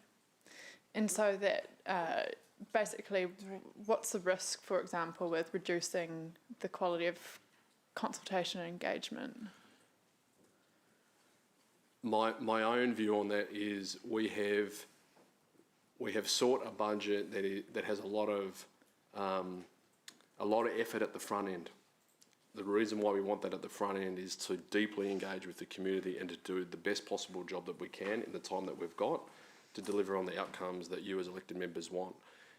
The risk around, say, if you reduce the amount of spend on engagement and consultation, for me there's a reputational risk, there's a stakeholder risk, there's one around the communities not adequately understanding the work that we're doing and their ability to meaningfully participate in it and to help shape some of those outcomes. Now, I'm not trying to over-egg that you've asked me a direct question, and I think that's a possible risk that would emerge. There's another risk as well in terms of when we do notify it and go through the appeal process, the level of robustness of our position could be questioned, and that may lead to consequences that we didn't expect in terms of the final result. Thank you, Richard. I'd agree that the other point to that, just picking up on Richard's saying, the more work we do at the front end, it mitigates the risk of the extent of the appeals and the submissions and the work that you need to do to keep justifying your position throughout. Now, we still may have to do that in any event because there may be some people who are very well resourced and who don't like some of the things that we're doing and they're going to fight us all the way, and that comes with cost. but that's very much a driver for us around the way that we've constructed the budget. So one last point. Luke mentioned before the budget for the previous review, and I would suggest the previous review was the budget and the cost was quite tight and lean in certain places, and as a consequence there was significant pressure placed on staff to effectively achieve those outcomes. It was very clear through the preparation of this budget is that we didn't want to have be in a position where we're fleecing staff over and above what's reasonable, adding what's reasonable.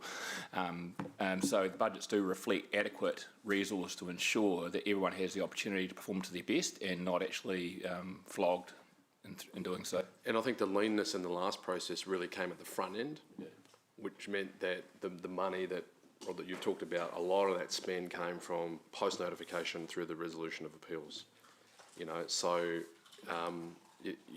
we could look at where the money is spent, where it's phased. We've made some, we think, pretty robust estimates around the nature and the type of appeals. But as you know, being on when you're on the appeals subcommittee, you don't really know what you're dealing with until they land, and the extent and the scope of those appeals are unknown. So the more work you do now, you're mitigating that risk at the end. If we reduce the amount of effort at the front end, what I'm trying to say is there may be no free lunch here. In 3 years from now, in a different council, I might say we've got all these other appeals. I'm going to need some more money to deal with these matters. That's a possible scenario. That's another risk, Councillor Thompson. Okay, thank you. And just Luke, could you clarify a little bit more? I mean, we had $7 million for the last one for a full overhaul, and now it's 15 million. You have talked about those additional things that we're really focusing on. So is that where that additional cost is coming from? Can you explain that a little bit more? Yes, it is. So it's the nature and the extent to which we have to address different issues. So as I said, the last review was informed solely by the aspirations of the council at that time. It wasn't responding to the same amount of, there was no central government direction, for example, to the extent that we're dealing with now. There was literally none at that point. We were working with the regional council to implement the RPS, but that was still fairly immature as a document at that time. The other thing is, like all things in society, there's just cost escalation. The costs of things that were nearly a decade ago in terms of staff salaries, in terms of the consultant engagements, in terms of the legal support, in terms of the technology support, all of those things have gone up materially. And we're dealing in a market at the moment which there's a degree of scarcity for great people to partner with, and we want to partner with the best people, and that does, that comes with a price. Is that partly because everyone's doing their district plans at the same time? There's that. There's a heap of work that's going on out there at the moment across central local government to implement central government agenda, but it's also a function of just what's happening in the private market. You all know, you'll all have conversations with people around developers who are looking to do things both at a strategic level and an individual site level, and every consultant firm that I talk to across town is maxed out. And this is really great work. This is work that our strategic partners want to partner with us, and that doesn't come at a bottom of the barrel price. Okay, thank you. Councillor O'Leary. Yeah, thanks. This is not a wholesale review, correct? That's correct. And you presented to us, and I can't find it, what portion of the district plan we are really looking at. I think it was something like a quarter, roughly. Look, in my view, it's more than that. It's a wholesale review of, at a minimum, all of the residential chapters because of the MPSUD, the extent of the change across all of our residential zones. Yep. There's changes to our business zones because we've got to provide for density and scale in our business areas. There's potential changes in some parts of the central city area. There's a lot of work around the heritage and character elements because of the clear desire of this council to protect heritage and character. That the MPS requires a step change in the way in which we think about those matters. So there's a lot of change in there. The urban design chapter, because we're looking at addressing the way in which we can improve materially all of our design controls. And lastly, on things like SNAs and biodiversity, there's a lot more work in there as well. But it's still not a wholesale review. It's not, but it's a very, I'd hesitate to put a percentage on it, but it's more than 25%, but it's less than a 100% review, but it's very significant. And you did, when we set up the draft, when we went out with the draft LTP, there was, and we were talking about compliance, the compliance rate, etc. And in this particular project, I'm sure there was some language around, was it something like 80 or 90% of the costs of this 15 million are driven by legislation, and the other is us doing our nice to haves? Yeah, and other just other things that are already underway that you've already resolved. Yeah, there's some leftover stuff from REAP and things like that. Yeah, to Rapa North and Heritage and other bits and pieces. Yeah. So what I'm trying to figure out is, and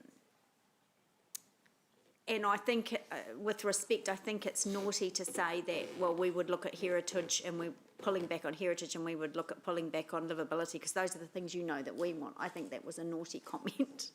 But very political comment, actually, but very naughty in the same respect. So a couple of questions on the finances then. So how much, normally we build in 10% contingency? Is that I've right? got 5% contingencies. 5%, okay. I have 5% contingencies Yeah, on, which is very skinny. Yeah, it is. And how much in this budget have we set aside for appeal work? Yeah, we've made an assumption around appeals. We've baselined it off the previous one where we had 45 appeals, so we've gone to those costs. I tried to inflate it a bit more to take care of costs. So we've for hearings, legal costs, expert witness costs, and contingency, we think that there's somewhere between just a tad over $4 million for that. Okay. And final question, I'm hoping you can answer this. When we started talking about this term, this council really was talking about getting better outcomes, and we wanted to respond to our residents' concerns about crappy livability, basically, right? So we had all these things that we wanted, we desired, but then the MPS came along. So what is, and I know that the things that we desired as a council for a better city were built into this cost, but then the MPS came along, and I know sitting on that committee, I'm not going to find out about those tensions and whether we can do what we desired against what the MPS is forcing us to do. But if what we desired just can't happen with the MPS, I mean, how much of that work is built into this budget? Does that make sense? Yeah, it does in my head. Can I paraphrase feed back to you? You tell me if I've understood right. I've created a budget to respond to the MPSUD. Yeah. And in that, have also taken into account what we've heard from you and others around the table. The question you've said is, how much of the MPSUD is non-negotiable and must be delivered irrespective of your wishes? Yeah. And what is the cost differential between that? Yeah. So, well done. Is that right? Okay. Yes, all right. So, my response to that is, first of all, I'm not trying to be glib on this. I can't give you an accurate. No. Okay. I knew it so, wouldn't be that. But I think all of the costs in there are there to reflect your outcomes, and the reason I say that is, for example, this council may never have decided to go. We will look to resolve to enable up to 6 stories and a walkable catchment around the Hamilton CBD. The MPS is saying you must do that.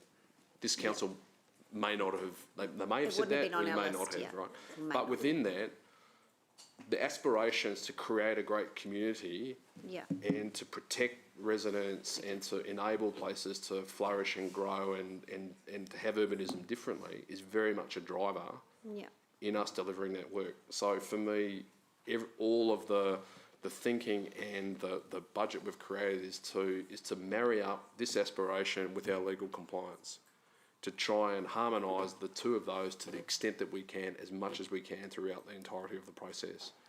Yeah, okay. One last question. It's not a wholesale review. It's not going to take 7 years like the last one. it's going to take 2 years less, but it's double the price. Are you 100% confident that you've got all your estimates and costings right? Because it just, in such a short space of time, double the cost. Yeah. I have a high degree of confidence in the first 3 years of my estimates, but once we put it out to the community and we've got formal submissions, and then we're getting into appeals, the costs in there are robust. They're based on me benchmarking against other jurisdictions, and they're benchmarked against what we did last time. Now, could I tell you hand on heart that is exactly what it's going to be? No, I can't. So, like, the reality is that once it's out, the number and the nature of the submissions are unknown. We have taken, as I said, benchmarking, previous costs, previous issues, what the other jurisdictions are doing, what our own expertise tells us. So, you know, so that 4 year onwards, it gets greyer. But that front end to do a great job, we are very, very confident around, you know, the majority of those costs. Yeah. Okay. Thank you. Councillor Naidu-Rofe. Thank you. Angela just touched on that very question that I had about unknown elements. Listening to some of the submissions, there were some comments that that council may not know the true costs. So do you have a comment on that? Look, the reality is when we did this last time, the council set aside a budget, and as you're doing now, it's for the next 3 years. And then when we got into the appeals, or submissions and then appeals, there were times I had to come back and ask for more money, because we just had an estimate of what the appeals might be, and some of them were very complex and went right to the heart of the things that the council was trying to achieve. I envisaged we would be doing something very similar.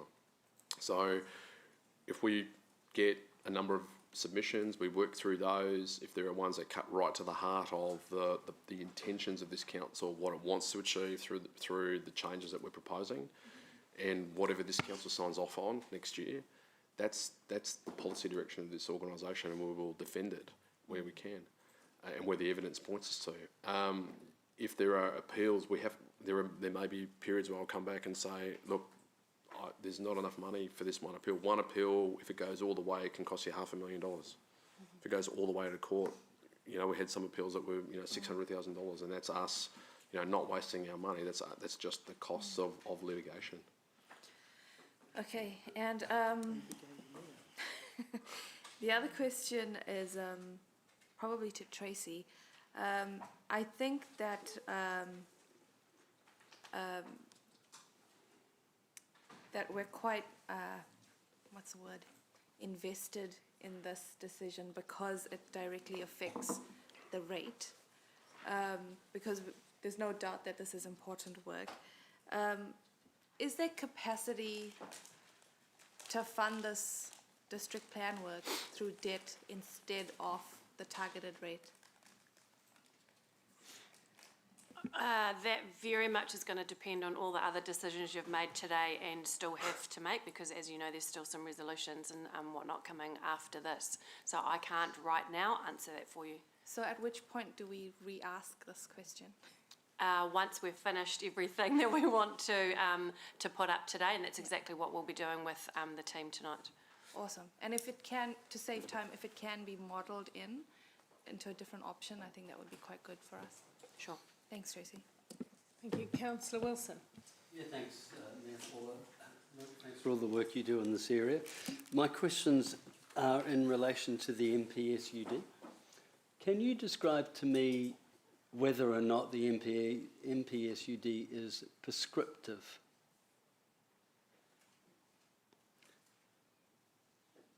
Some elements are very prescriptive.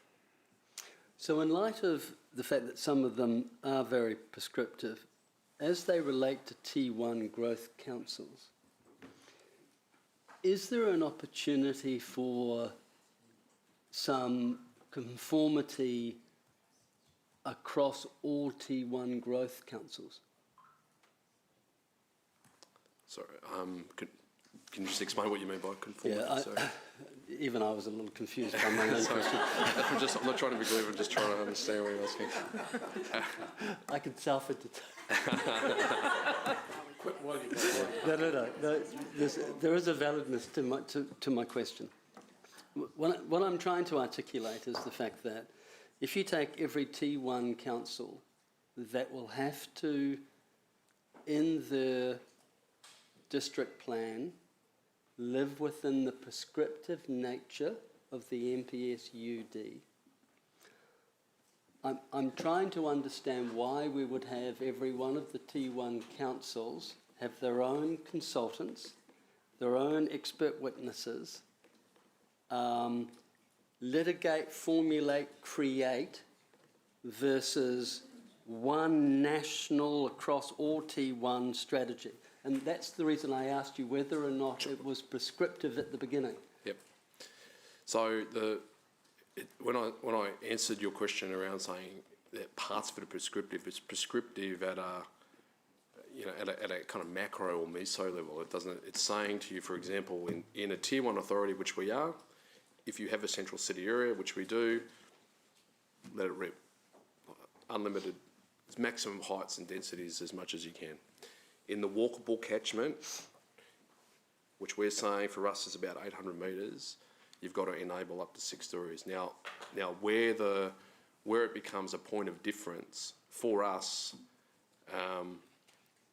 our geography and the issues within that area are very different to a place like Auckland or Wellington or Christchurch where it applies. Now for us, to give you an example, in the work that I've been doing with my colleagues briefing the district plan committee, there are significant implications for just implementing that approach in a blanket way for a place like Claudelands, Hamilton East, Hayes Paddock, where we've got very important character and heritage areas. So the cost that comes in is, if we want to value those areas and protect those, we have to do very, very specific work, and this comes to another nature of the prescription, where we've got to go on a side-by-side basis and examine every single heritage and character area if we want to exempt that from a 6-story environment. And that's what is driving a lot of costs around implementing it. So to get a degree of conformity, we can at some level, and I collaborate with our colleagues in Auckland and in Tauranga, and we share information as much as we can, but we're all dealing with very unique, specific circumstances in terms of some detailed parts of implementation. So in other words, you're saying every one of the T1 council's approach has to be bespoke? For some elements, yeah, okay. Absolutely. So if we can just discuss where there is conformity. I've heard you talk about dialogue with Tauranga and Auckland.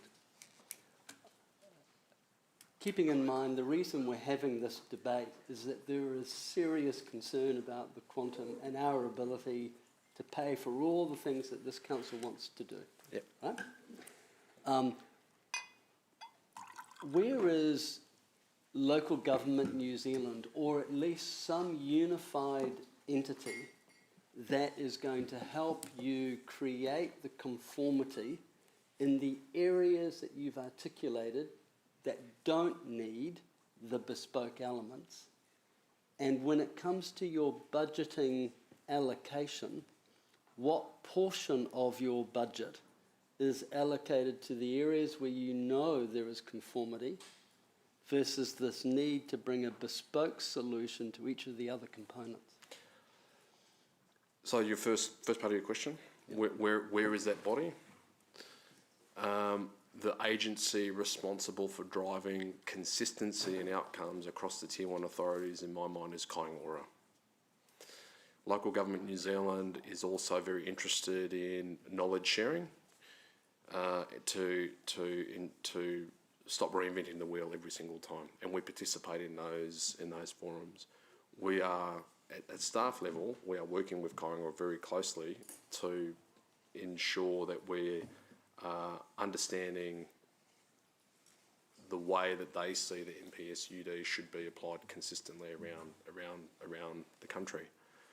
In terms of a breakdown of apportionment, really the greatest area for us around conformity is work that we've already done and presented to the appeals subcommittee, and which isn't part of this budget. We've already done that, and for me the big piece of gold there is understanding how to identify areas directed by the NPSUD where density should occur because they're walkable or they're accessible, and that consistency approach is one we developed with Kaingora, so we've done that.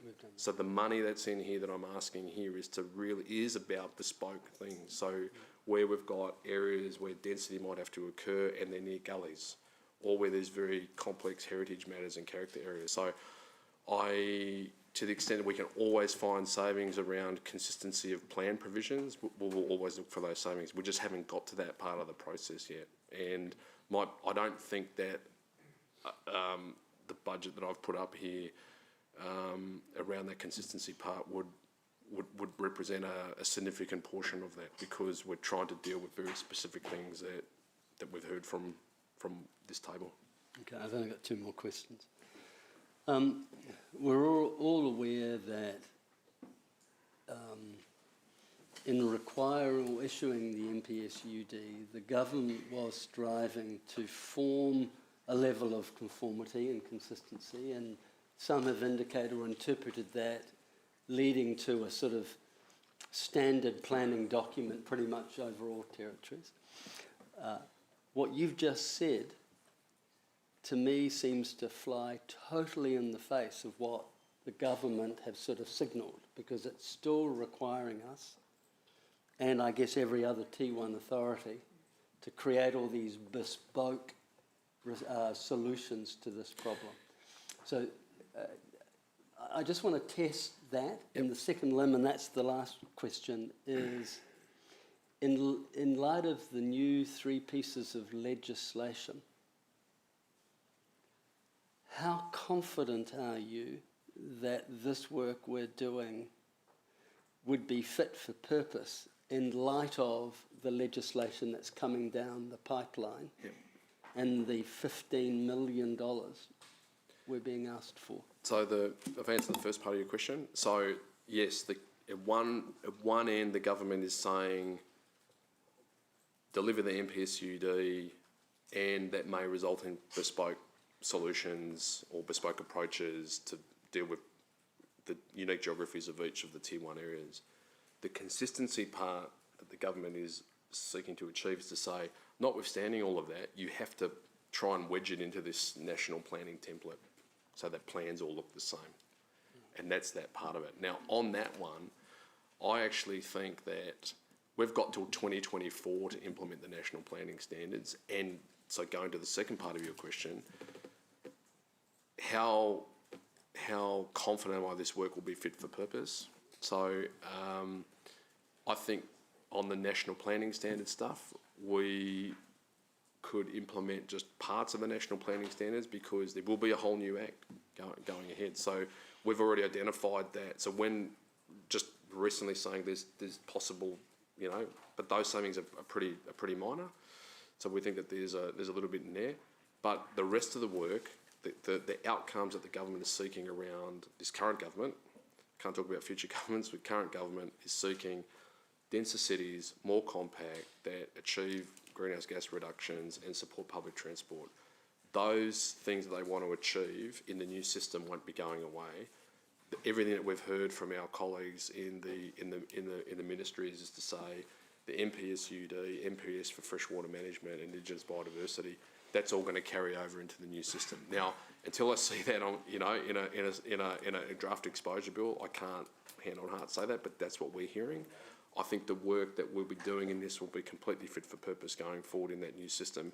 Inevitably, we're just going to have to turn it into whatever that new system looks like in, 5 or 6 years' time, whenever the Act comes out, and when the Act will have savings and transitional provisions in there and give us timeframes by which we have to then migrate everything into whatever this new system is. One last question. If you had a choice between the $4 million cut and the $2 million cut, what would you prefer? Do I get a third choice? Look, It's a rhetorical question. I'd like to not answer Like that to question. call a friend? Yeah. 50-50, please. Okay, I've got a couple of questions from off the back of that. Proportionally, because it is a huge amount, there's no fudging that, there's a huge amount, and as Councillor O'Leary has said, it's extraordinarily inflated on the last time that we did an overall review of the district plan, upon which the ink was barely dry when Mayor King became mayor. It was basically we were still blowing on the ink to get it dry at that stage, and we went into REAP, and then we were going to go to REAP stage 2, and we didn't. So a couple of questions off the back of that. To which extent are these extraordinary costs that we face, they are extraordinary, related to legal aspects versus planning aspects? Is it an even split, or is this largely to do with legal appeals? This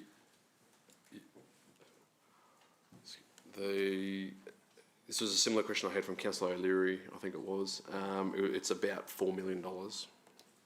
Largely for legal. So 4 million out of the 50. That amount is for the hearings. So if we decide to use independent commissioners, just over a third. Hearings, the venues, the issuing of the decisions, and all the appeals process, it's about just under a third. Yeah, that's about right. Yeah. Okay, so the rest of it is all planning for the eventuality of. There's a lot of engagement and consultation in here. There was a lot of consultation with the last. I'm not trying to be cute here either. I'm just asking some questions to really delve into. But in terms of, there was a lot of engagement with the last district plan. Do you think we're going to have to go back to base and start fresh with all engagement? Is that why it's that much more expensive? The nature of the engagement and the types of things that we're engaging on are, in my mind, they are different because of the scale of what the MPS UD is asking us to do. So there's the potential for quite substantive change in the urban environment, and what we've said as staff and what we've recommended is that we take the community along with us, that we work with them, that they to the extent that they can, they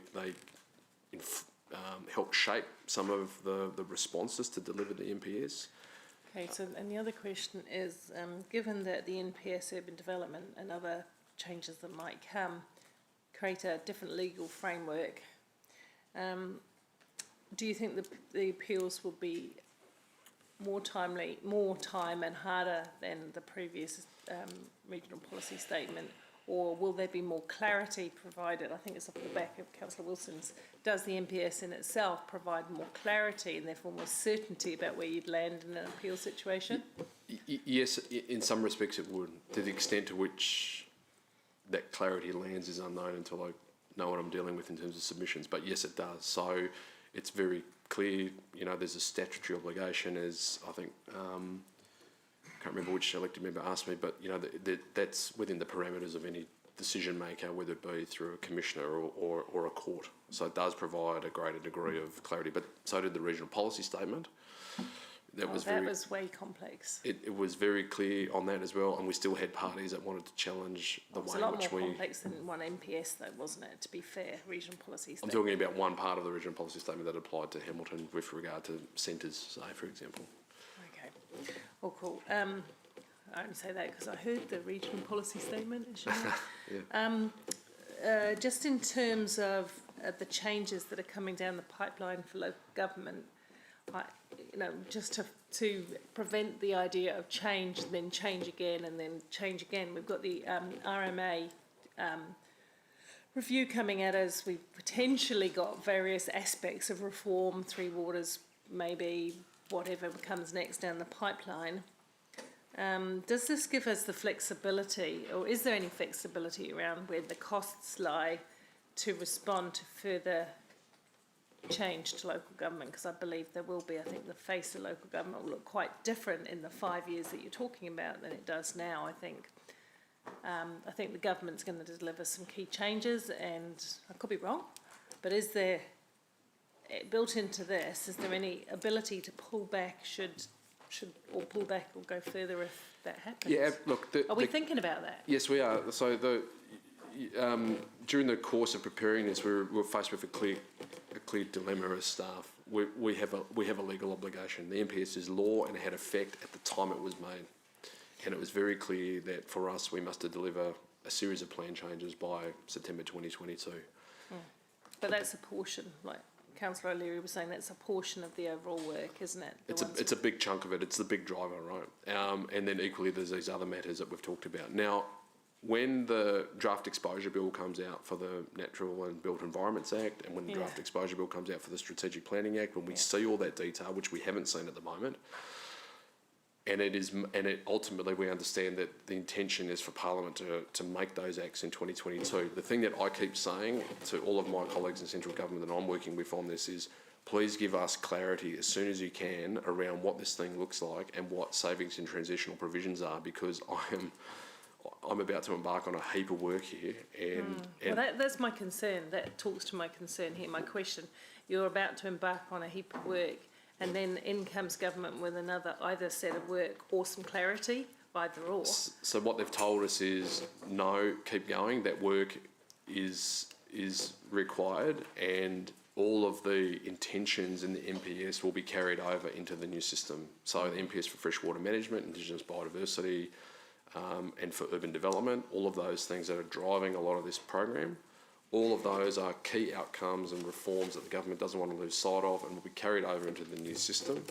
The question that is unknown is how they will be carried over. And we just don't know that yet. Two more questions, because I do think the whole world's changing around this. Two more questions. You talked about the new roles to be able to do this work. How many new roles is there? Well, there's three more questions. That's part of the first question. How many new roles approximately do you think is required to deliver this district plan? It's 4 new roles. 4. Is there any opportunity to share that resource with other councils that have to do similar pieces of work? I know you said that there are nuances, I get that, but in terms of the common space... I think for our immediate neighbours, I think no. The reason why I say that is I have provided resources seconded into their organisations to help them on projects. They have less resource than us, and we can explore that further. I don't think it will produce any other knowledge sharing opportunities than what we've already explored. Plymouth, Palmerston North, nothing like that?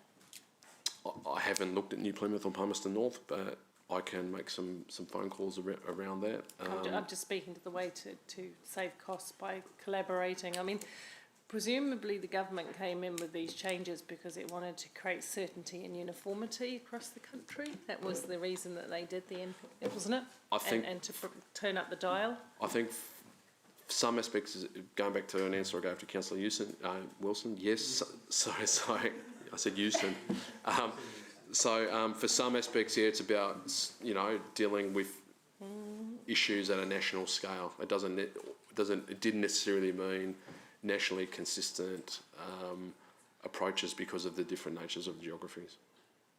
Okay, so just last thing then, our conversations with central government are going how on this, because they've sent.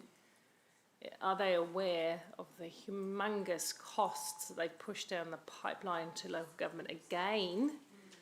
And what conversations are we having, or could we be having with them about supporting the funding for this, for the outcomes that they're trying to drive?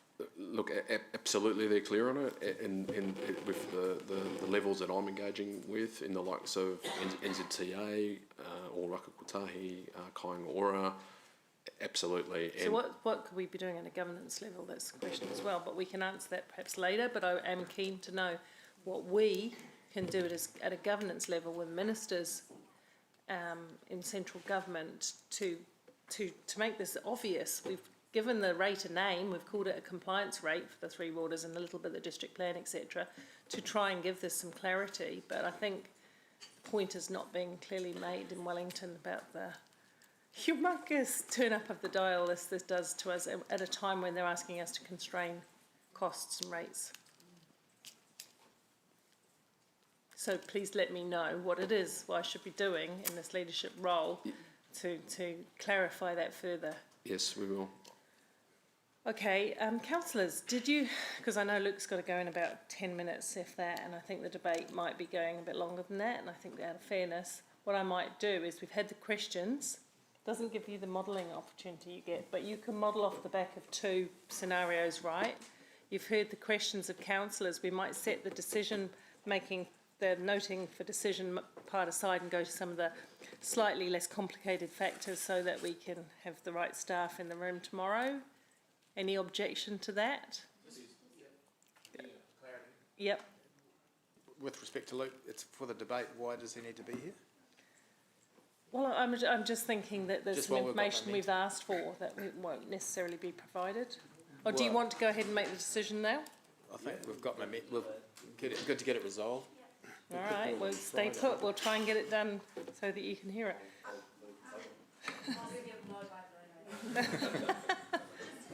In terms of process, can we just clarify in the motion and the amendment that it's CapEx? Sorry, that's what I thought I said. No, sorry, yeah. Chair, with the lease. Can we do that?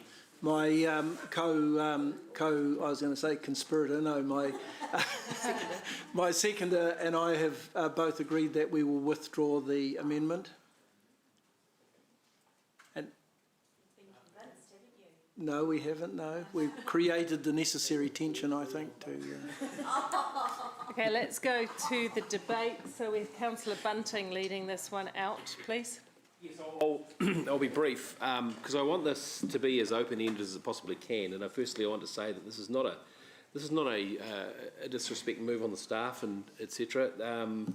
All I'm doing is pushing back on behalf of the ratepayer. It's very simple to me, very, very simple to me. As I think it was Angela said, it's not even a whole review, and it's more than twice the cost of the previous full review. I'm not going to pretend to be an expert on this district planning stuff, and I'm kind of glad I'm not on that committee, but I am pushing back on the quantum. I'm not convinced by, well, we just won't do this piece of work or we won't do that piece of work. I think our staff are clever enough to make some more nuanced cuts. What worries me big time, and I think Mayor Paula, you alluded to the fact that there's a lot of changes and a lot of signals coming out of the minister at the moment saying local government ain't going to be what it is right now.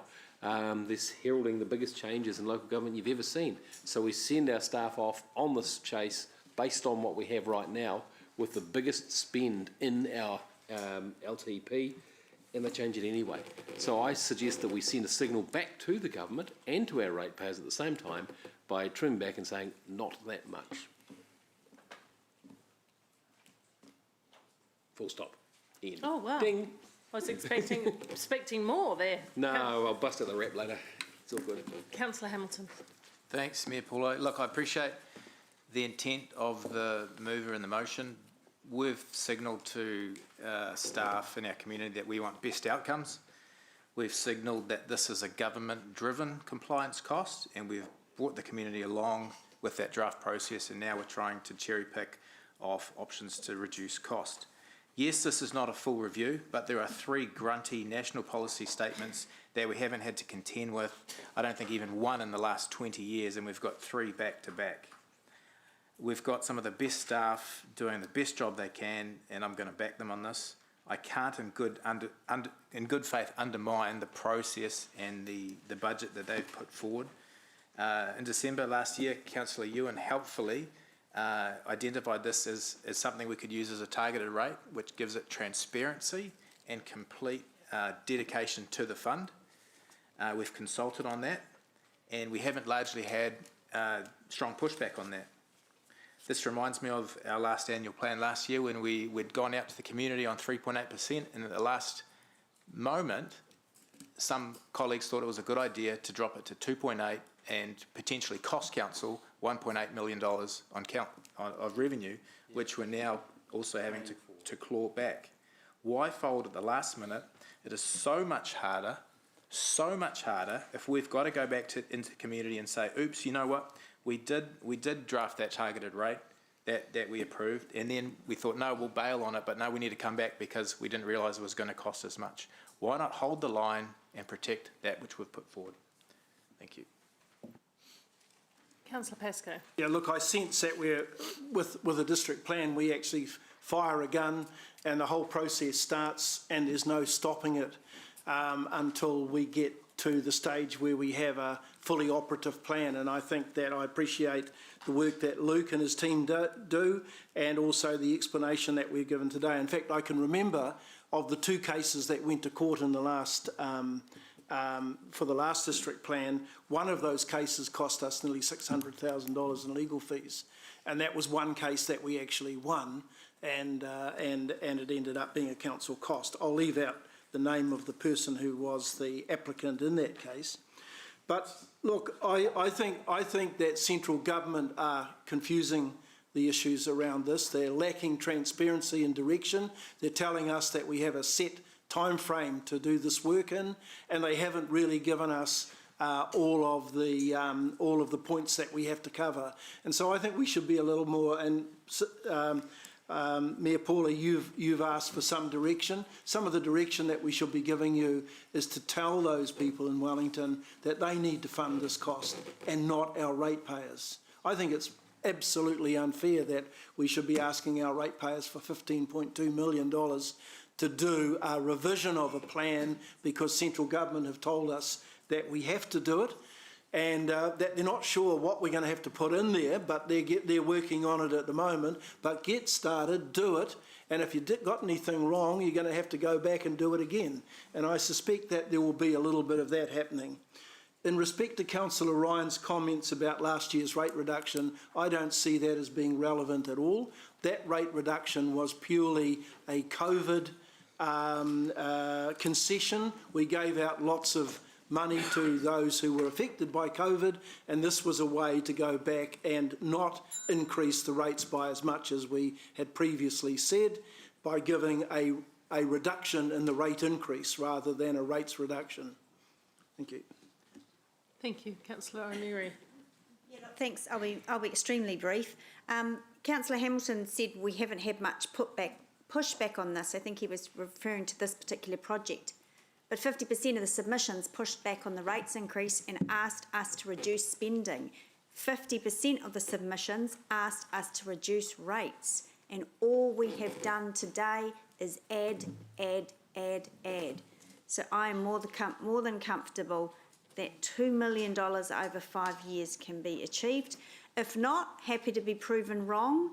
I know that staff will come back to us, but we have to try something. Councillor McPherson. Yeah, look, the problem with the message that Councillor Bunty wants to send to the government is that sometimes when you send that sort of message, you get collateral damage. We're firing a bullet in the government's direction, but we haven't checked that the line of fire is clear and both our feet are in the way. We're shooting ourselves in the foot if we don't make sure we do a good job of the district plan review. The community are not going to thank us if we get it wrong, if we do the bare minimum, if we do just the government mandated one-size-fits-all thing from around the country. That's my fear. People in Hamilton have clearly told us, not in the submissions, I'm not so worried about them as all the complaints and comments and issues that come before us in between long-term plans about inappropriate infill, about traffic congestion, about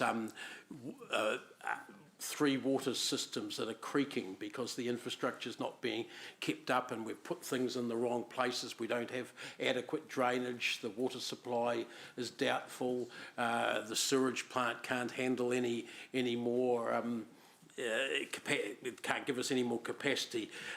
We haven't loaded those costs into the right areas. We haven't got infrastructure necessarily in the right place. We haven't prepared for the future. And that the district plan changes are part of preparing us for the future. They're where we get into the detailed rules that allow our good ideas to actually have some practice put around them, some hard sort of rules and regulations that support our good ideas. And that's my fear. I do understand where Bunty's coming from, but I don't want to shoot ourselves in the foot at the same time. Councillor Thompson. I think I agree with Councillor Angela that we have been putting stuff in and we have to be looking at where do we rephase or take things out. We've got another day ahead of us to look at that. What I'm not comfortable with at all is randomly chopping off a certain amount from what's been a really well thought out budget for this district plan review, particularly because we've spent over half a term talking about the kinds of outcomes that we don't like in the city right now, with a lot of bad quality, poorly designed infill around the city. We've talked a lot about the complaints that we've gotten from that. When I went out campaigning, I was invited into homes to look at unattractive, big towering apartments looking over, well, you know, it's only 2-story that was looking over houses. Now imagine 6-story, or at least the potential for that. People are already nervous about 3-story apartments and townhouses going up next to them. So there's a lot of potential for this to be really good and to enable great density, to enable great communities if we do it right. And there's the potential for this to be something that we regret if we don't do it right. And that a lot of our residents not only regret, but that it affects their property values adversely or their well-being adversely. So I think it's really critical that we get this right. And if we go cutting this budget, then we risk that we don't get it right. Consultation's also going to be critical. We saw the aftermath of, you know, talking about closing off a leg of 5 Crossroads. People felt like they'd been ambushed. We need to be really, really on top of our game in terms of taking the community with us on this and making sure they really understand what's happening throughout all the steps of the process. So we don't get to the end and suddenly they say, hey, what's happened? That's not a good outcome for our community either. Thanks. Councillor Naidu-Rove. Thank you.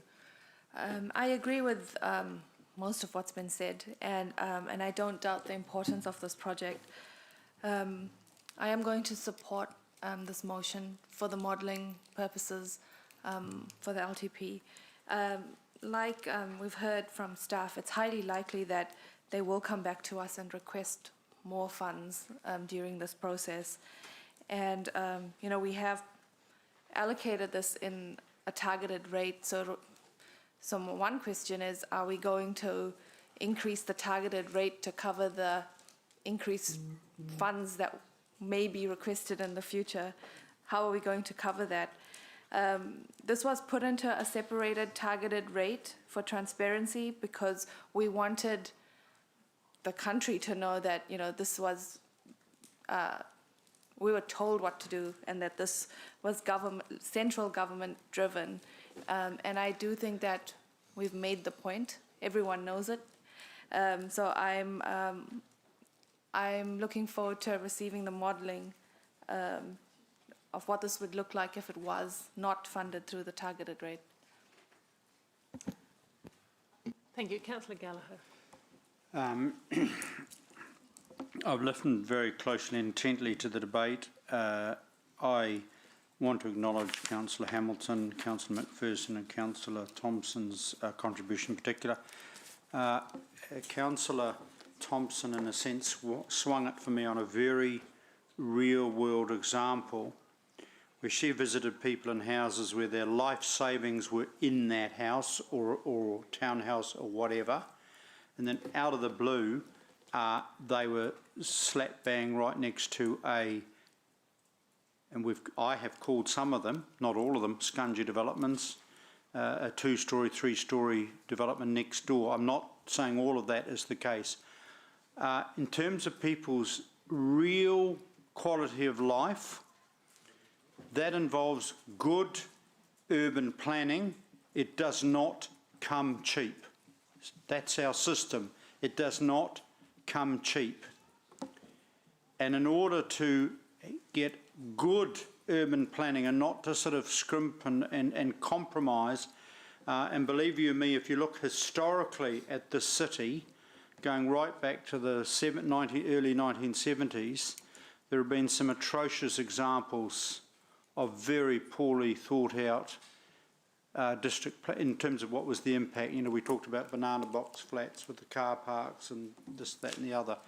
I'm not saying you ever get perfection in this country, but if we slash this particular budget, colleagues, I'm genuinely worried we will generally compromise the potential quality of life of our citizens, which comes from, dare I say it, good urban planning, and sadly in our system that does not come cheap.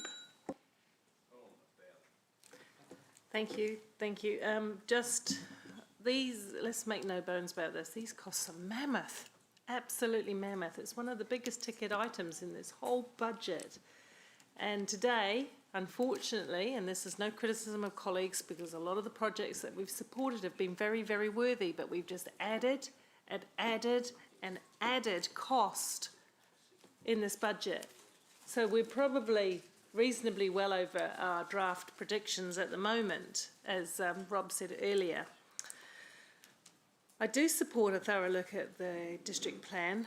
I do struggle to see how the costs can bloom to be so enormous since the last district plan review, which is barely finished when I came onto council. But I'd like to support Angela on this one for the purposes of modelling, because, you know, we do have to start looking at where we find some savings here. And what I don't think there's been enough talk about today is the ratepayers. And Angela pointed out that we actually have had a high number of submissions of ratepayers saying this is just a little bit too high for us to handle. Now, I'm not opposed to going out with a rates increase because these are extraordinary times. And I said that in the annual plan and I said it again in the draft long-term plan. But we do need to look for some changes. We do need to realise that we're in a post-COVID, no, we're not even in a post-COVID, we're in the COVID era where there's pressures on people's finances. Also, partly what leads me to this thinking is that I believe there's a lot of things coming down the pipeline quite quickly at us, and we're trying to crystal gaze into the future too far in terms of that. I would like to send a clear message back to government, which we have done in calling it the compliance rate, about what costs they're shoving down the pipe to local government again. And I think that we do this by signalling that we can only afford to go so far. So for the time being, that's how I'm voting. Councillor Wilson. Yes, I'd like to start by saying I have a confession. I go to sleep at night with the district plan next to my bed. Jeepers. I thought it was she was called Monique. Well, she's... I'm pleased to say she is there as well. It's a sort of a threesome. It's a threesome. Look, the reason I raise that is I've become quite passionate about the district plan. So what I'm about to say will surprise some of you. I'm going to, in fact, support Councillor Bunty and Councillor Angela for the suggested savings, at least for modelling, and we'll have more clarity tomorrow. And I do that with a heavy heart because I hear Councillor Serra's points of how important this district plan process is. I get it. But I am also mindful that tomorrow we're going to have to make some really tough decisions. And I'm going to ask people to make compromises in areas that they will find uncomfortable. And I find this area really uncomfortable for me. So I'm throwing my cards on the table that I'm worried by cutting the 2 million, we leave ourselves a little exposed. But I do believe there is some potential savings to be found here. And so I'm going to leave it at that. I'm going to support Councillor Angela and Councillor Bunty and I guess the rest who are supporting the motion for modelling purposes and preempting what could be a very difficult decision. Final comment, somebody asked, how did I feel on this issue? I said, between a rock and a hard place, and I'm still there. But I think this is the right decision for now. Thank you, everyone. We go to the vote.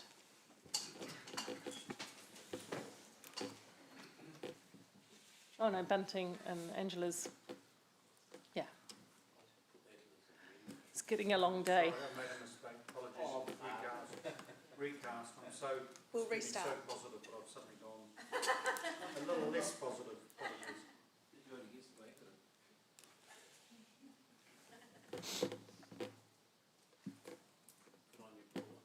What? No? The motion is carried, 7 for, 5 against. Staff steer to do some financial modelling, and we come back to all these things in due course tomorrow. Councillors, we'll get through a couple of the other ones before, as I said, 5:20. So in your hands, I think we'll go to the Beale Cottage and Heritage Fund one. Hopefully that won't be too complicated. Councillor O'Leary, just would you like to explain what you're trying to achieve here? Look, just briefly, this has a zero impact on any finances. It does reduce the Heritage Fund over the first 8 years by 20,000, and we will ask staff to report back on the impact of that, I guess, when they report the Heritage Fund to us. Yeah, that, I mean, apart from debate, that's fairly simple. Councillor Gallagher. Oh, sorry. And the savings are to be applied to the earthquake assessments. We had a workshop with staff last week, I think, or the week before, and they highlighted that the initial assessment and the detailed assessment would need to be carried out, and the known repairs are the chimney. Just a question, Jen, if I may, and I'm with heavy heart leaning towards the motion, not in terms of Beale Cottage. Jen, as I understand it, the Heritage Fund is targeted only at private property at this point. Is that right? It can't be used for council or government. It is targeted for, private owners and not-for-profit owners, so not for council or government. Yeah. In a year's time, what would be the, I mean, obviously with great respect to Alice Morris and her team, when we review this in a year's time, how might we just measure the impact of the slight reduction, as small as it is? So every year since the Heritage Fund was started, it has been oversubscribed. So what we do for you is provide an overview of the applications and then the decisions against them. One thing that we could do is still do the assessment based on the 100K and just show you the couple of opportunities that won't get funded. So the funding is usually around $10,000 per applicant. So it's two owners that won't get their funding. So we can easily show you that in the fund allocation round. I totally appreciate that the move is trying to be, budget neutral on this. I get that. Would you confirm that through the next year's AP process, we obviously have an opportunity to revisit this once we have an idea of how the slight reduction has worked in practice? Yes, absolutely, you do. Thank you. Councillor Pascoe. Yeah, there is an effect on the budget, isn't there, in the sense that 160,000 gets moved into year 2 from 20,000 being taken out of years 1 to 8. The 160 is into year 1. Oh, year 1 is it? I'm read that as year 2. Okay, so but there is an effect on the budget in yes. terms of moving the deck chairs around again. Yes. Is it not possible, and I ask this of the mover, perhaps to spend nothing in the Heritage Fund in years 1 and part of years 2 and take the whole amount? Well, that's an option, but I just didn't think that would be a fair option to suddenly stop Yeah, a fund that's being publicised. Okay, I just have a concern there that, again, we're moving. Well, you can leave that for debate. Yeah, okay. My good colleague and friend. Any further questions? No, we'll go into debate, Councillor O'Leary. Yeah, thanks. It would be a very sad day if I was nasty to my good colleague and friend over there, so that's why I had to that was a bit harsh. Yeah, no. Look, it is a slight reduction over the 8 years, and I did consider what Councillor Pascoe suggested, but I thought that would be a bit too harsh. Look, it's our city's oldest and most precious heritage item, and we do not look after it. In the whole 10-year budget, there is $8,000 of city money going towards twiddling around with some gardens. It says 80,000 in one of those years, but that is for external funding. So $8,000, $800 a year for 10 years to look after our oldest and most precious heritage item. Look, and yet we spend, if you rationalise the $8,000 that we've got in 10 years to $1 million over the 10 years that we give to private owners of heritage items that choose to either work or live in those heritage items with that heritage overlay, they're choosing to do that, then I think that we've got things a bit wrong. Thank you. Please support it. Thank you. Thank you. That's the first time that somebody's asked nicely for support. Councillor Pascoe. Yeah, to support my good friend and colleague, I will support this motion for modelling purposes. But what I'd like to see, and I did attend the seminar, the briefing the other day on what I'd like to. I mean, Beale Cottage reminds me a little bit of Whaiwhakariki. For years, we were pushing money into that, and the damn thing was never open. I'd like to see some future for Beale Cottage in the sense that, it is turned into a facility that residents can enjoy. But that's a slight aside to this. I hope this is one of the outcomes of spending that money. But I am again concerned that we're moving all those deck chairs around again, and it's going to have an impact. While it won't have an impact on our budget over 10 years, it certainly will impact on our debt to revenue ratio, albeit in a very small way. But cumulatively,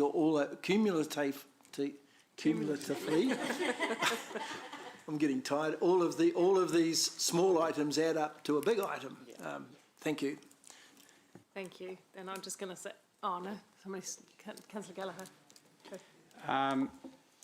I don't slightly trim the special heritage fund lightly, and I'm really going to be very focused in a year's time as to what has been the realistic impact or not in terms of the ability of this, for groups, not for profits, private, to households to apply. What equally worries me intensely is yet again another compromise re our whole heritage endeavour. But I'm also very keen, particularly when it comes to the next item too, that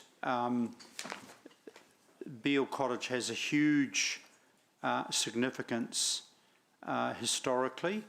And the plan is obviously doing the structural stuff, but as we've been briefed, to use it to really focus on the European and pre-European settlement of that area. I want to congratulate the East Ward councillors for being very effective in the last day in terms of seeing some very significant projects funded in their patch. I congratulate you on all your hard work and the loyal help you've got from West Ward councillors. I'm obviously wanting to now urge the East Ward councillors to join the West Ward councillors, and as the Mayor herself has correctly said, a refocus of some of the older suburbs, and everything can't happen immediately, I get that. But obviously we've got a Hamilton East, we've got a Hamilton East plan, which in Dave Mack's words must not gather dust, mustn't be a coffee table book. So I'm hoping that this work around Beale Cottage will be something again of a trigger in view of what I think are some really positive developments in that area. I say no more. Thank you. Oh, Councillor Bunting. I wasn't going to speak, but That's all right. my esteemed colleague and friend, Councillor Gallagher, brought up a very good point about how the East is doing very, very well. We're just trying to look after our residents because, after all, so many of the West Ward councillors live there now. So it's, we're just doing our very, very best for our residents. But no, good work, Angela. I think this is cost neutral. I think you're right. You've minimised the damage or the effect it may have on the heritage plan, and we have an annual plan. We'll just keep reviewing it. So it's a very doable motion. Happy to support. Thank you. I'm going to speak in support also. I didn't see this so much as a trimming off the Heritage Fund, as more of a prioritisation in the short term of the Heritage Fund. Beale being a very special gem, and we know from the workshop the other day how very dear to our hearts this one piece of heritage is. But it just goes to show how very little money we do actually have in the budget for heritage. And I'm smiling because it's interesting to me. We've been playing with some millions of dollars here and there across the budget. We've been talking about millions into cycling, millions into gullies, millions here and there. Lots of things, not with district plan. And here we're talking about a piddly amount for heritage when we know we have such little precious heritage left. And what we do have, we absolutely have a moral obligation to protect, in my view. So, yes, we've been trying to add things in, but this should not be, again, like I said earlier with the gullies, this is not an afterthought. Heritage is not an afterthought for our city. It's an obligation to protect. So I'll leave it there. We'll go to the vote.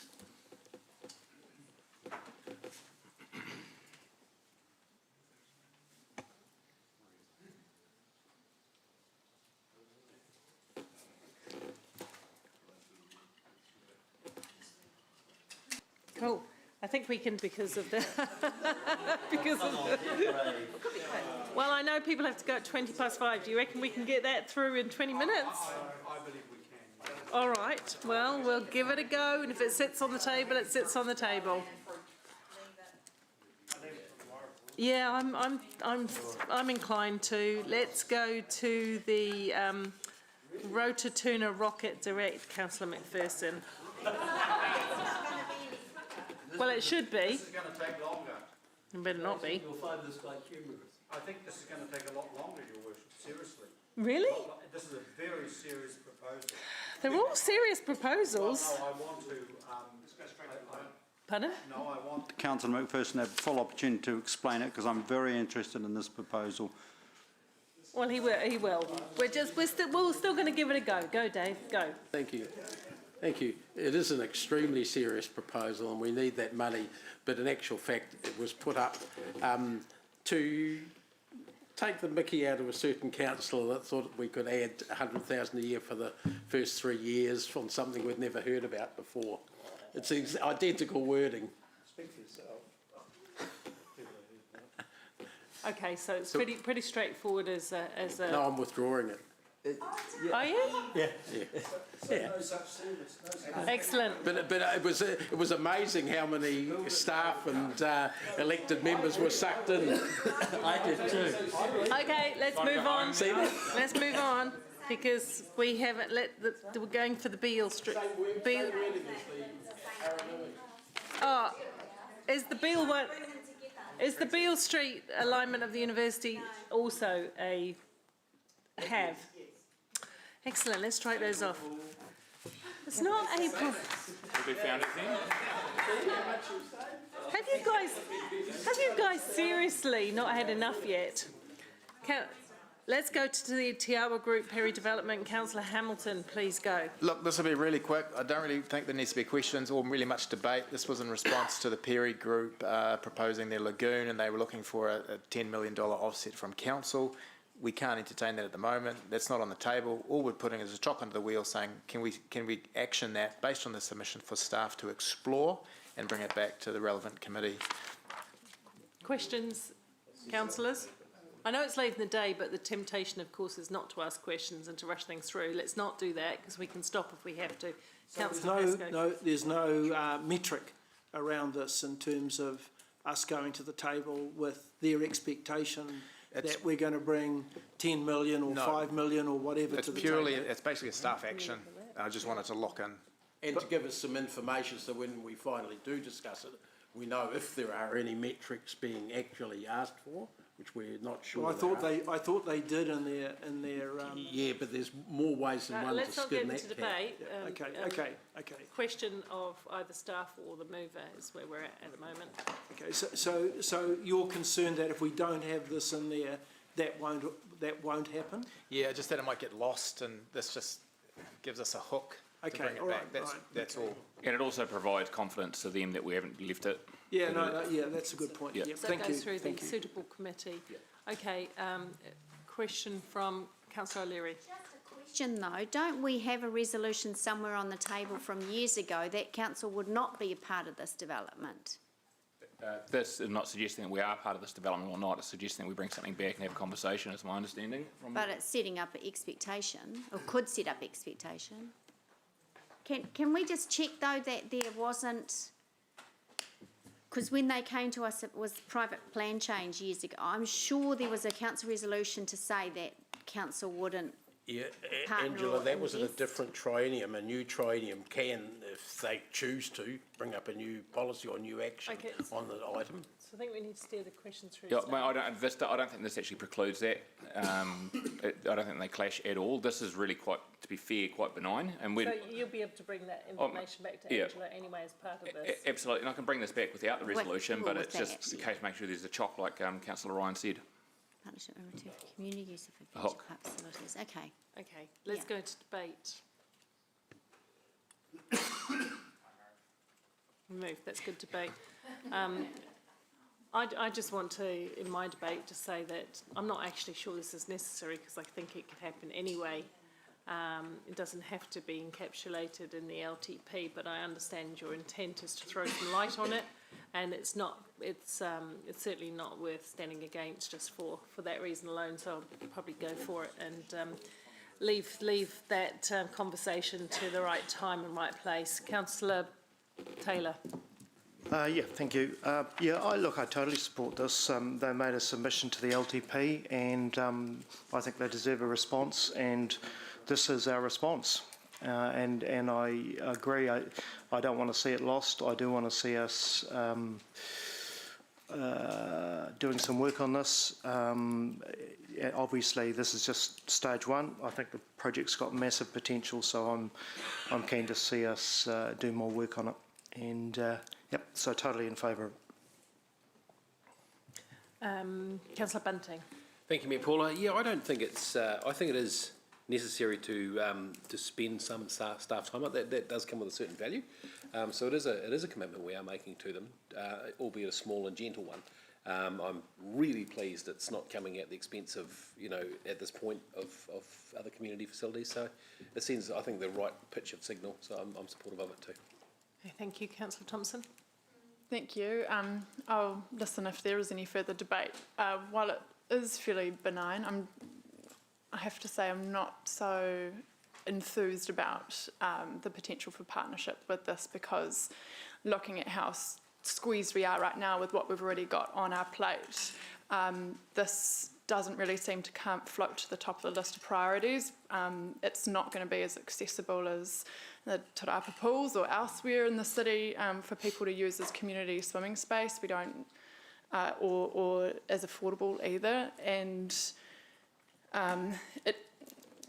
we have so many other priorities that we're looking at as a council and staff's resources are already quite stretched, quite thin. I'm just a little weary of it, but I'll listen to any further debate.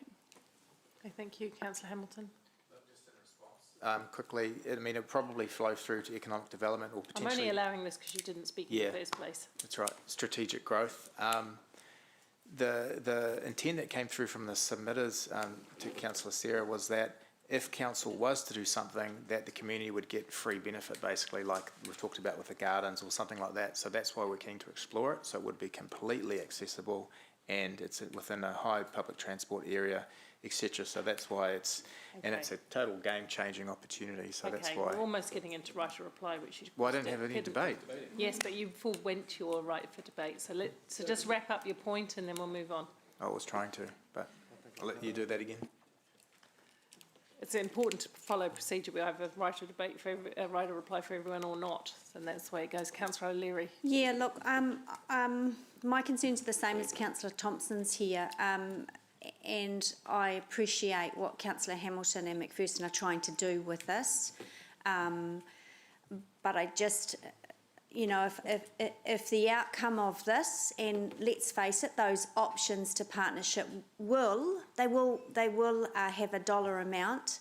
That dollar amount could go to the river plan. That dollar amount could go to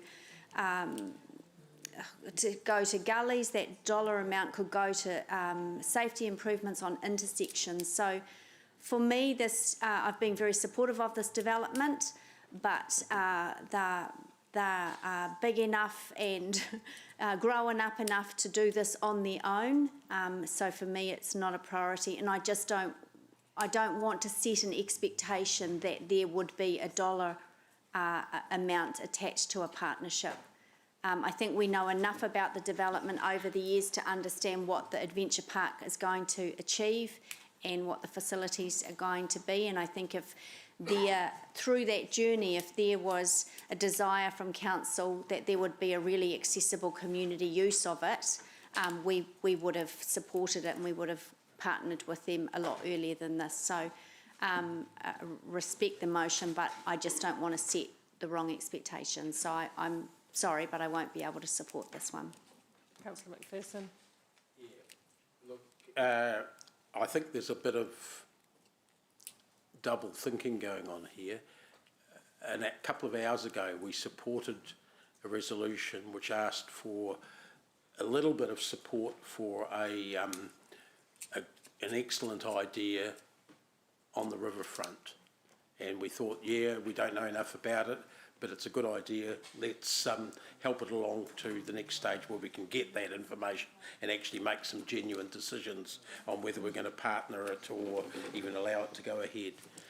In this area, it's a similar situation. The particular activity that's been talked about, this lagoon thing, is actually fairly new. It was not in the original plan. It was certainly water parks, but not that sort of water park at all. Not one for swimming all year round, for instance. That's one thing. Another thing, though, is people will know I'm certainly not one to support large corporates, certainly not at the drop of a hat. I'm generally on the opposite side of the ledger. In this particular case, I have to take my hat off to the Perry Company, the various Perry companies and foundations. 500 metres from that is the River Walkway Tower, and that bit there and many other kilometres of it were actually funded largely by the Perry family, and the rest of the funding organised by them. And they have provided a great service to the city in that particular area and in other parts. I am certainly willing to work with them to get a bit of a coherent view of the package brought back to us, and that's what we're after. Not just that lagoon package, but how the whole area's development might work. It's a chance for some greenfields thinking in a different type of area of the city. It's a former industrial area, a sand mine, that whole area. It's got our largest dairy factory in the country on the other side of it. It's something where they are trying to juggle a whole lot of those balls, and potentially there is a benefit for this council. Let's find that, give them the chance of finding out what that is, and come back to us with the info. Thank you, Councillor Pascoe.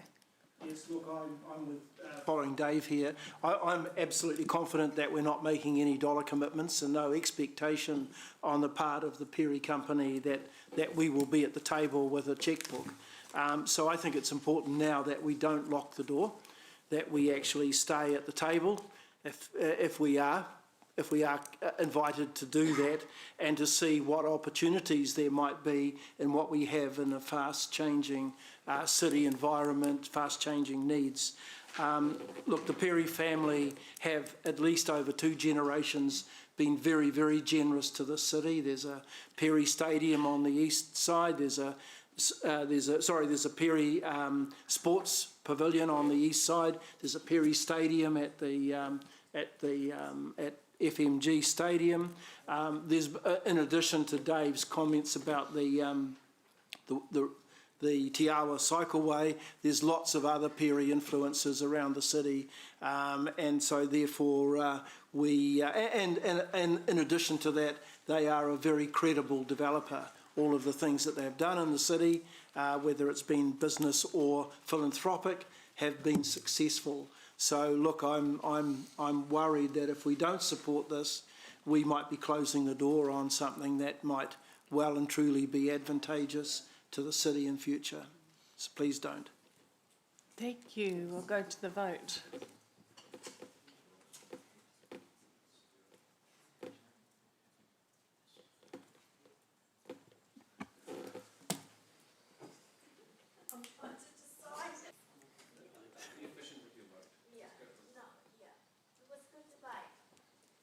The motion is carried unanimously.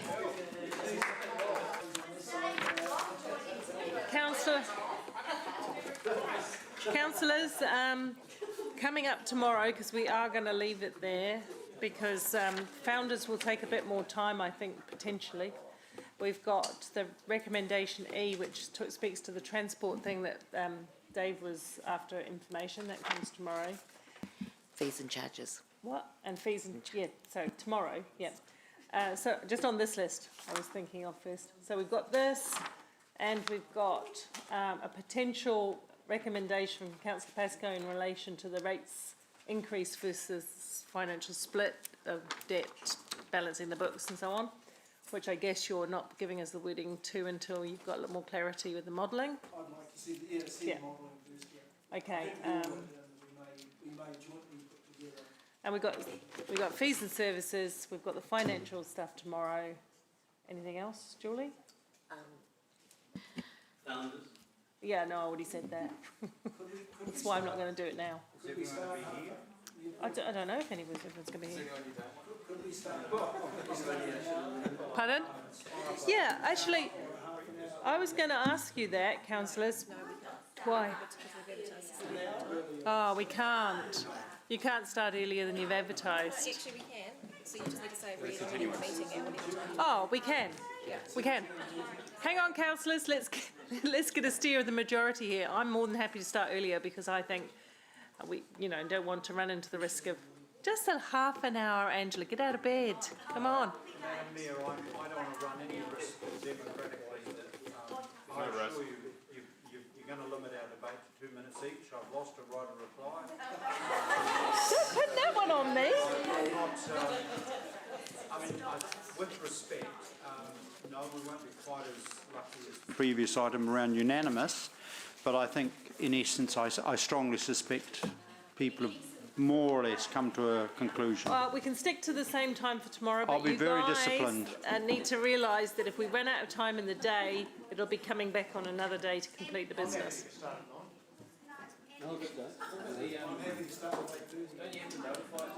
No, we don't. It's a continuation of the same meeting. I'm going to pitch for the middle. We will re-adjourn at 9 o'clock tomorrow, which is not 9:30. All the big decisions. Well, you see, and with respect, we can make that.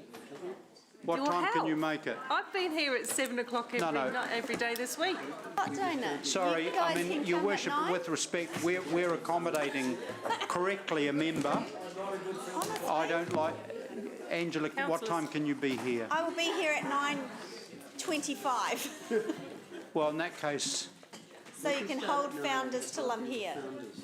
Well, we'll start at 9. I'm happy to do I've that. made a decision. We're starting at 9. It's the wish of the majority. Sorry, Angela, you might just have to get to me. Just be apologies for late. I'll make sure that staff answer all the questions very long responses. Don't do founders until I'm here. Okay. All right, we're adjourned till 9 o'clock.